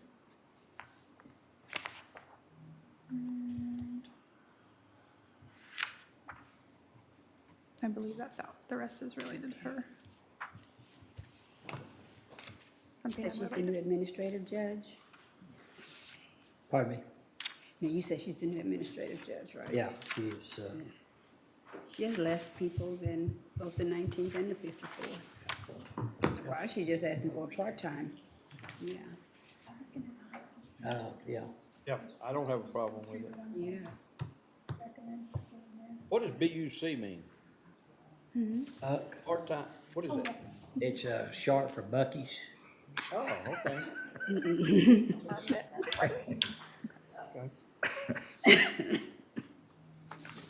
What is, Anna, what is part-time BUC HR recommends? What's BUC? Where are you seeing that, sir? I'm sorry. I'm reading on Department 1450, 414th District Court Administrative Assistant. Will cover current part-time budget to we'll move it. If this position is approved, then it says hyphen part-time BUC. It's just cut off. It says budget. Huh? It says Budget, it's part-time budget. Okay. So with this request, I'm sorry, I should have, I'm glad you point that out. So she's actually proposing reducing her part-time budget to $1 if she's able to get this full-time staff member. That's a The current compression issue. part-time, the current part-time budget is It keeps popping 25,000. up. So you're talking about 22,984 then, basically to get a full-time. In addition to the benefits that they now be eligible for. Yeah, obviously, yeah. I'm still fine with it. I think she's working probably shorthanded right now, obviously. Okay. Okay, so I think we've covered the adds to staff. I wanted to go back to the first page, the position change request. Just so Francis can confirm there that the court was okay with the litter abatement positions. Let's Paid see. by the city. Well, did the city, Right. has the city approved those amounts? So that after the budget's adopted or in that middle of that period, it goes to them as a contract and they will either sign it or not. So, Well, so the understanding is if they don't sign it, Right. that increase doesn't Our happen. bill, yeah, that's what we had Is said that what we earlier. said? Yeah, we only approve it if they approve it. If they don't, if they're not willing to pay for it, we're not. Okay, what else? So on that first page as well, I had quite a bit of requests that we notated as HR does not recommend. And that was all based on they're already above The comp. their comp ratio, or their offices, like the constables, were recently addressed just last year. And then there's one additional one that was added that the court has not discussed. So we can, I think all the others have been touched on. One of them was not discussed, and that's the one presented by the district clerk yesterday. We can review that one. Have you reviewed it? Yes, sir. So, let's see. I'm pulling it up now.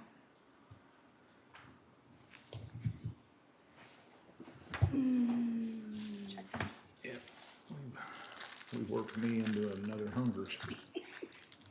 I sure hope those are good. Are they good? I hope so. They're pretty. Yeah, pretty.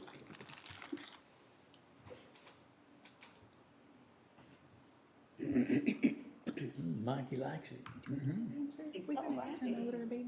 Should have gotten more. they're good. Now that I've tasted Okay, it. sorry, I feel like I glazed over that. You're good. Okay.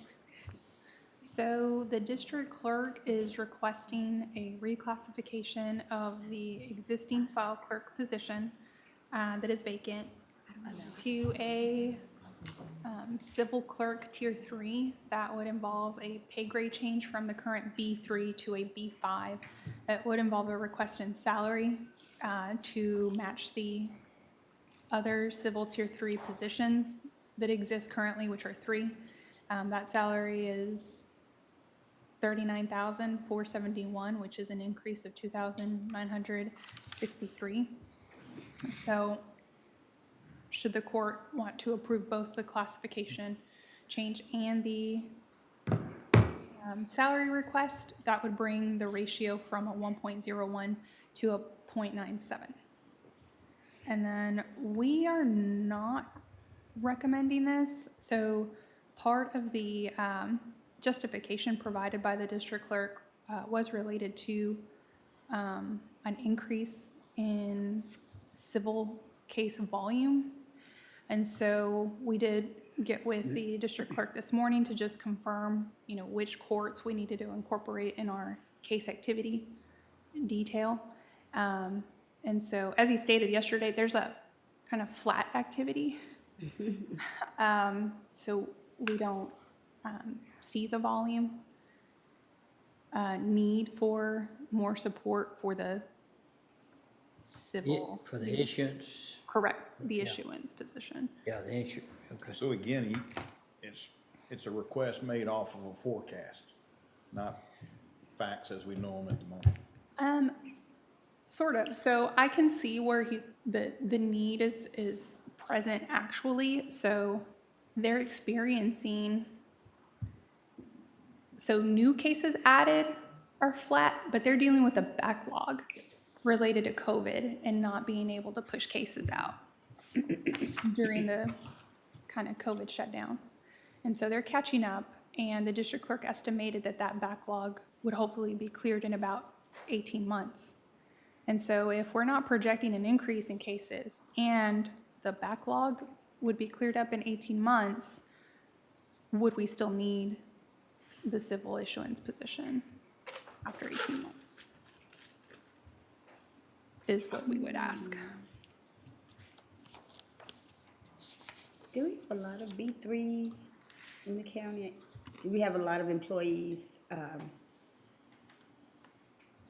in the classification of like a B3? I will tell, I don't think we have very many, but I'll give you an exact number here.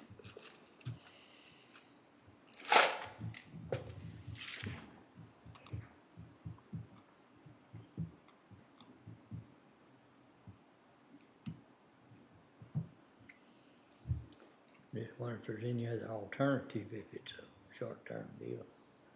That's true. But I don't know that there is really. There are 10 positions. Okay. We have a few records clerks, file clerk, a few other file clerks, and custodian positions.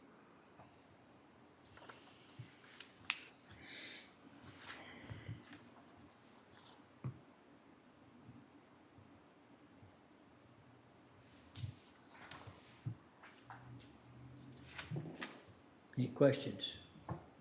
Anna, just real quickly, you had 2 no's here on 170th District Court. What is their judge to staff ratio versus the other courts? Is it, I mean, I'm just asking because you have no here. I see it pushed them above the comp ratio is reason. I'm sure you said no, but how are they staffed compared to the other courts? Which court is it that you're? 170th. 170th. They have 2 full-time staff and a court reporter. That's it. Right. And how does that compare to other district courts? I think it's comparable to other district courts, and then we didn't see the increase in new case volume to warrant the. They're not asking for additional personnel, they're just asking for. Right, and so in their justification submitted on the request form, that was the justification provided for the increase. That rather than adding a staff member, they would just like to increase the salaries for current staff. Is that based on load, on what the responsibilities? That is what was stated in the request form, that it was based on workload. And because that was the justification given, that was the data we pulled. That's what you, but to you're saying confirm. that, you're saying they have comparable numbers to the other district courts? Not to the other district court, just because the type of cases they handle are gonna be different from the other district courts. So we just did a 5-year trend for that court to see kind of what their case volume has looked like in the past. It did dip down during the pandemic. It's gone back up, but it has not risen to the volume that's higher to previous years, like 2017 or 2018. And then if approved, it gets into the area that we get concerned about, the comp ratio starts getting. Yeah. Right, and currently all court administrators and court admin assistants have the same pay. And so increasing their pay would then, may result in a need to review the other court personnel pay. I understand. Good question. Where does that leave us now? We were discussing the district clerk, file clerk position. It's gonna be towards the end of that list because it was just added. Way down here at the bottom? Yes. District clerk?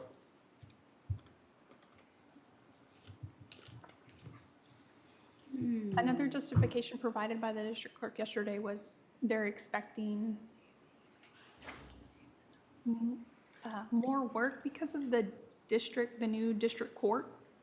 But I asked the district clerk, would this court just be absorbing cases from, that would normally be assigned to the other courts? And they confirmed yes, so it's not necessarily. Yeah, they don't generate cases, they handle cases. Exactly. So it would be just the distribution of cases coming to existing courts to help level out that workload for the other courts.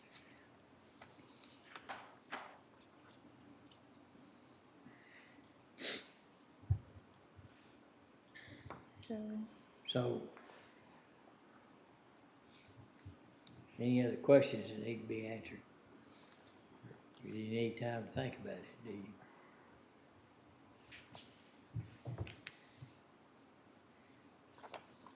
Or do we need a break?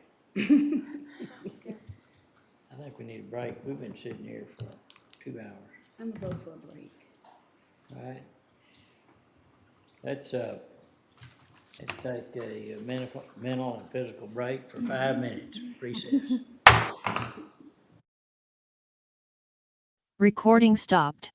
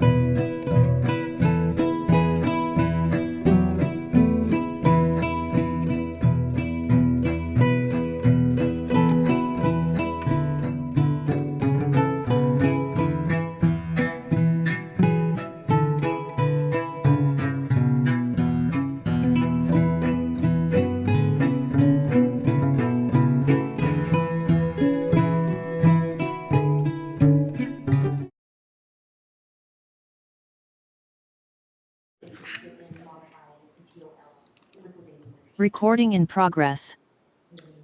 Okay, let's call court back in session. All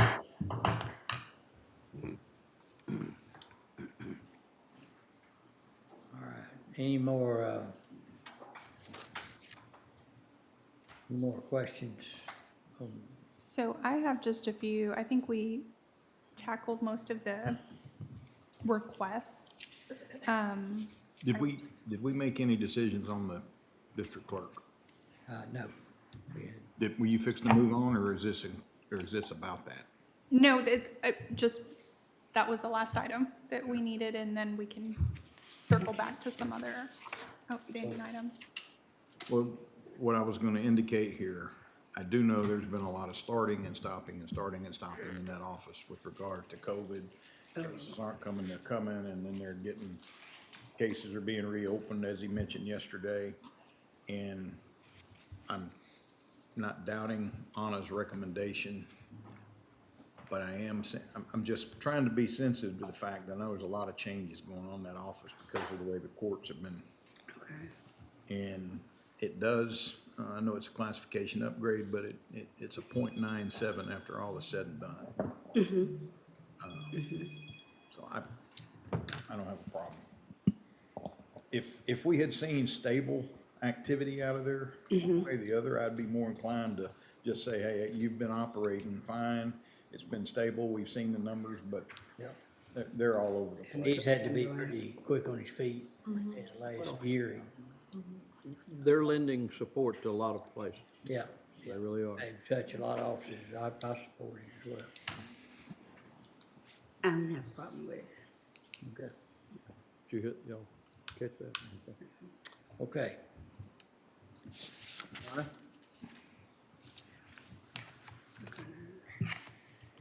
So we want to do, circle back to confirm, the jail request. I know for the, current fiscal year, the increase, was approved, will be effective next week, but there was another, factor in that request, not their request necessarily, but an option was brought up to add an additional step to the jailer corporal step pay. And I didn't know if we wanted to revisit that or if that was still on the table. An additional step? I didn't understand. I thought we were just Or taking, moving the stepping them steps up. down, the You're right. corporal, just like we were doing the others. yeah, it just went from 3 to 2 is all it would do, is go from a 3-year to a 2-year. That's correct. And I think Francis has an estimate of what Yes. that would mean. So that would move 43 jailers and 3 jail corporals, earning that first step next year opposed to year 3. And so roughly about $116,000 in costs that you would have next year instead of the following year. Right. Okay. But that gives them a recruiting tool. Yes. So, And we would need to increase the budget by that amount, to accommodate that. Right. Right. Be good. how do y'all feel? I'm still okay. I'm okay with it. I'm fine. I support it. Okay.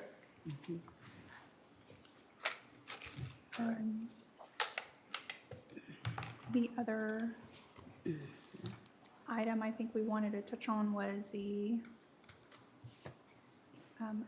hourly, I was gonna touch on the hourly recommendation, Francis. So HR had recommended just bringing all of the current hourly rates up to 15, because we still have a large amount at $10 per hour.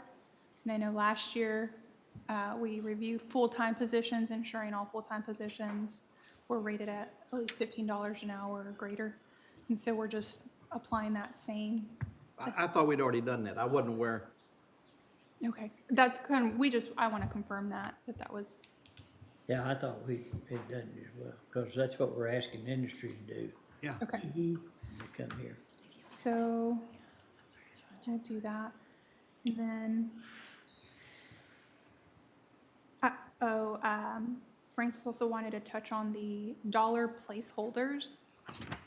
All the dollar placeholders for positions across all budgets and seeing if the court wanted to just eliminate those.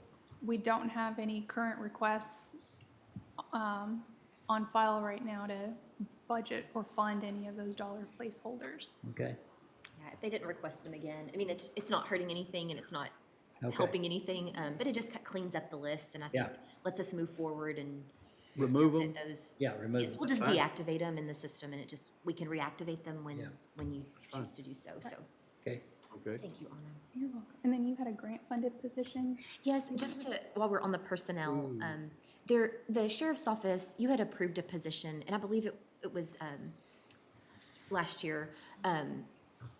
You had approved a position, contingent on grant funding. That position has never been budgeted in general fund because it would have been 100% grant funded. The grant did not work out. And the sheriff's office is on board with this. This is, what they had spoken to you when they had it approved. And so we just want to take that out. And so just want to bring it up that we're not just, Right. pulling positions in and out. So just letting you know that would be coming off of their Okay. total position listing. All right. Are there any other positions that are out there that we've talked about that have not been filled, that are booked and have a cost associated with them that are still on the books that haven't been filled for a couple of years that we need to eliminate? And haven't been addressed. Hadn't been addressed so far? Thank you. So I actually have that updated position report. Good question. Sure wish I'd known one of those sugar cookies. Francis and I were putting our heads together here, like, what else is missing? So, yes, that was a report we had. I feel bad. You owe me Bring one. more. Some kind of a little almond extract flavor in there that was. I'm gonna have to eat the plastic, I can't get it open. Just roughage.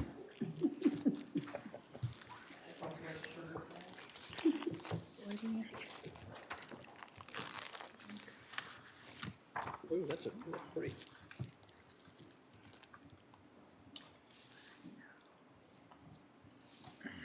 Here they are.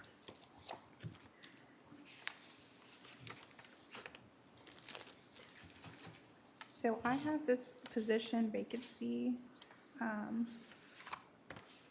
report, Francis, if you want to pass that over to the commissioner so they each get one.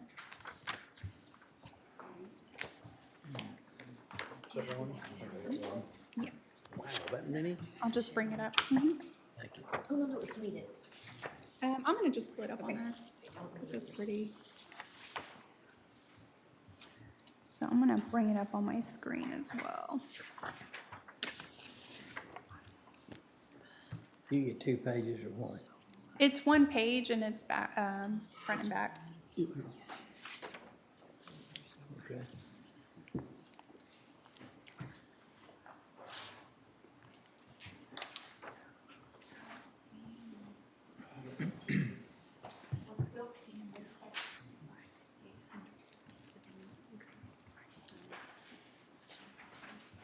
I'm not, One of them was her big decrease that they said. See it? Can you see that, Commissioner? I sure can. Okay. So I just pulled an average of, a 3-year average for staff count, actual body staff count for each department, for 2020, 2021, and 2022. And just so we have a 3-year average highlighted there for each department, and then an actual current position count. That's slots, how many slots each department has, and then I've just taken the difference there, and that's that green column to the far right. So this report does not include any part-time positions, and it does not include any elected official positions, so it's just staff. And there are some departments here we can filter off. This is just all departments across the county, but juvenile and adult probation, we would not need to consider, but you could see there the top 4 offices, for instance, I mean, the 2 sides of the jail, the county sheriff office, district clerk office, and jail medical office there. And so you can see on average the difference between their actual body staff count versus their position count. So typically, on average, over the past 3 years, the jail has had, 85 positions or so vacant. The county sheriff has had, on average, about 8 vacant positions. The district clerk, a little over 6 vacant positions. Same for jail medical, Road and Bridge Precinct 2, a little over 4.5 vacant positions. The other side of jail medical, 4 and some change. So these positions we're carrying and we're funding them, but they hadn't been filled in going on 3 years? Is that what you're saying? Right, and so my previous report did a position number by position number, but as Commissioner Jones pointed out the other day, we do have departments that could have, Yeah. right, it could have been multiple positions. So this gives you just that overall average of bodies to positions.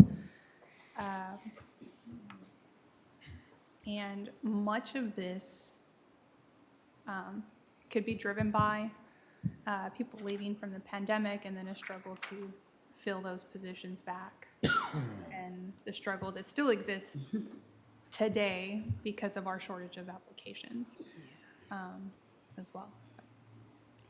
Would it be possible, Anna, for you to talk to some of these big numbers here and ask them what their thoughts are on those positions as far as whether or not they should still stay in the budget? I mean, either all of them or a portion of them or a certain number of them stay in, and how many of them they might think could be taken off. And I recognize that some of this is going to be influenced by overtime, isn't it?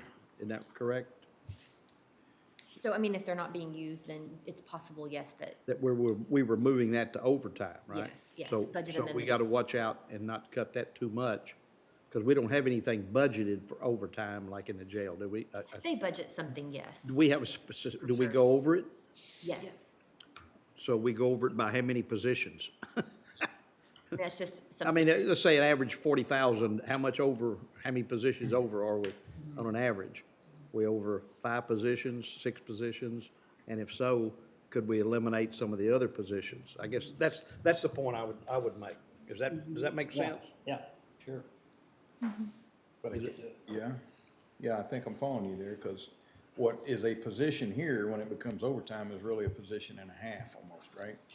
Could be, yes. So when you have to play the numbers, yes, when you have to, exactly. So, but if they estimate they're gonna have X number of dollars of overtime, regardless whether it's, and it's gonna be figured at time and a half. So they have X number of dollars of overtime. If you divide that by an average of 40,000, how many positions does that account for on here? And if it accounts for 10, then it leaves 47. So the only time it really comes in play for overtime is at the jail, because nobody else Right. gets it, right? Right. So that doesn't come into play except there. But I see where you're coming from, and I do think there's a better way to manage it Yeah. than just funding it every year and hoping it fills, to me. I mean, I don't know if that's taking positions and putting them in a separate fund, or controlled by the court, where if they have to come in and request it, it's there. But I do agree, we need to look at a more efficient way of handling all these positions that are vacant. I mean, if you just set, like I said, use an average of 40,000 and take the top 2, 3, 57, what is that? 84 and 8, you're talking about 92 positions at 40,000. Figure out how much budget that was. I mean, that's my, maybe that's my public math way of looking at it. Well, they've got each one of those positions deeper into the, 3.6 million.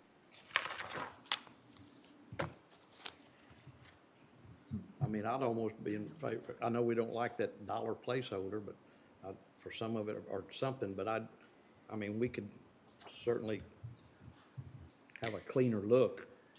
So the first thing I'd want to make sure is that their overtime budget is sufficient. Yes, and that's what they have to, of course, let us know, because only they can tell us, scheduling and how many are needed and, what area that's But you can kind of- also look at a history, like go back 3 years of Yeah, that's- actual overtime. But I do agree that just any department that just says, well, we're not gonna put in as much overtime because we know we've got all these unfilled positions and we'll just draw from there, that's probably not a good way to do Well, it. you have to have somebody apply for them, that's the problem. Yeah, just to kind of give you just a glance. Do you mind if we share something? Oh, on that yeah, real sorry. quick? Yeah, let me stop sharing. Just so you can see. This is a combination, this is a total of all the overtime lines that are for both correctional facilities. So a lot of it rolled up. But you can see there, 2022. I can't see anything. You have to tell it to me. Okay, our current year, we originally, the budget was 963,000. So you'll see that there on that top gray box. We've transferred 607,000 into that line item for a revised budget of 1.57 million. So the transfer in is the overtime? It's What- all overtime. That's what we've moved from full-time employees. 1.5? You've moved 600,000. Okay, so, so we moved 600,000 And I don't think this will be the end of it.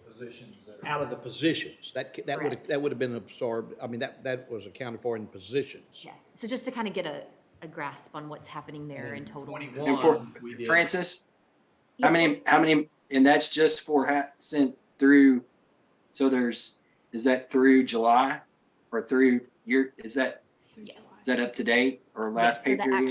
the actual will be through the last payroll that posted. So we still have, I guess, Yeah, 6 so- payrolls still to roll on. So how many payrolls does that take into account? 20. Huh? 20.1. And 20 so, okay, payrolls. so you divide it by 20.1 times how many payrolls you have left, to give you an estimate? What is your estimate on total then? Well, It's changed. Probably gonna be close to 21, isn't it? and for overtime, the sheriff's office, they're calculating a lot of that to put in their budget to request because, their needs are, it's intricate, I know, on their scheduling. So that's something that's hard for us So to the tell original them budget, how much they need. the original budget was 963,447 overtime. Correct. Overtime. Correct. And we transferred in that amount, up to date, 606,920. Correct. And last year, the total for overtime was somewhere around $1 million, well, there it is, 1716, I guess. Actual was 1637. So Okay, then 16. probably, But yet we're sitting with about Be just a little more this year. yeah, it may be, but we're setting, But there's how much, Will, did you say? 2.6. That amount a minute ago, 3 point what? I didn't hear the amount of, No, when we were multiplying you said Open positions. open positions at 40,000. 40,000, you figured about what, 3.6, is what you said? 3.6, 3,680,000. So that's a difference of, And that probably needs to go to about 47 to 48,000 now. yeah, truthfully, Yeah. I was being conservative, but Yeah, so it would be that number times 47,000. but our projection, Well, why wouldn't you just do like, one position a month or something like that, or 2 positions a month? That'd be my, And do what with them? well, so if we're only getting how many applications? Well, we're hoping we're gonna get more with this, 26 a month or so. 26 a month, and we're hoping. to 26. get more with the new program. Well, if you do, it still isn't gonna be, That's just for Yeah. dealer just our work applications. environment. right? And the thing is too, you're not getting qualified applicants either. So So you're getting 26, and what, on, how many hiring on average? So out of that? that's just, that number I'm referencing is just for jailer applications. Right, but how many are hired out of that 26? Only to go in. Or how many do they need to be compliant, you know? Since the beginning of the year, I feel like they've only hired a little under 30 Total total in 6 months, 7 months? compared to the 52 separations or employees exiting. Okay, estimate? So then projecting for this year, we've projected about 1.8 million, which is what we have rolled into our budget spreadsheets, but I mean, it could be a little higher than that. Or it could be a little lower. It won't- But somewhere around 8, but even if you said 2, that still leaves you all these numbers, 1.6 minimum at 40. And like the commissioner said, really 46 is more realistic, so, or higher, so. So we'll kind of pull those, I think all those pieces of information and then get with the sheriff's office and make sure that. Well, there's actually SO and, let's see, that was, I mean, Juvenile. I guess, is that as high, is that as low as, is that as far down as y'all want to go, or you want to go, or the district clerks had 6 vacant position count for, since 20.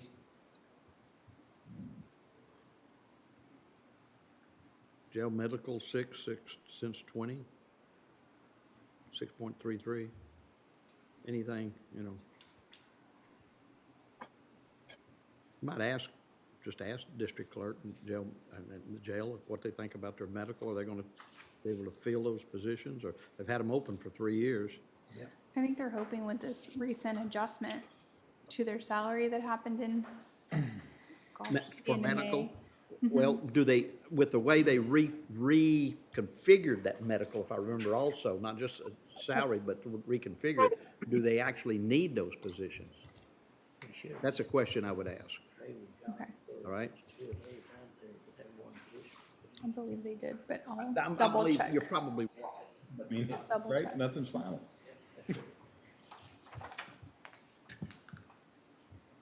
And in your talking to people about this, please let them know, we're just looking for a more efficient way to handle open Definitely. positions. This isn't about depriving or taking anything away from anybody. It's about handling them in a better manner than just funding them every year and sitting watching them get chewed up by this budget amendment or that budget amendment.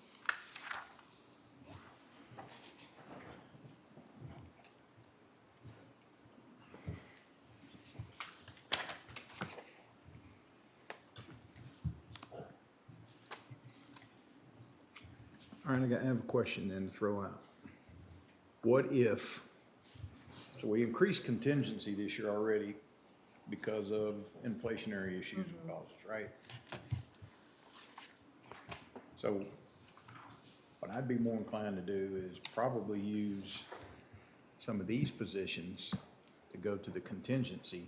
I mean, it's still just, you're swapping dollar for dollar, you're just moving them different places, but right it's now. all one Right, spot. yeah, but, you know, It's not spread out over. whatever positions we take, I would take the two, whatever we put in contingency above and beyond last year, take that back out and let's fund it with these.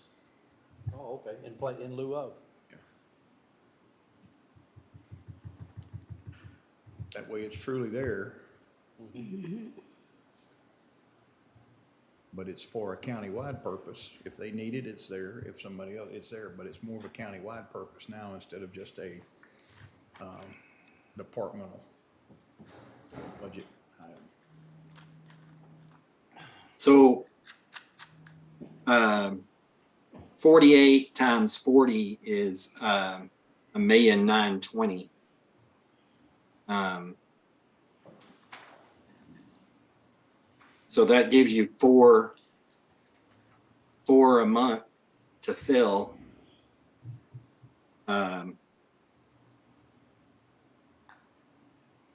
Well, you know, instead of charging the taxpayers $3,680, we could charge them $1,920 would be my. So that's less than a cent of tax rate versus cent and a half.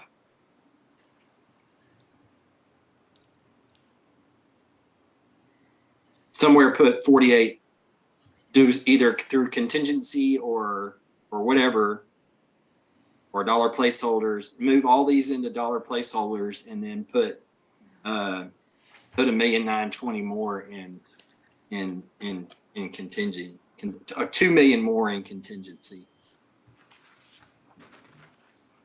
And, and I think, what? Yeah. That, and then also, we will need to increase overtime too. So, the way I think it is now is that all these positions are budgeted. That's a perfect world, like they're filled and then they're budgeting overtime, not quite based on that all those are open. It's just, you know what I mean? And so. But it's there. That would be my point. Yes, is as long as it's there. somewhere, Right. yes. It's there, and if they need it, great. But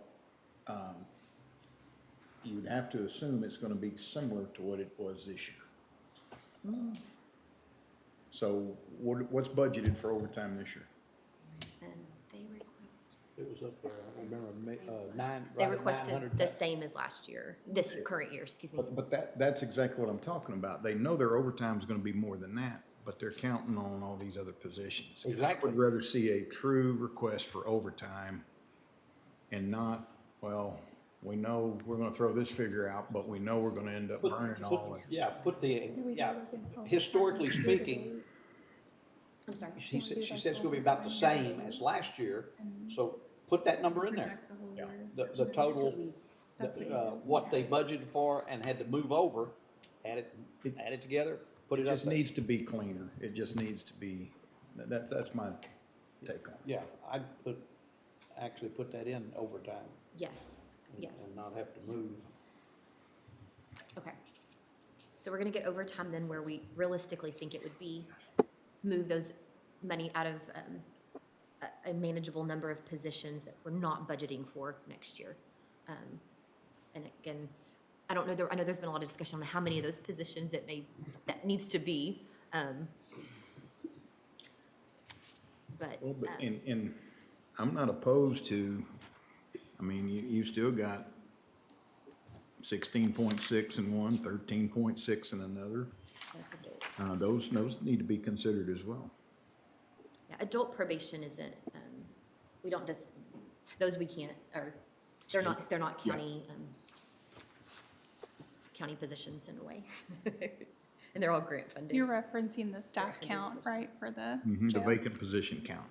Oh, the Can base. somebody send me these sheets? I'm sending it to you now, Commissioner.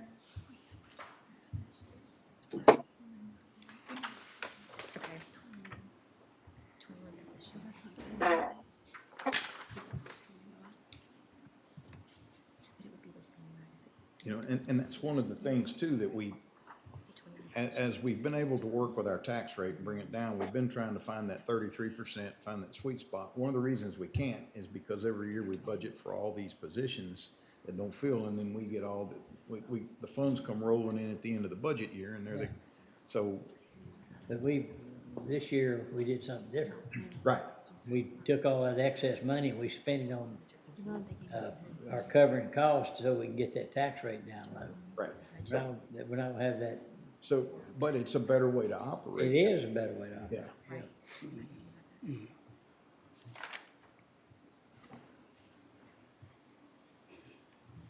We have okay, so we just have something, just a proposal to throw out. So if you just look at the top two lines, it looks like 70, 84, 85. There's about 85 positions there. And that does not include the 40 that were cut, or it does? It does. Okay. So you've already cut 40 out of that, so, sorry. So then we're left with about 40, right? Sorry. Late day math, 70, 84, 85. So Yeah, that we leaves have about 45, then that number would be 45 positions for both correctional facilities. So then that, we were just kind of throwing some numbers. About 21 positions would fund an extra, we could fund an extra $1 million into the overtime lines. Okay. And then whatever other positions we wanted to not budget for in full-time employees, we could either move some into to contingencies or just not budget for it all. So does that make sense? Yeah. I was just trying to kind of, Yeah, so kind of a source of use. And it may not produce the numbers that we think it does, but it cleans this mess up. And it just makes it more transparent, more easy to read a budget. I mean, I just have a hard time, you do an overtime budget, but you only request half of what you need. And then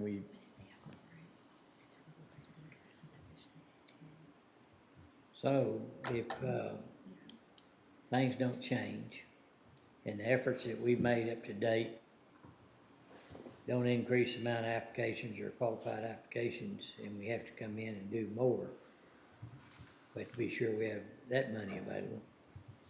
So does that come out of the contingency? Because it would, it'd have to, because it would be coming, it'd be salary. yes. And, But if we've moved the actual amount of overtime into a budgeted line, if we've moved that into an actual budgeted line, it's and we protected. keep the same number of openings at the jail, let's say we don't fill anymore, then theoretically that overtime ought to stay about the same as it was this year, and we ought to have it covered under that line item. it will, you're right, but we don't want it to do that. We want to be able to fill these positions so we have less Exactly. overtime. Exactly, So it may take additional funding, to fill those positions. yeah, to entice people to apply. And we can create a position anytime during the year. Yes.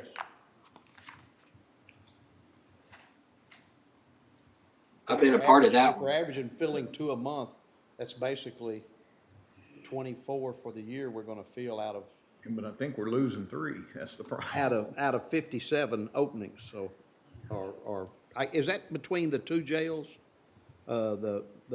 Yeah, The 2 a month, are we filling 2 a month between the 2 jails?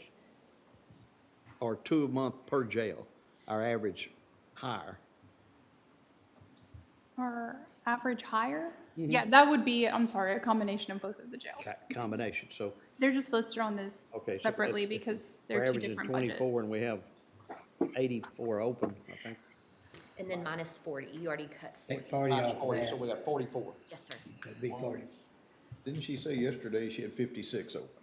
And that was 58. outside the 40, because she wasn't getting into the 40. At 58 openings. Right.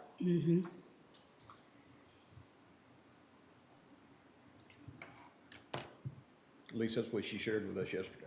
Well, it was 85, right at 85, it was 57 to 27 with some change.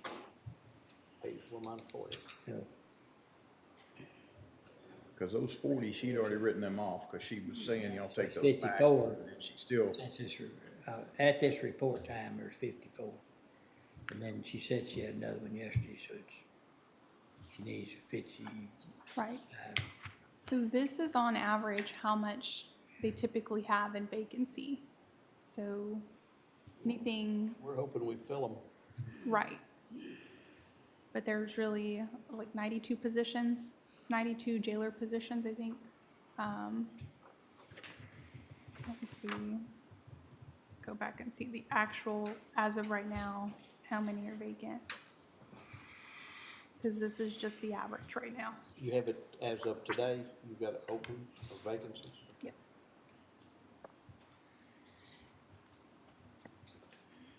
Because it's a lot higher than that, I think.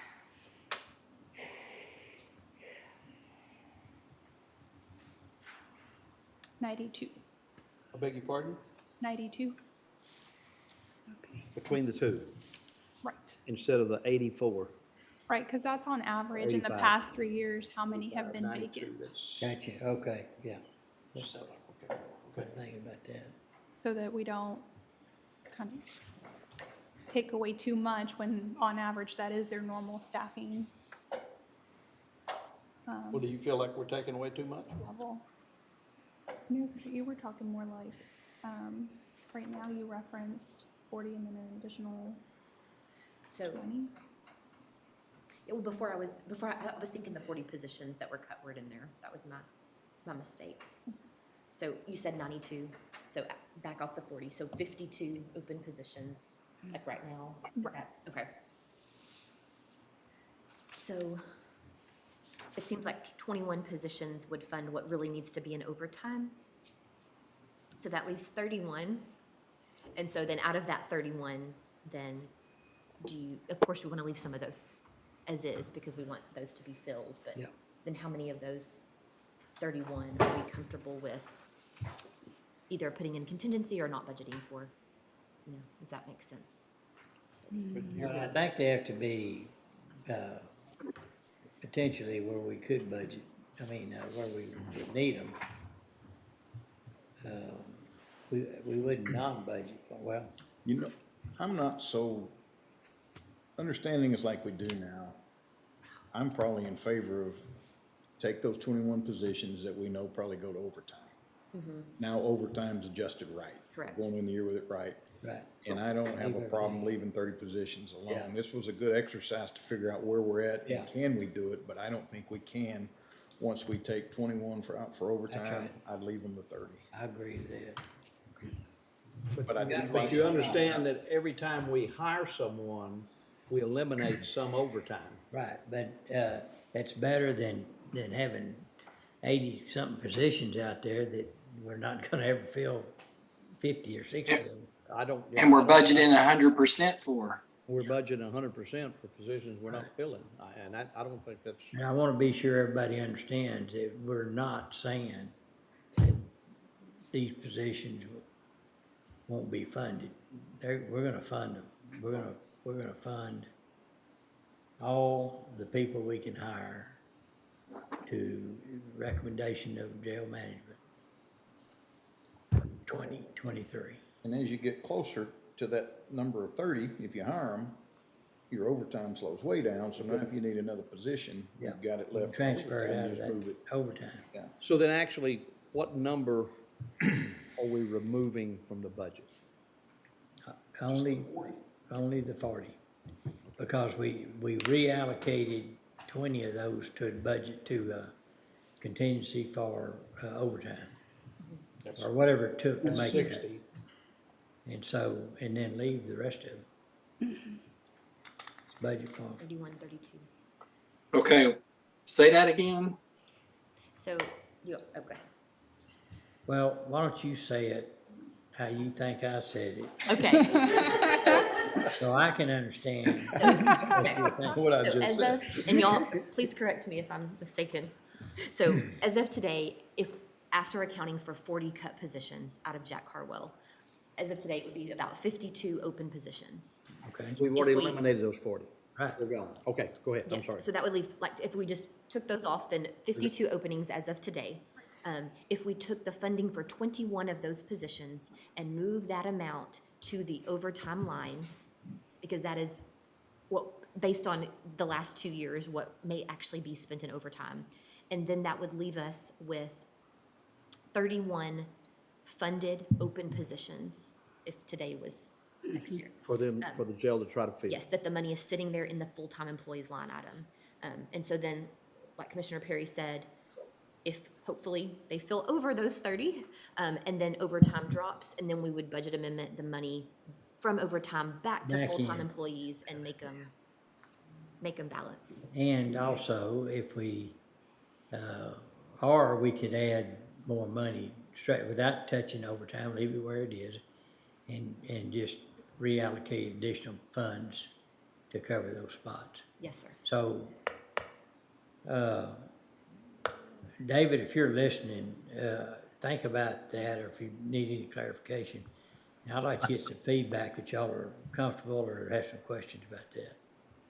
So certainly, we're interested in assisting the court in producing a transparent and balanced budget.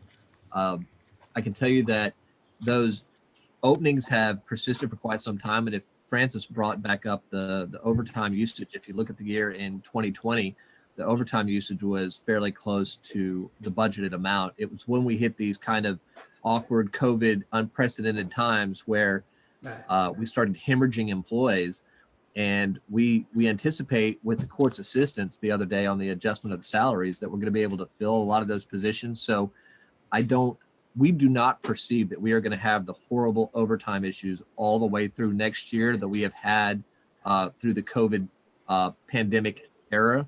Now, there's certainly going to be some lack over that's going to continue to, we have a lot of information if the court wants to talk about overtime. We track a ton of information in regards to that, employees when they're coming on, when they're coming off, how many apps are qualified, a lot of statistics and data specifically for like what we're getting, what's helping us, what isn't helping us, and things of that nature. If the court wants us to do a in-person presentation, we would be more than happy to do so. So David, I guess. So my question is, Go ahead, Will. Did we cut any expenses from the budget by doing this? No. No, sir. I think the only way that we could consider doing that is if we got with David, what is the new, take those 21 positions, add them to what he requested for overtime. What does he, give him that figure and let him say, that's 600,000 too high or whatever that might be. If he doesn't feel he needs that, then we could always come back and make those placeholders for positions. Yes. And then put that in the contingency or in the, in the unassigned fund balance. It's there if it's needed for that placeholder. If not, we just keep on moving down the road. And David made the comment, you made the comment that this year's will more closely resemble last year's. Is that what he said, or? I missed that. We are hoping the upcoming year, FY23, Commissioner Smith, will. This year is, of course, extremely high, and you can see that due to the large amount of vacancies and the year-to-date expenditures that we've had, the budget amendment we've had to do. You're saying it would next year will more closely mirror what, the year before?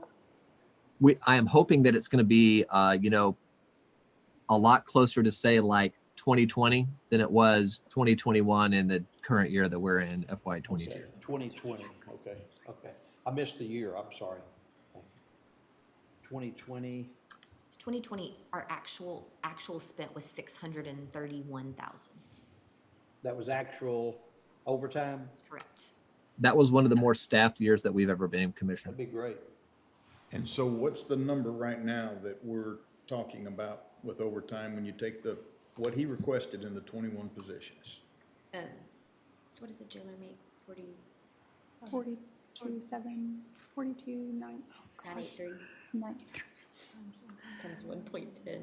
So that would be right at $993,000. So if you added that to the budget amount of 963, that gets you, 1.9-ish. Okay. Which is close to what's projected for this So year. we're way over what he's projecting though, because he feels like it's gonna come down. Oh, okay. So, Right. but then we can move that So money back that's- to full-time employees, right. but it's, But again, that's the number, that's what we're talking about is to move some of this money to a contingency. And Well- to me, that's what you would do, is you would Yeah. give him the opportunity to say, I think we'll use this much overtime. And then the difference goes to contingency to fund additional positions if they end up needing them. But it's at least in contingency over here, where if we had to use it for another purpose as well, it's there.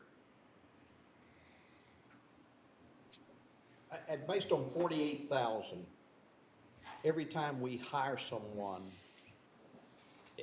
on a $48,000 salary, how much does that remove from overtime at time and a half? 72,000? So- Or half of that? well, I mean, I mean, just if we depends. hire someone, we're not having to pay time and a half to somebody for those hours that they're working. So for every $48,000 of salary, how much overtime will we not have to pay? So it's, yes, like you said, it's time and a half, so it's half of that amount If you literally 24,000, had, it's half of, it's half of, it'd be, Wouldn't you just take the overtime that's being paid out and divide it by the number of deputies that are eligible for it? And then it would give you an idea. If one deputy is equivalent to 20,000 in how overtime. much do we save every time we hire somebody full-time and not have to pay overtime? okay, You so, mean on an annual basis? Yeah, on an annual basis. so that's like you said, 72,000. 72,000 we save, 24,000. so we're saving $24,000.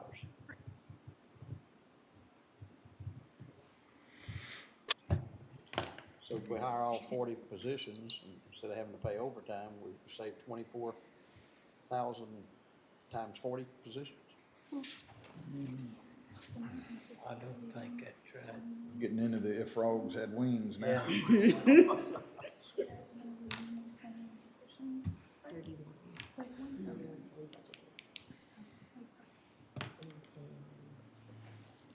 Well, I don't know what, we went from having all these open positions and being able to cut the budget to not cutting the budget at all. Well, there still is a way to do it. That's very, And that's because moving the 21 positions in overtime, that's way overfunding it. So you need to come up with what you feel is a reasonable amount for overtime. The difference is what. The difference is what we're Right. cutting. The difference is what we could look at. Okay, and who's gonna come up with that reasonable amount of overtime? David's already, I think he's already submitted his budget. And how much was it? So he budgeted 963,000. I- We're I gonna think spend close to you 2 good. million this year.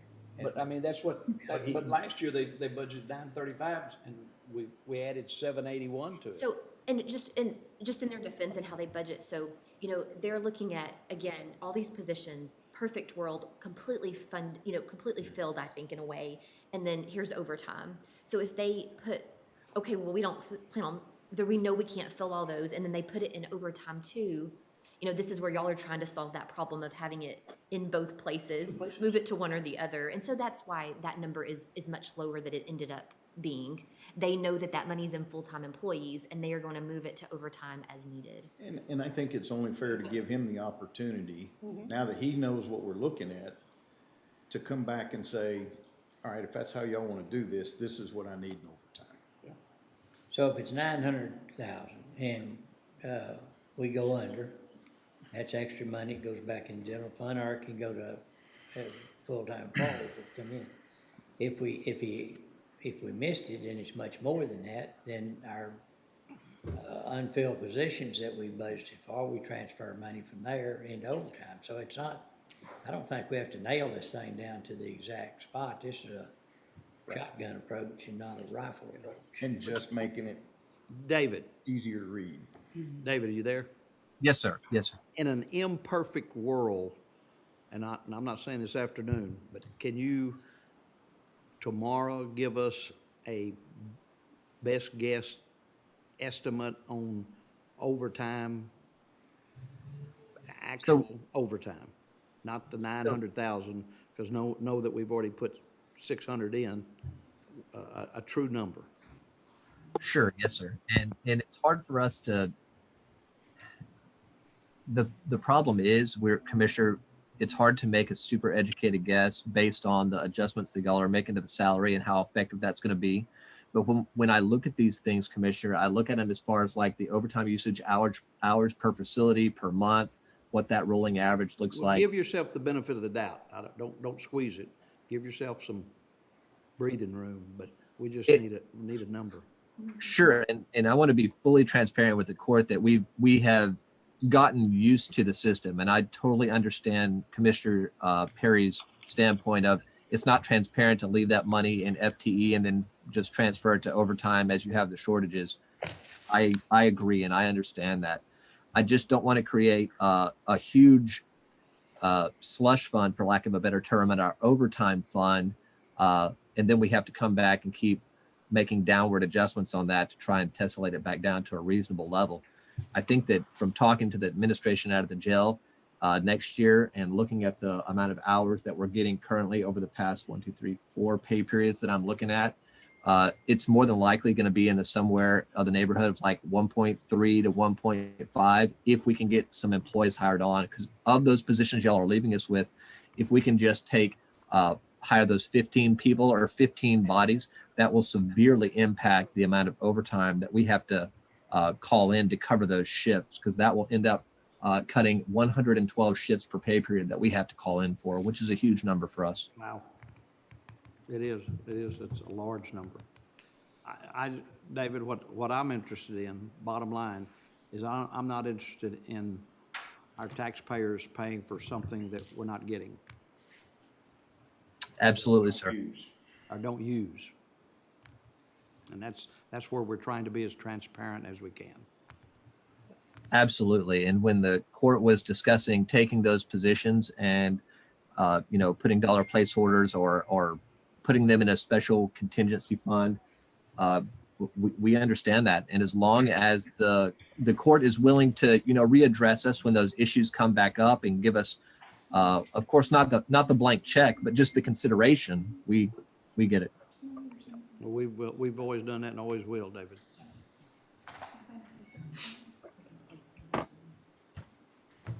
Yeah, it's not to hamstring you. It's just, I look forward to seeing the numbers that you come up with, because it may end up being where we have, It may be we can't. it's all in overtime and full-time positions, but it just needs to be more, easy to read and understand instead of the budget amendment processes that we do every year. Anything? It does. That's all I've got with, appreciate it, David. Thank you. Yes, thank y'all. Okay. We have our orders.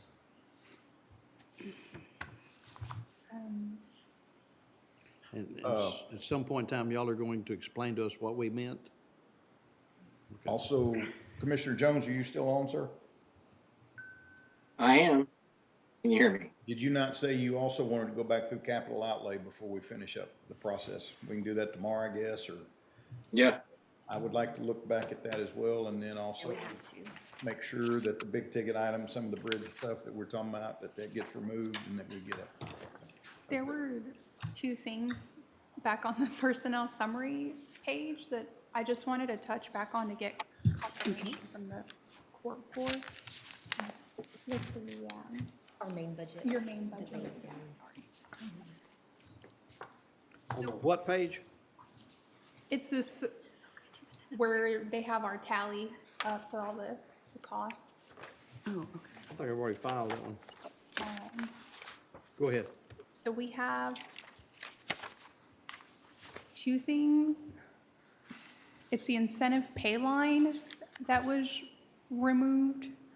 And so I wanted to confirm with the court that that was something they wanted to pause for the following year. Pause forever.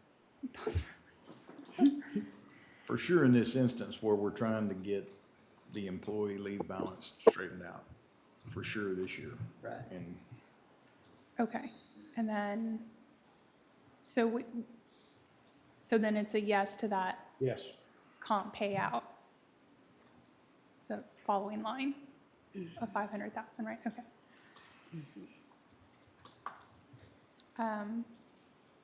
I'd like to bring, it'll have to be something I get Mike's help with, to just see if there's any policy that we can create or build into our policy guide relative to incentive pay, because incentive pay was a major factor or driver for participation in our employee evaluation program. And so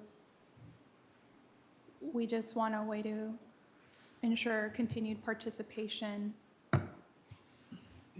with the absence of incentive. Well, if you want to, I think you need to emphasize to people that if they want to create a file on somebody, that the evaluation process is the most important. well, and then also, if incentive pay returns the following budget year, if they want to choose to participate in it, then they need to make sure they participate they do their evaluations this year. If they don't, Yeah. then they're eliminated the following year when it comes back That, into play. I agree. That'd be a great way. So a condition, I guess, of participation. Yeah. Say it again. So if you don't participate in doing evaluations on your employees in Yeah. 2023. Yeah. When incentive comes back in 2024, you're not eligible. Okay. So it's not a permanent removal, it's just a suspension. You're talking about department heads and elected officials? Right, right. Yeah, department heads, I'm not worried about, because we do an evaluation on them individually. True. And part of their, you know, how we grade them has to do with how they comply. Well, that's a pretty good hammer right there. And you don't get to participate the next year Okay. and stick to it. Those are the, Then you have somebody leave as a department head that didn't do it, and somebody new comes in, doesn't get that opportunity. Better come up with something else. those are the only two things I wanted to. I think that's it, Francis, that I have.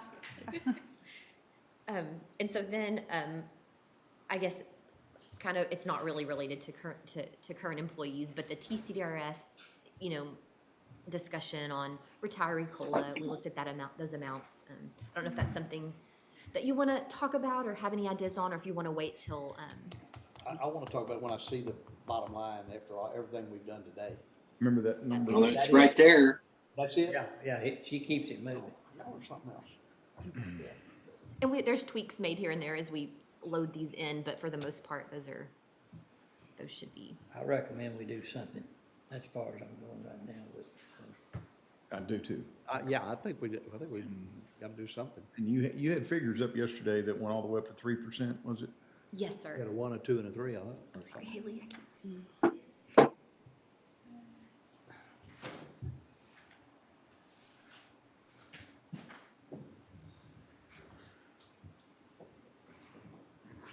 Don't feel too good, ate 2 cookies.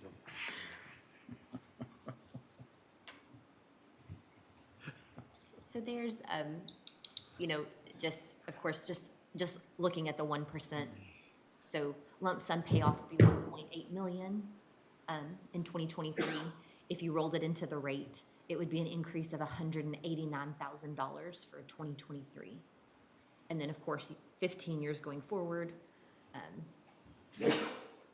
Bless you. And there's some assumptions based in there, you know, a 3% COLA going forward and things like that, that they have to use to estimate our rates. So that would be adjusted over time, but that gives you a good idea of what it would look like.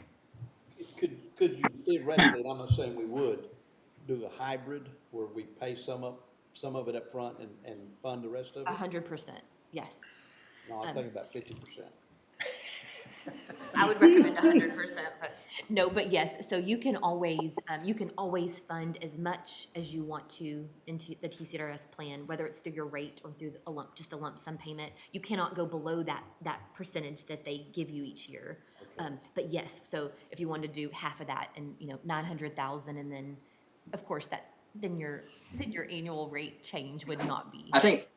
I think we get more bang for our buck if we were to pay it out. I think we could give a higher retiree COLA.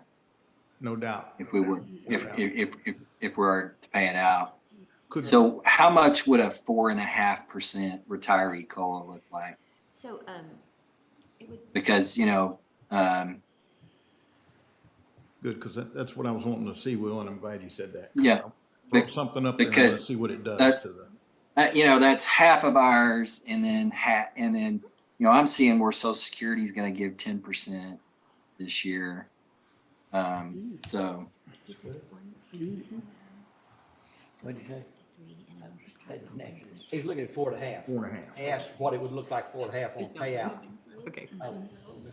Spread out. So, it's not like a perfect calculation. You have to run the scenario, but for 4.5%, that would be an increased annual cost of $838,000 for 2023.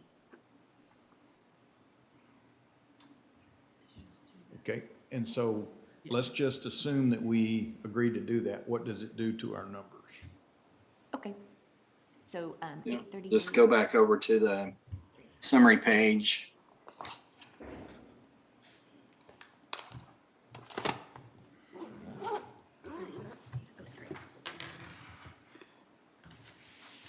You're still above it.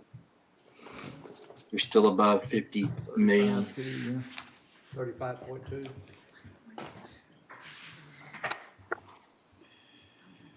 And we still have a few things to go back and look at Yeah. as far as removing from the.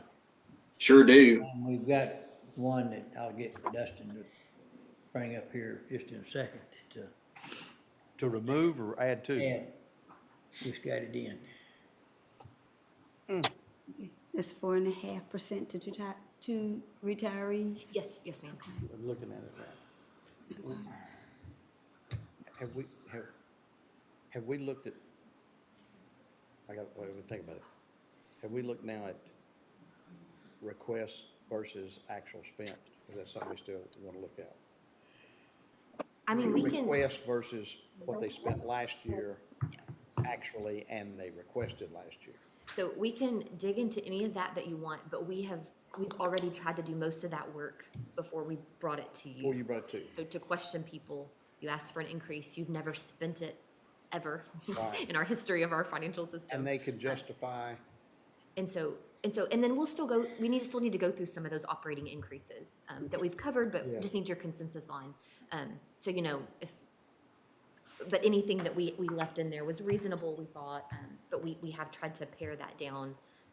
And again, we'll continue to do that as the years tick on, so. Yes. okay, and I don't know where we are. I'm, like I said, my data may be old. I was just looking at some that. So what's the latest from There was Dustin? 50,000 more, so. All right, before we get on that, so what's this? So Will's recommendation, is everybody good with that, or what do you want to know? I mean, for now. Okay. All right, Dustin, if you would, magistration is one of the issues.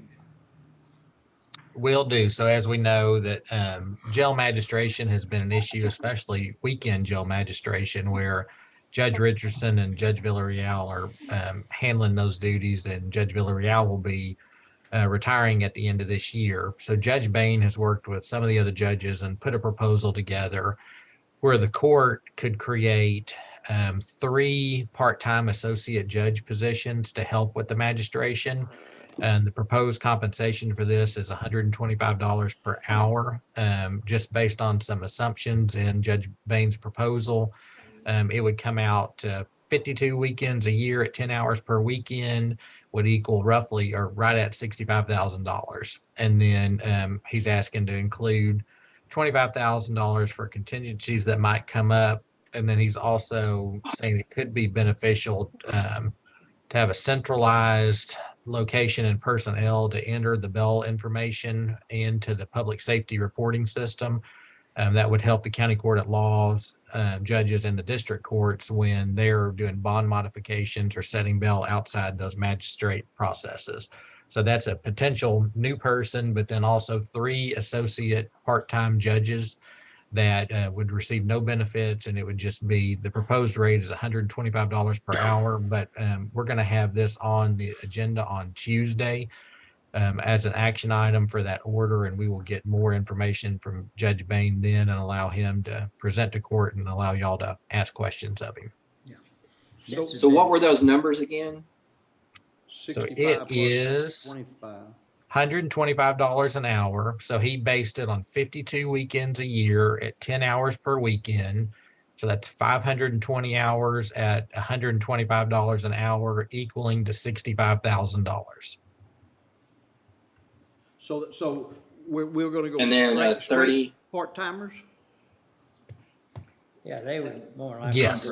We're going to eliminate Contract. one of the, there were 2 judges doing it. Problem is, so one of them didn't run again, so he's gone. He's gone. January 1, and so then we'd only have one guy, Judge Richardson, doing every weekend. Right, but 52 weeks in a year, so that means, and we're paying for all 52 weeks, does that mean Judge Richardson's not going to do any of them, is what I'm asking? Not He- for the- he would not for the still- Weekends. This could adjust up and down. There's also times during the week when Judge Bain's unavailable to do magistration. So these associate judges could cover that time as well. So I think he's trying to put in a a worst case number, and then it could go, if more JPs signed up, then the number could go down, or if, Judge Richardson opted out, then that's kind of a worst case number. Which I think, yeah, and I think we have to budget anticipating that he might say, hey, I don't want to go anymore. I'm out. Yeah. And, How much for certainly the understand if he did. FTE? He just assumed a number of, let's see, in here, of 60,000 for an FTE with he had an all-in budget estimate to be around 125,000. I don't know if that included his contingency. I'm guessing it probably did. Okay, because 60 and 65 would be 125, Yes. and then another 25, that'd be 150. Yes, sir. And I don't know if And so that would include all the basically upgrading our magistration system to a centralized type of system, correct? That's correct. And what he said, it would help the county courts at law and district courts when they enter bond modifications or setting bail outside the magistrate process. Who's doing that for him right now? I believe a lot of it's being done either by Bain's office or actually out at the jail. Yeah. Jailers are already certified, so they don't have to have the initial training, the intake folks. And so they can immediately do it, and they're willing to do it when they're out at the jail like that. But this is caused by Senate Bill 6, another. Oh, yeah. Yeah, this is unfunded mandate. That's one of those deals they talked about at They've our got to send meeting. money. Big time. Yeah. But he'll present on Tuesday, and it's on the agenda as an action item, so we can make consideration of that at that point.